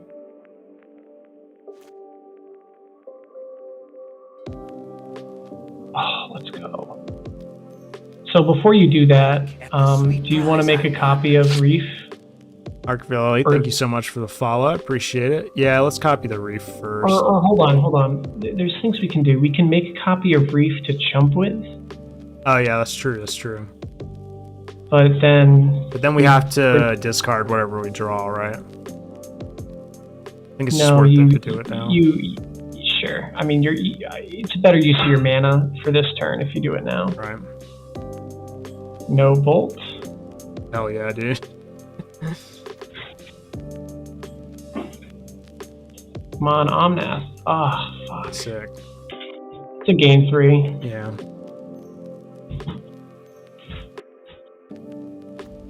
Can you imagine drawing like any elemental that turn? Oh my god. I This know. deck is so insane. Just don't ever You get probably blood just moon. attack. Yeah. I mean, the deck plays 10 fetches or 9 fetches with 3 basics. Blood Moon and Fable makes treasure tokens. Hello. So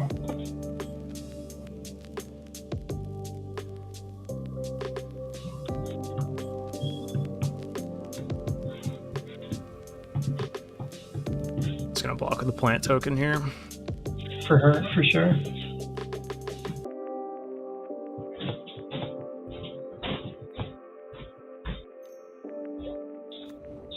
It's an awesome Ragavan. Oh, that's such a decent draw, though. I'm gonna copy first. That's so smart.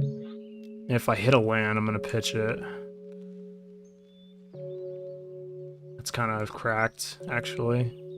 Yeah, I'll discard that. Yeah.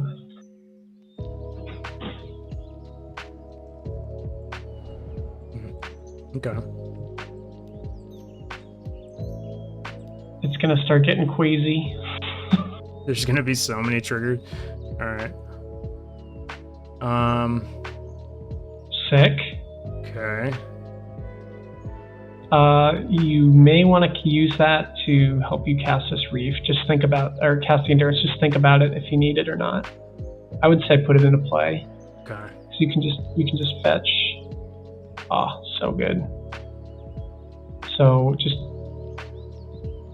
play land, play endurance. We have to fetch. Do we have a basic? Oh no, we don't have to. Yeah. Yeah, I guess we do have to fetch. Yeah, basic green.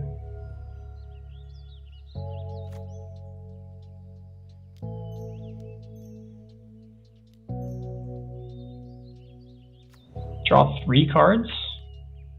And put the Season Pyro back. Okay.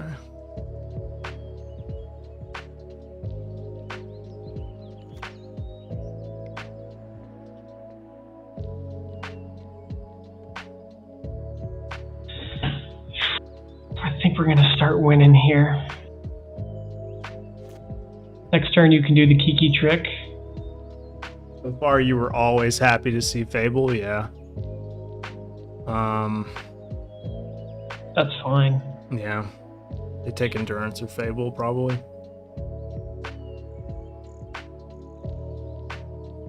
Probably endurance. Yeah, they know how good Fable is. Yeah. Okay. Well, guess what? We're gonna get another one in just a turn. True. So They have 0 cards. yeah, dude. Game's over. I mean, they know it. We know it. Oh man, Fable's so good. Fable is insane. All right, we're bringing in Foundation Breakers. Yes.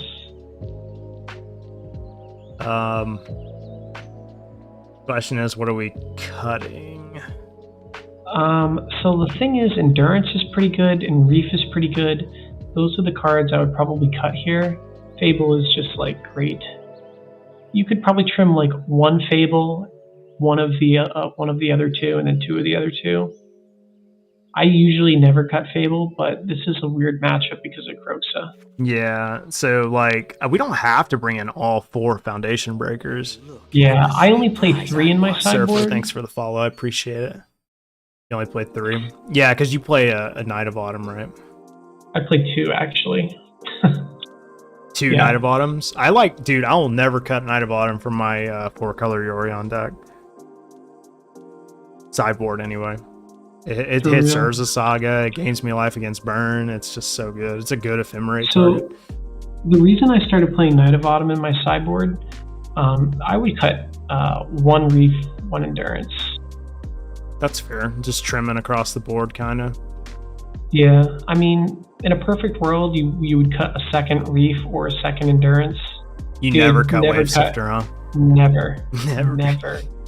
Look, listen to me. Not worried about Never cut Wave Sifter. So yeah, Ever. I've seen Dirty One. I've seen some people play Force of Vigor in their sideboards. I think it's good. I mean, I've seen a 1 of in most cases. What do you think? We're shipping this one, right? Doesn't have the Colony Garden or the Wave Sifter. Easy mull. This is a harder mull.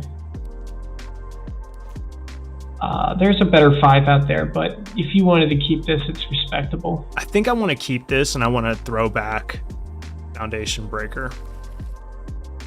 Sure. I mean, I will say it again. You really need to keep a hand with Wave Sifter or Colony Garden, but there are like some fixes with sideboard cards in it that are pretty close. That's mainly why I'm a little bit more liberal. Like, I'm usually a little bit more liberal about like hands I keep against Thoughtseize decks. Like, if they look kind of good, I'm like, okay, like this kind of. Yeah, that's a consideration too against the Thoughtseize deck. The Thoughtseize bug. Love the bug. Amazing. They're like, yeah, fuck that card. Get out of here. Just kind of So feel like good. complete disrespect for Hammer and Affinity. Get to see it again. They're like, I fucking thought I got rid of that shit. I mean, Fable really shined in the last game. Oh. It's like I said, it's got a really high floor, and the ceiling is even higher.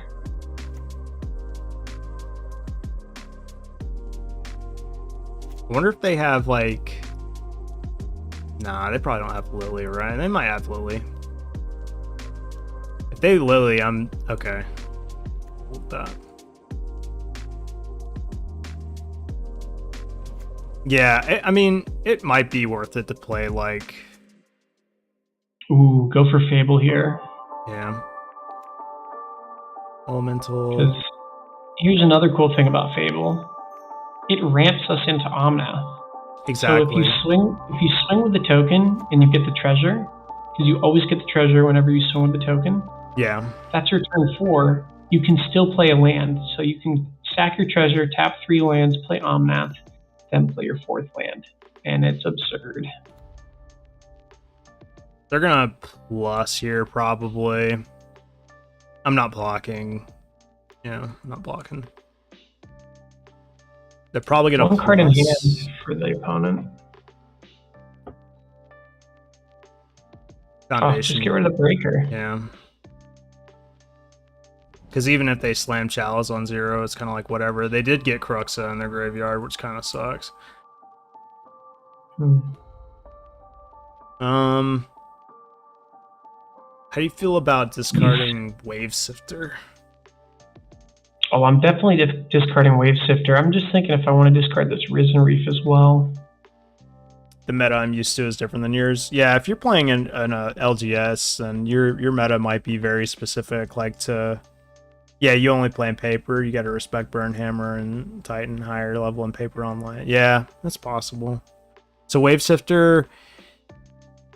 Yeah, I might be a fan of discarding this. The only feels bad is if they double block the Goblin Shaman with the elemental tokens, and then we're cold to minus on Liliana.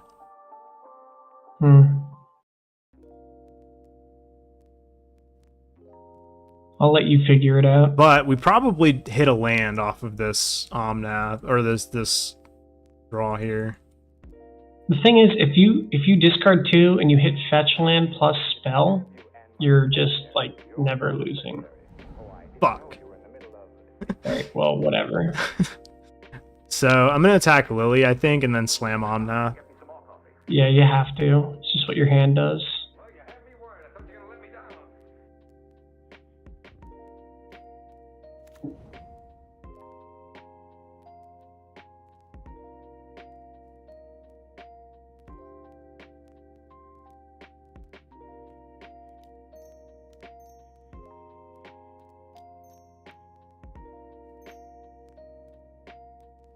Alright, fetch land off the top, or Colony Garden for ultimate. I mean, whatever. Jesus. I only play FNMs and everyone around me is playing blue-white control no matter the format. My friend, you need to play like the most. Somewhere else. Yeah, you need to find a new Somewhere LGS. That's just the truth, dude. Oh yeah, you get a lot more people just showing up with old decks and paper. Yeah, there's like the paper boomer that like shows up with like Jund that was like good circa like year 2000 something, like early 2000s. My metagame is just tons of Burns decks. Really? Really? Oh shit, they're gonna play Turok here. Or they just, yeah. That's not good. Keep an Omnath, maybe, if we're lucky. Fuck. Well, we can't even cast Omnath unless we draw a land, in which case. Well, we're gonna draw a land, of course. These draws were very bad this game. Yeah, it didn't quite pan out. And it was so close to panning out. I showed That's- up to that's last wrong. Pioneer F&M. Of course we drew a land. Told you. Oh yeah. It was destined.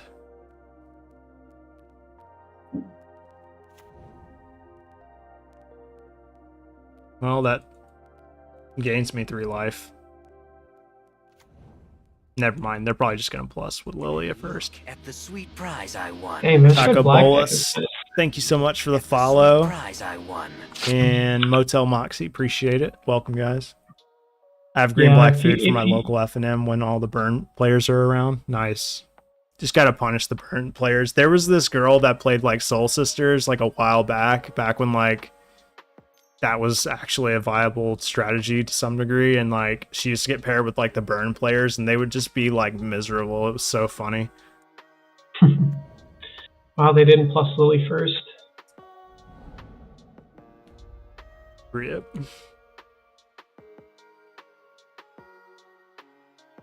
Cool sequence.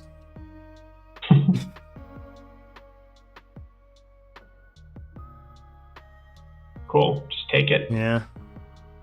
I bought literal standard Aetherworks model for my local Pioneer. You want to fetch a blue-white here? Yeah. Or a blue? Yeah, it's probably a blue-white. We could also just fucking draw a Cascader and maybe be okay. Oh yeah, if we draw Cascader, we probably win. God damn, what the fuck? Hey, don't give up yet. You can tap this Kiki Jiki, make a Risen Reef, draw a Cascader. You got 2 looks at a Cascader that way. True. Or you can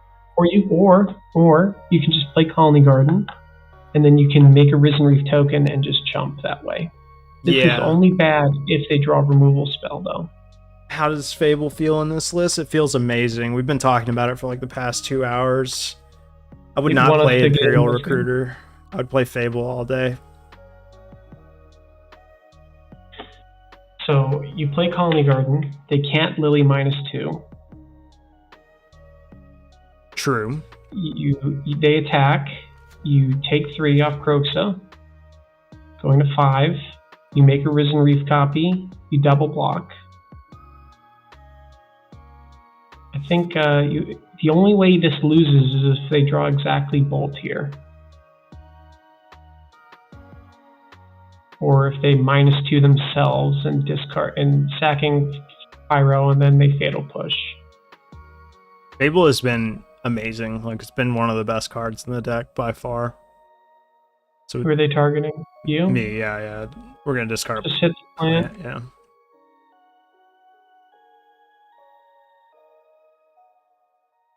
All right.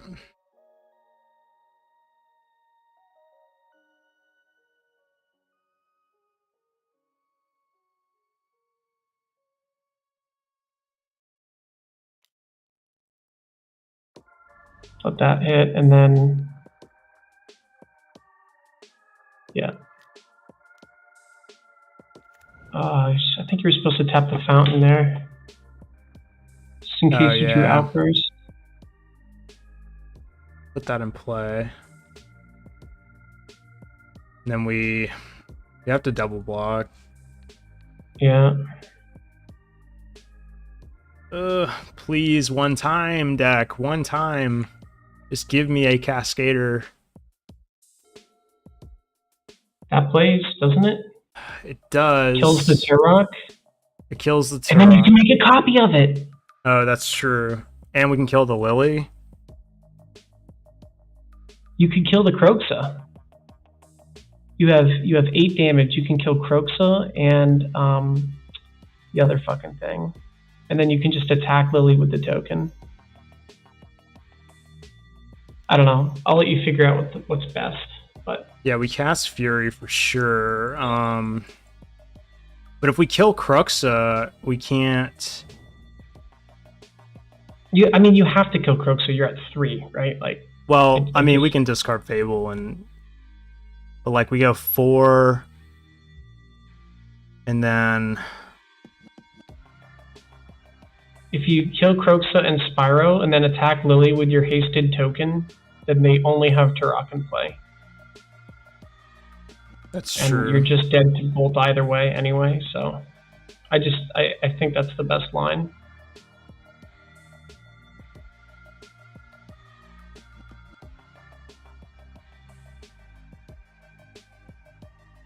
Wait, but it... No, never mind. I was going to say something else. We're fine. And that was still a pretty gas draw. Yeah, it's incredible.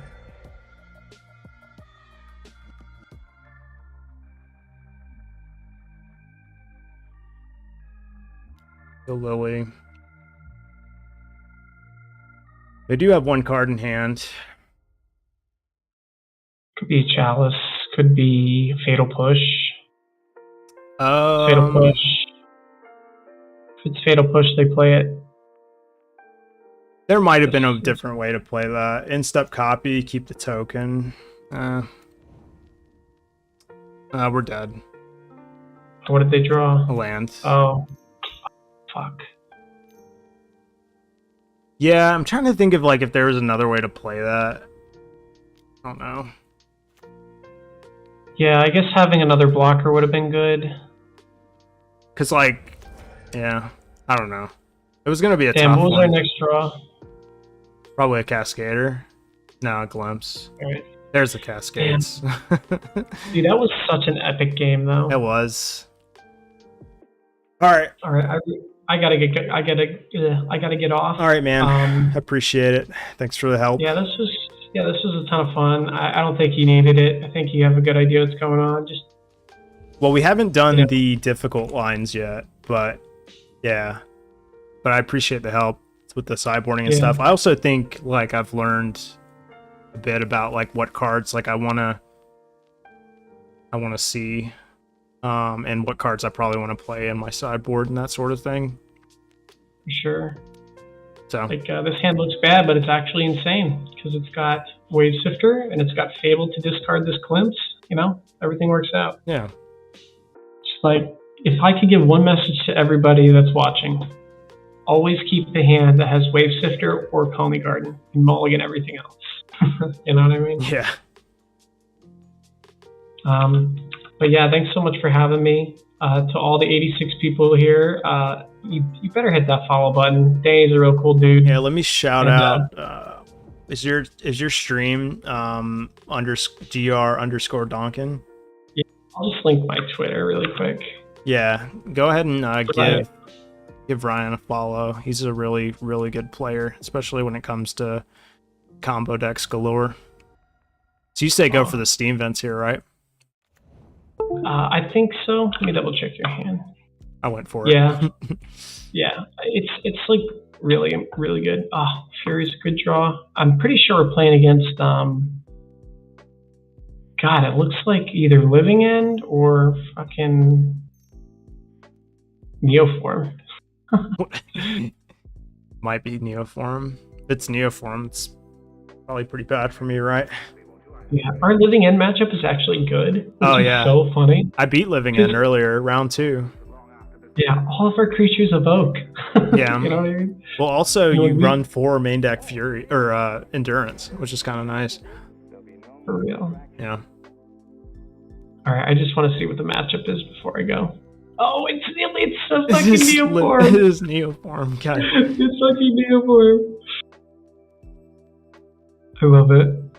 What the fuck? Did they even play anything to like interact with this matchup? What do they do? They win or they lose. Yeah, that's fair. Well, we just play Fable here, right? I think you just spin. Oh, you don't have a Cascader. Yeah. Yeah, you play Fable. Oh my god. I think it's so funny. Stomping Ground. This is another deck that you like to play, right? Yeah, I made a really big innovation on this deck. Yeah, I thought so. It's since been innovated again, but I don't know. Azax has done some fucking ridiculous things. No, with we're this dead. deck. Here it goes. We're dead. Yep. I've seen. I watched like a 10-minute video explaining how this deck wins, like the new one. But I'm sure there's multiple versions of it. It's just I mean, so the old version was like using I don't know, something ritual or Labman or whatever. yeah, Lab And Man. then I came up with the Thrasta version, which is where you just kill with a giant Thrasta. And then now there's a way to win where you use endurance.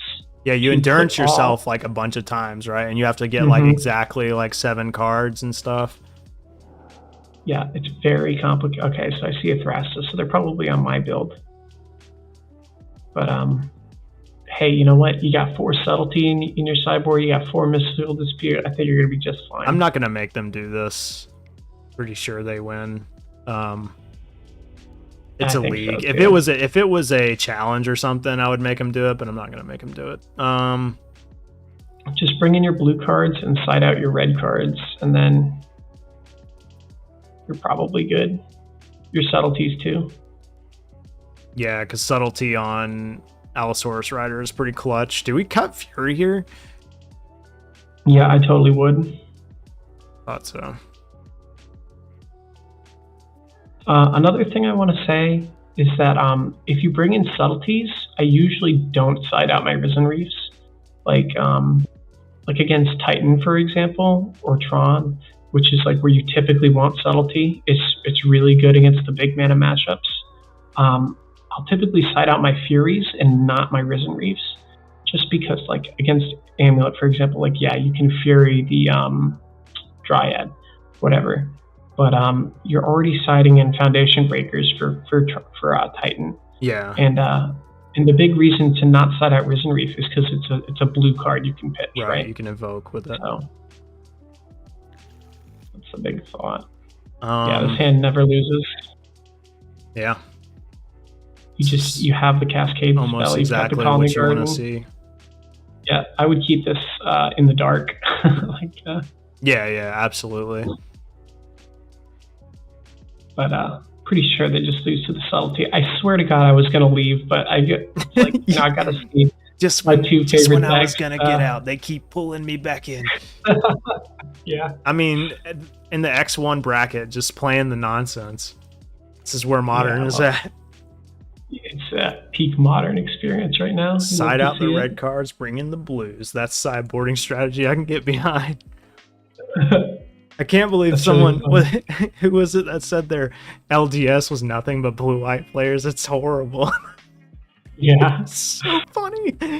Oh god. I love how, That I is love just how, that is like peak LGS like metagaming right there. It's like everyone is just it's just so inbred at that point. Like And see, this is the difference between you and me, Danny, because they said that, and you were like, you just got to bring a deck that just totally dumpsters control. And I'm like, you actually just need to leave. yeah, you actually just don't go there anymore. Do you play the colony here? Oh, hell yeah. Yeah, because Hell Omnath, you can pitch Omnath the subtlety. So Who cares about Omnath? You're just going to glimpse on Right, five, right. glimpse of 5 permanents and get a big board and just. So this outburst represents you getting things, which represents a clock, which is so once you have a clock in play, you can just have subtlety up and just beat away with like your wave sifter or whatever. Yeah, you just so you could do. hold up outburst. You might as well just play this island, and I don't think they can beat subtlety. If they have pact, I guess. I don't know. You can wave sifter pass, or you can just hold up outburst and spin on their end step or something. I'll probably play the stomping ground here. 5 is enough, and I think so too. I would probably go for it here.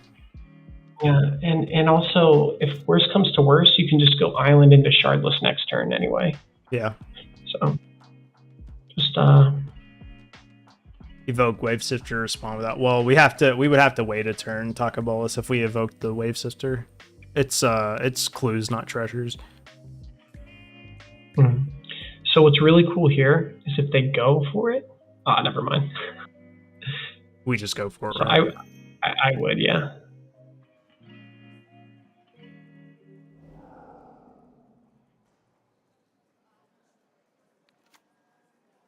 Did I just fucking completely whiff? Wait, what just happened? You hit 3 lands and 2 non-permanent spells. Oh, that sucks. Yeah, that was pretty bad. That was fucking terrible. I did not know you could whiff like that. Okay. So I would just play Island and say go, and then next turn you can like Omnath plus fetch plus do a bunch of shit. That's fair. That's more of a reactive play than I feel like I would do, but it works completely because you don't really lose a turn with Omnath. Yeah, I mean you don't want to develop your board because you want to like. You could play the Wave Sifter, but now you can like hardcast Subtlety, and that's cool too. Do we even want to hardcast Subtlety? I kind of like. No, I meant like if they do something. Right, Definitely. exactly, yeah. Yeah. That's a good draw. Oh, sick.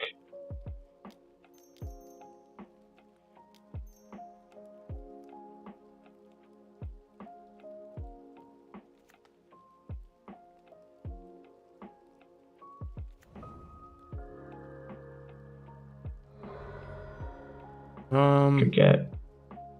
Doesn't matter if you just cast the Wave Sifter, I don't think. Well, we need the blue, right? Fuck. This breeding pool situation's fucking me again. Hey, you could have gotten Hollowed Fountain, so I don't want to hear it. That's true. I think you just cast Wave Sifter.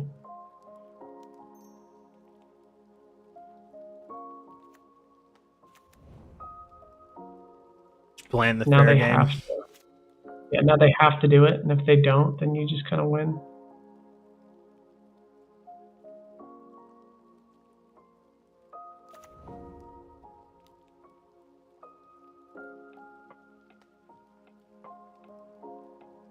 Sick. So I would attack Yeah. and then spin. Floating a green and a red. Yeah, I need to get better with my fetches and stuff. I'm so spoiled by like 4-color Urion's like amazing mana that I just, and having like triumphs in play, I'm like, it doesn't fucking matter what I fucking.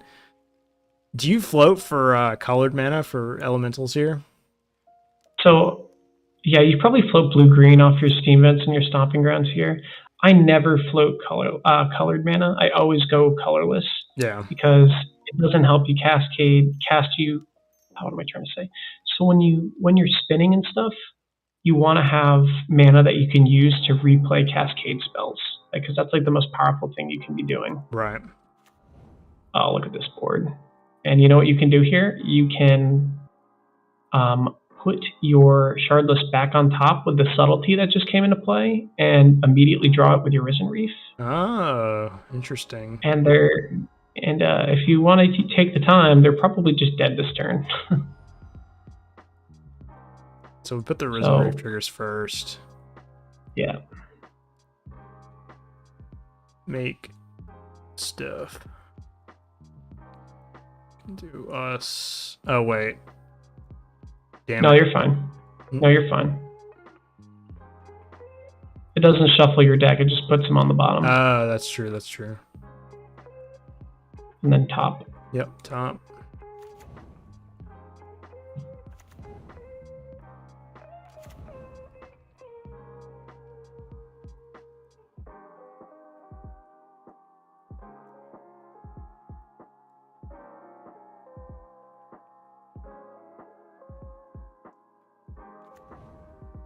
I mean, Okay. So I would go again and just try to get more blue cards in your hand, because if you can hold up double Subtlety plus Mystical Dispute, there's just no way you could lose. So I think one more spin should be pretty much shields up forever.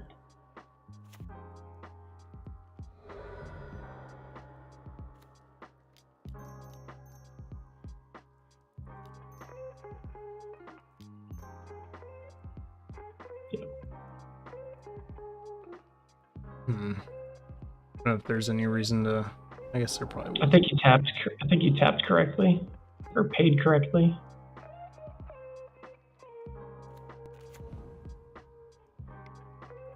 All right, that's probably GG. Oh my fucking god! I hate when that happens. There's like So so. you have more Omnath triggers, Mhm. Omnath landfalls, and Risen Reef. So you should stack your Risen Reef first before your Omnath landfalls. Like your landfall trigger should be the last ones you click. Okay. That makes sense, just for time wise. Do you ever like start auto yielding to these, like just to save time? Oh yeah.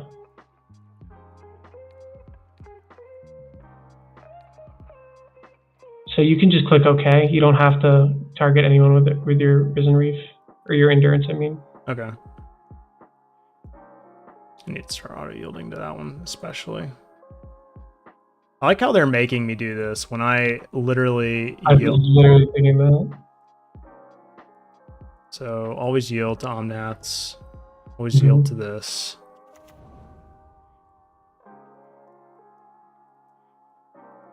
Drawing that island is bad. Wow, we drew both of those blue sources. I would crack a fetch here. Just to get a Steam Vents untapped. And then you're good. So now we... Now you just want to draw blue cards. Boom. And then we just win with like what's in our hand, basically. Yeah, so this is actually perfect. Because now you have double subtlety plus mystical dispute up. Which they probably cannot beat.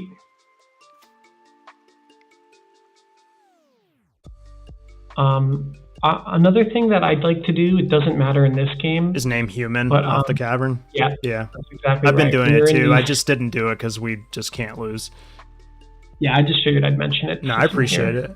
So you could play. You don't have to play anything. You can just, I mean, pass the turn. You've won. Congratulations. Don't discard. Yeah, you won. Don't discard at least one of those blue sources. I would hit the endurance for sure. Discard the endurance. Yeah, you don't need it anymore.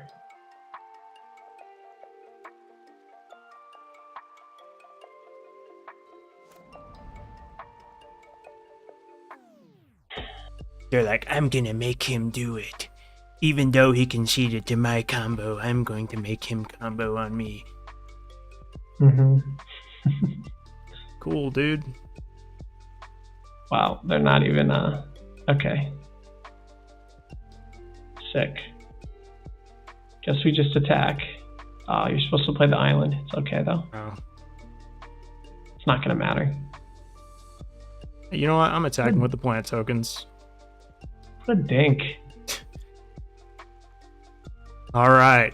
Sick. I mean, I could have mystical disputed that, I guess, twice, but... You don't have enough blue mana for that. Oh, true. Oh, I guess if you cracked a fetch, you could have gotten an Omnath trigger. They're still dead. It's like, that was amazing. Awesome. Yeah, okay, I think you know how to win this matchup. I'm going to head off. All right, man. Well, we should be 4-1 by the end of this, barring any insane... I don't know. They could hit something insane. This is a crazy deck. Just, yeah, make sure you keep a subtlety in your opener. Subtlety plus blue card. All right, I'm just going to stay. Fuck it. Let's go. I mean, the match is going to be over fast enough at this point. Supreme Verdict now sure. would have been hilarious. Like, if they played Supreme Verdict, that would be... That would have been nuts. That would have been weird. Mental.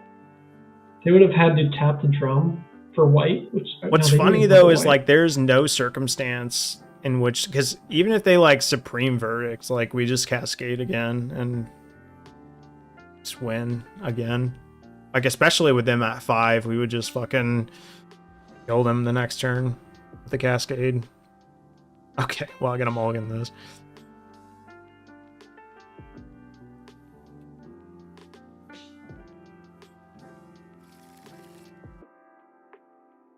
Okay. Oh, this hand is good. All right, just hope you don't get turn 1. Yeah, basically.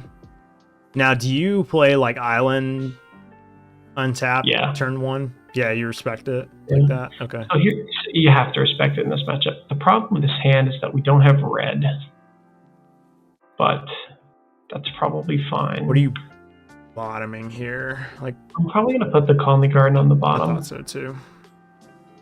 Normally, I would probably put the Hollowed Fountain on the bottom, but you really want that third untapped mana if they go for Eldritch Evolution, something like that.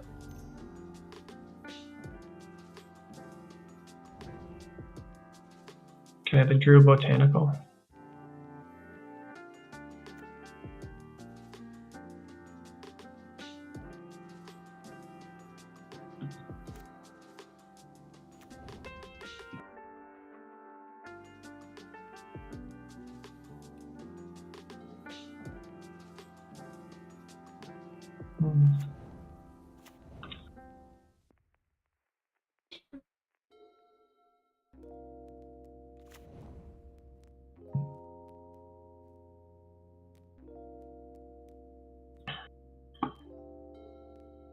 Well, that was a good draw. All right, don't even cast the Wave Sifter. Just play Cavern and pass. Did you play? Oh yeah, true. Because you can just hold up the Mystical Dispute. It's pretty good. Yeah, now we have Subtlety plus Dispute. We probably aren't losing, but we do need to get some amount of pressure. Yeah. And we'll get that pressure as soon as we find any red source, basically.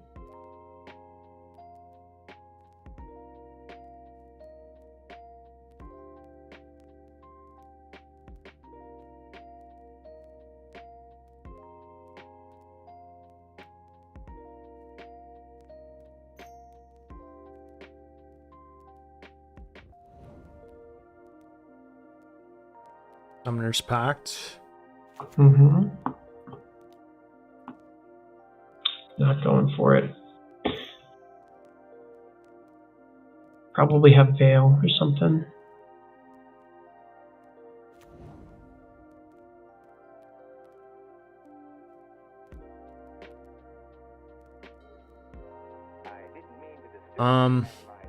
Just land go, right? I wouldn't. Mm-hmm. Yeah. Untapped. Untapped. Because True. We can hard cast a Subtlety. and the reason why that's good here is because we're using Cavern mana, so they cannot actually Pact of Negation back. So if they go for like Summoner's Pact for the green creature, then we can. Allosaurus Rider, yeah.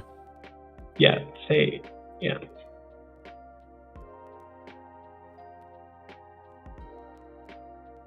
Sick. So we just play Wave Sifter, Mountain, go, right?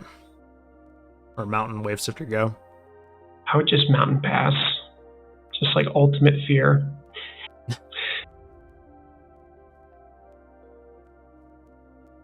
Yeah. I mean, I guess, yeah, because once we play the Wave Sifter, we don't have another blue source in our Mhm. hand to stop them. As somebody who's had a lot of experience with both decks, I don't think that they can beat a Subtlety that you cast with Cavern mana. So Subtlety that, leaving up blue.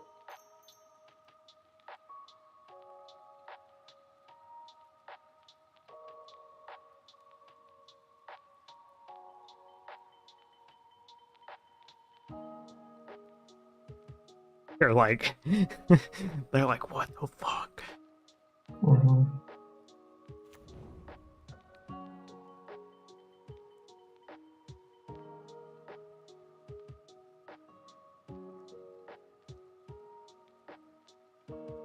They put it on top or bottom? Let's see. Put it on top. Can they pay for pack next turn? Nope. Sick. I don't really need to do anything. I mean, Just play your land untapped, I guess. do you want to do the Wave Sifter? Might as well. Yeah.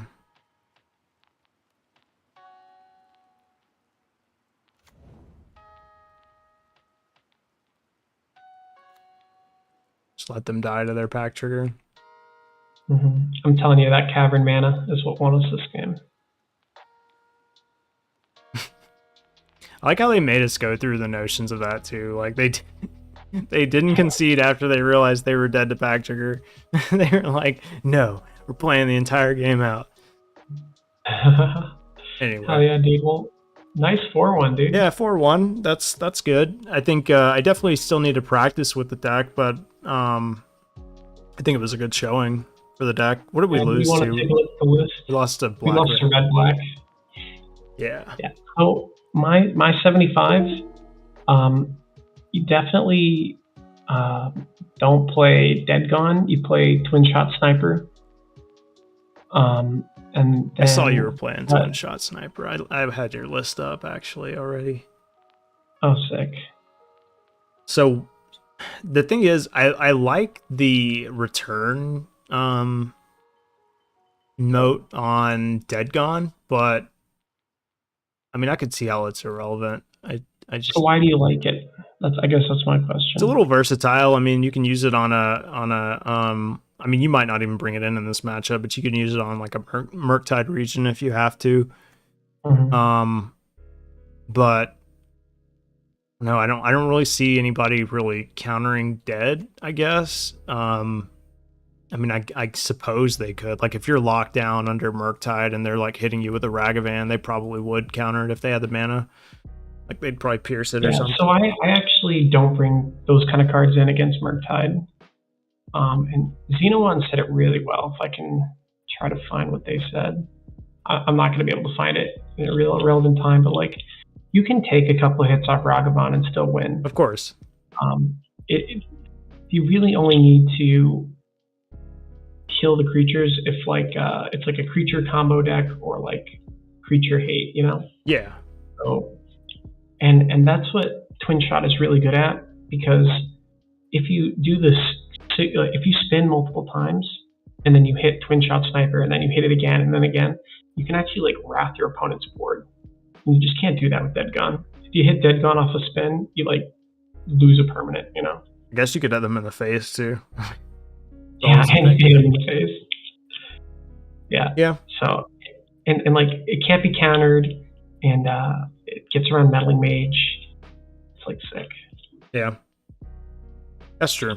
I might give it a whirl. I might try some different sideboard cards and see how I like them. I mean, there's definitely seems to be like a little bit of flexibility in the sideboard. Like, you don't need like all 4 ofs or whatever.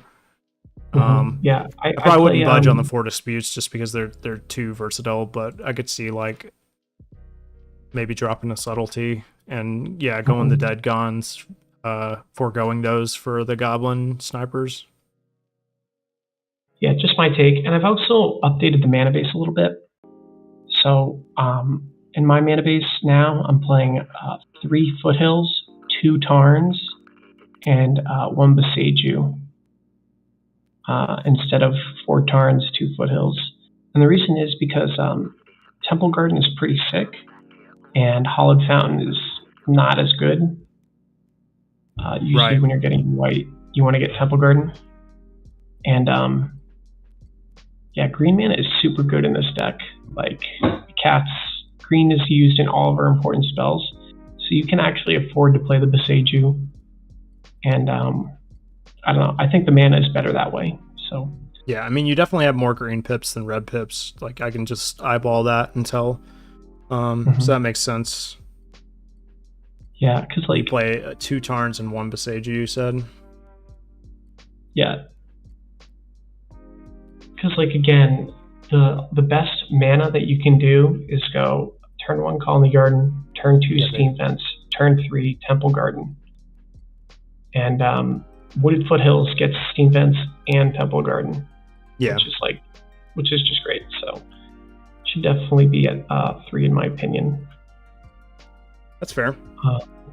But yeah, that's the mana base. I think the mana base is good, and like my sideboard, like you said, there's definitely flexibility in the sideboard. But just to share, I'm on 4 Subtlety, 3 Dispute, 3 Breaker, 3 Twin Shot, and 2 Night of Autumn. But again, my paper metagame has a ton of burn, so I'm definitely leaning into Night of Autumn a little bit more. Yeah. I can see one being better in like weeks. Yeah. Well, this is the other cool thing too. Is like if you go off against burn, like as long as they don't have that enchantment that deals you like a shit ton of damage it deals you like 5 for casting a spell with no mana.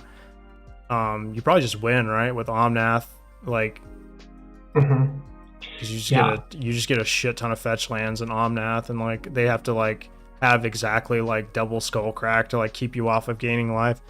Solitude is good against a lot of burn. I did see Gabriel Nassif running a 1-of Solitude. Yeah, I don't know. With Ardent There's Plea. nothing to pitch to Solitude. He wasn't Here's running the Ardent thing Plea, but here's the thing that's beautiful about Knight of Autumn versus Burn. You can gain 4 life, but you can also destroy target enchantment. yeah. And the Vortex is a nightmare for us. Oh yeah, Absolutely. the Vortex has got to go. I mean, it's basically Chalice of the Void. Yeah, literally. And it's good against Omnath too. Right. So it's good against both of our plans.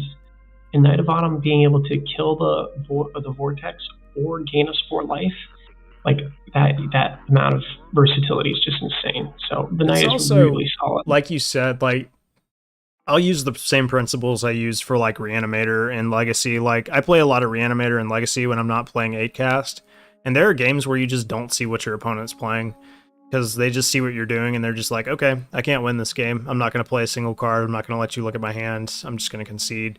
And there's like literally a sideboard plan for when you don't see what your opponent is playing, and you have to bring in like some number of like versatile like answers for sideboard cards. And I feel like Knight of Autumn is just a card that you can bring in a lot of times, and it has like that effect. Like it's just like, look, I don't know if you're playing Chalice, I don't know if you're playing, you know, this or that, but I'm just gonna bring this card in, and like you said, at worst it gains you 4 life a couple of times. It's a 4/3. Yeah, or it's a 4/3 blocker. Yeah. You know, trades with Omnath. Yeah. But all right, dude. I appreciate you swinging by, man. It was really fun. I think I learned a lot about the deck. Definitely feel more comfortable playing it. I hope you guys. Thanks for having me. Hope you guys all learned a lot. Again, definitely follow Ryan on Twitter. He linked his Twitter in the chat there. But for everybody who joined, I really appreciate you guys. Consider hitting that follow button. Doomwake, Spider Space, thank you guys so much for the raids. You guys are fucking awesome. Awesome Truly homies. awesome. For sure. Yeah, this is man, the Magic community is great. I love you guys. You guys are awesome. I'm gonna link my Twitter. I write sideboard guides occasionally, and I also occasionally do really well in tournaments. So if you guys are interested in that, feel more than welcome to hit that follow button on there. And I'd really appreciate it. But I love you guys. You guys are super, super awesome. I'm trying to think of somebody to raid here that you guys can watch. Darkest Mage is streaming Sealed. Caleb's doing Cube. That's all I got. I love Caleb. Ginger is doing Pioneer. Yeah, Ginger is doing Pioneer. He's you know what? He's been killing it in Pioneer lately. Let's rate him. He's been fucking murdering it with have you seen all the shots people have been throwing at like red black? He's just like continuing to win with it. It's so funny. Worst deck ever made. Yeah. They're like, oh man, red black worst deck that wins games in Pioneer, and it's just like, yeah, just got another trophy with this worst deck metagame. Yeah, it's super funny. Yeah, but I really appreciate you guys. You guys are super awesome, and we'll be doing this again real soon. But you guys are super cool. I'm gonna raid Misplaced Ginger, and yeah, you guys have a great rest of your evening, and catch you guys next time. If you have any questions, feel free to message either of us. Peace out, guys. Oh yeah, take care, guys. All right, man. Well, I'm about to bounce out of here, dude, but I really appreciate you. Don't you know? Hell yeah, appreciate you. Yeah, It was a lot of fun. Great way to spend my night. Oh, Danny Yep, it was super Bambino, tight. Thank you for the raid of a party Yeah, with see you on 77 Twitter. viewers. Later, Take bro. care. Good night. I accidentally said I just got Bowfit in real life the other day, and it was very embarrassing. Listen, all right, you got to not be embarrassed by that. You got to embrace the Bofa. You gotta look your people in the eyes and go, yeah, that's right. Ask what a bof is. I dare you. Fucking do it. They'll back down every single time. Playing this bad deck. Oh, the worst deck ever. The mirror, actually. Me and my opponent, same cabal. Hate playing good things, you know? The worst mirror. And there's a lot of bad mirrors out there. Let me tell you. That was really tight. Baby. Actually, we both lose. Moto actually gives us both a loss. Sorry, I'm. Because Moto knows. That's actually the best thing about Moto. When the deck's bad, you both get a loss. 2 raids. We got from my friend Gabriel. Who The fun is zero sum. I still don't know what that means. People say it all the time. What the fuck does the fun is zero sum mean? He rated me with like Some 200 math shit. Do I Yeah. look like a mathematician to you?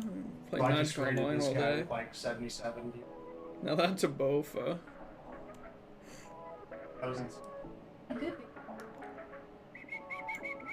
It was probably because like I had my friend with me who was like I said, he has a bigger following than I do.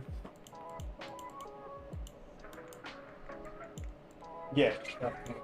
We're still just like super behind to the Chandra. With a lack of vision. I caught all the people in the bag with Mind Goblin. What's that card again?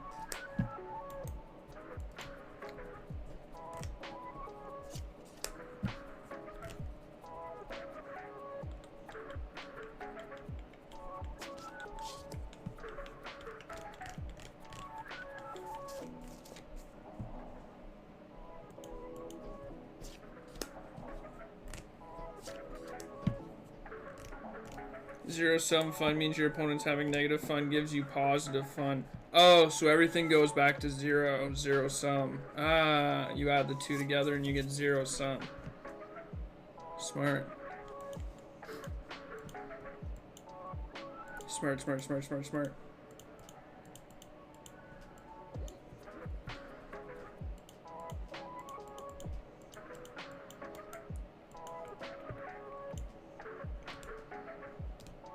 The creature lands do a lot of work. do. It's funny because like you look at the deck and it's like pretty like meager, but then you actually look at it, like you have a lot of creature lands. You have like Ahsoken Zan. You have the black version. Like this is a 2-for-1. This is like usually a 2-for-1 if they want to kill it. You have Chandra. It's a 2-for-1. Like the deck is like has these like small little edges that people like. It's unintuitive, right?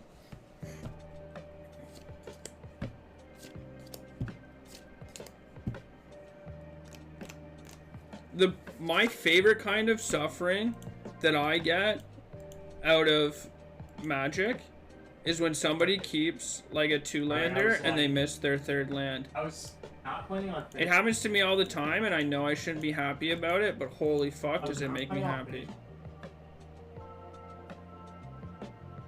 And I got that. That's probably why it happens to me so much. If I was Karma or well, something. good, I appreciate it. Like that would have been such a waste. Like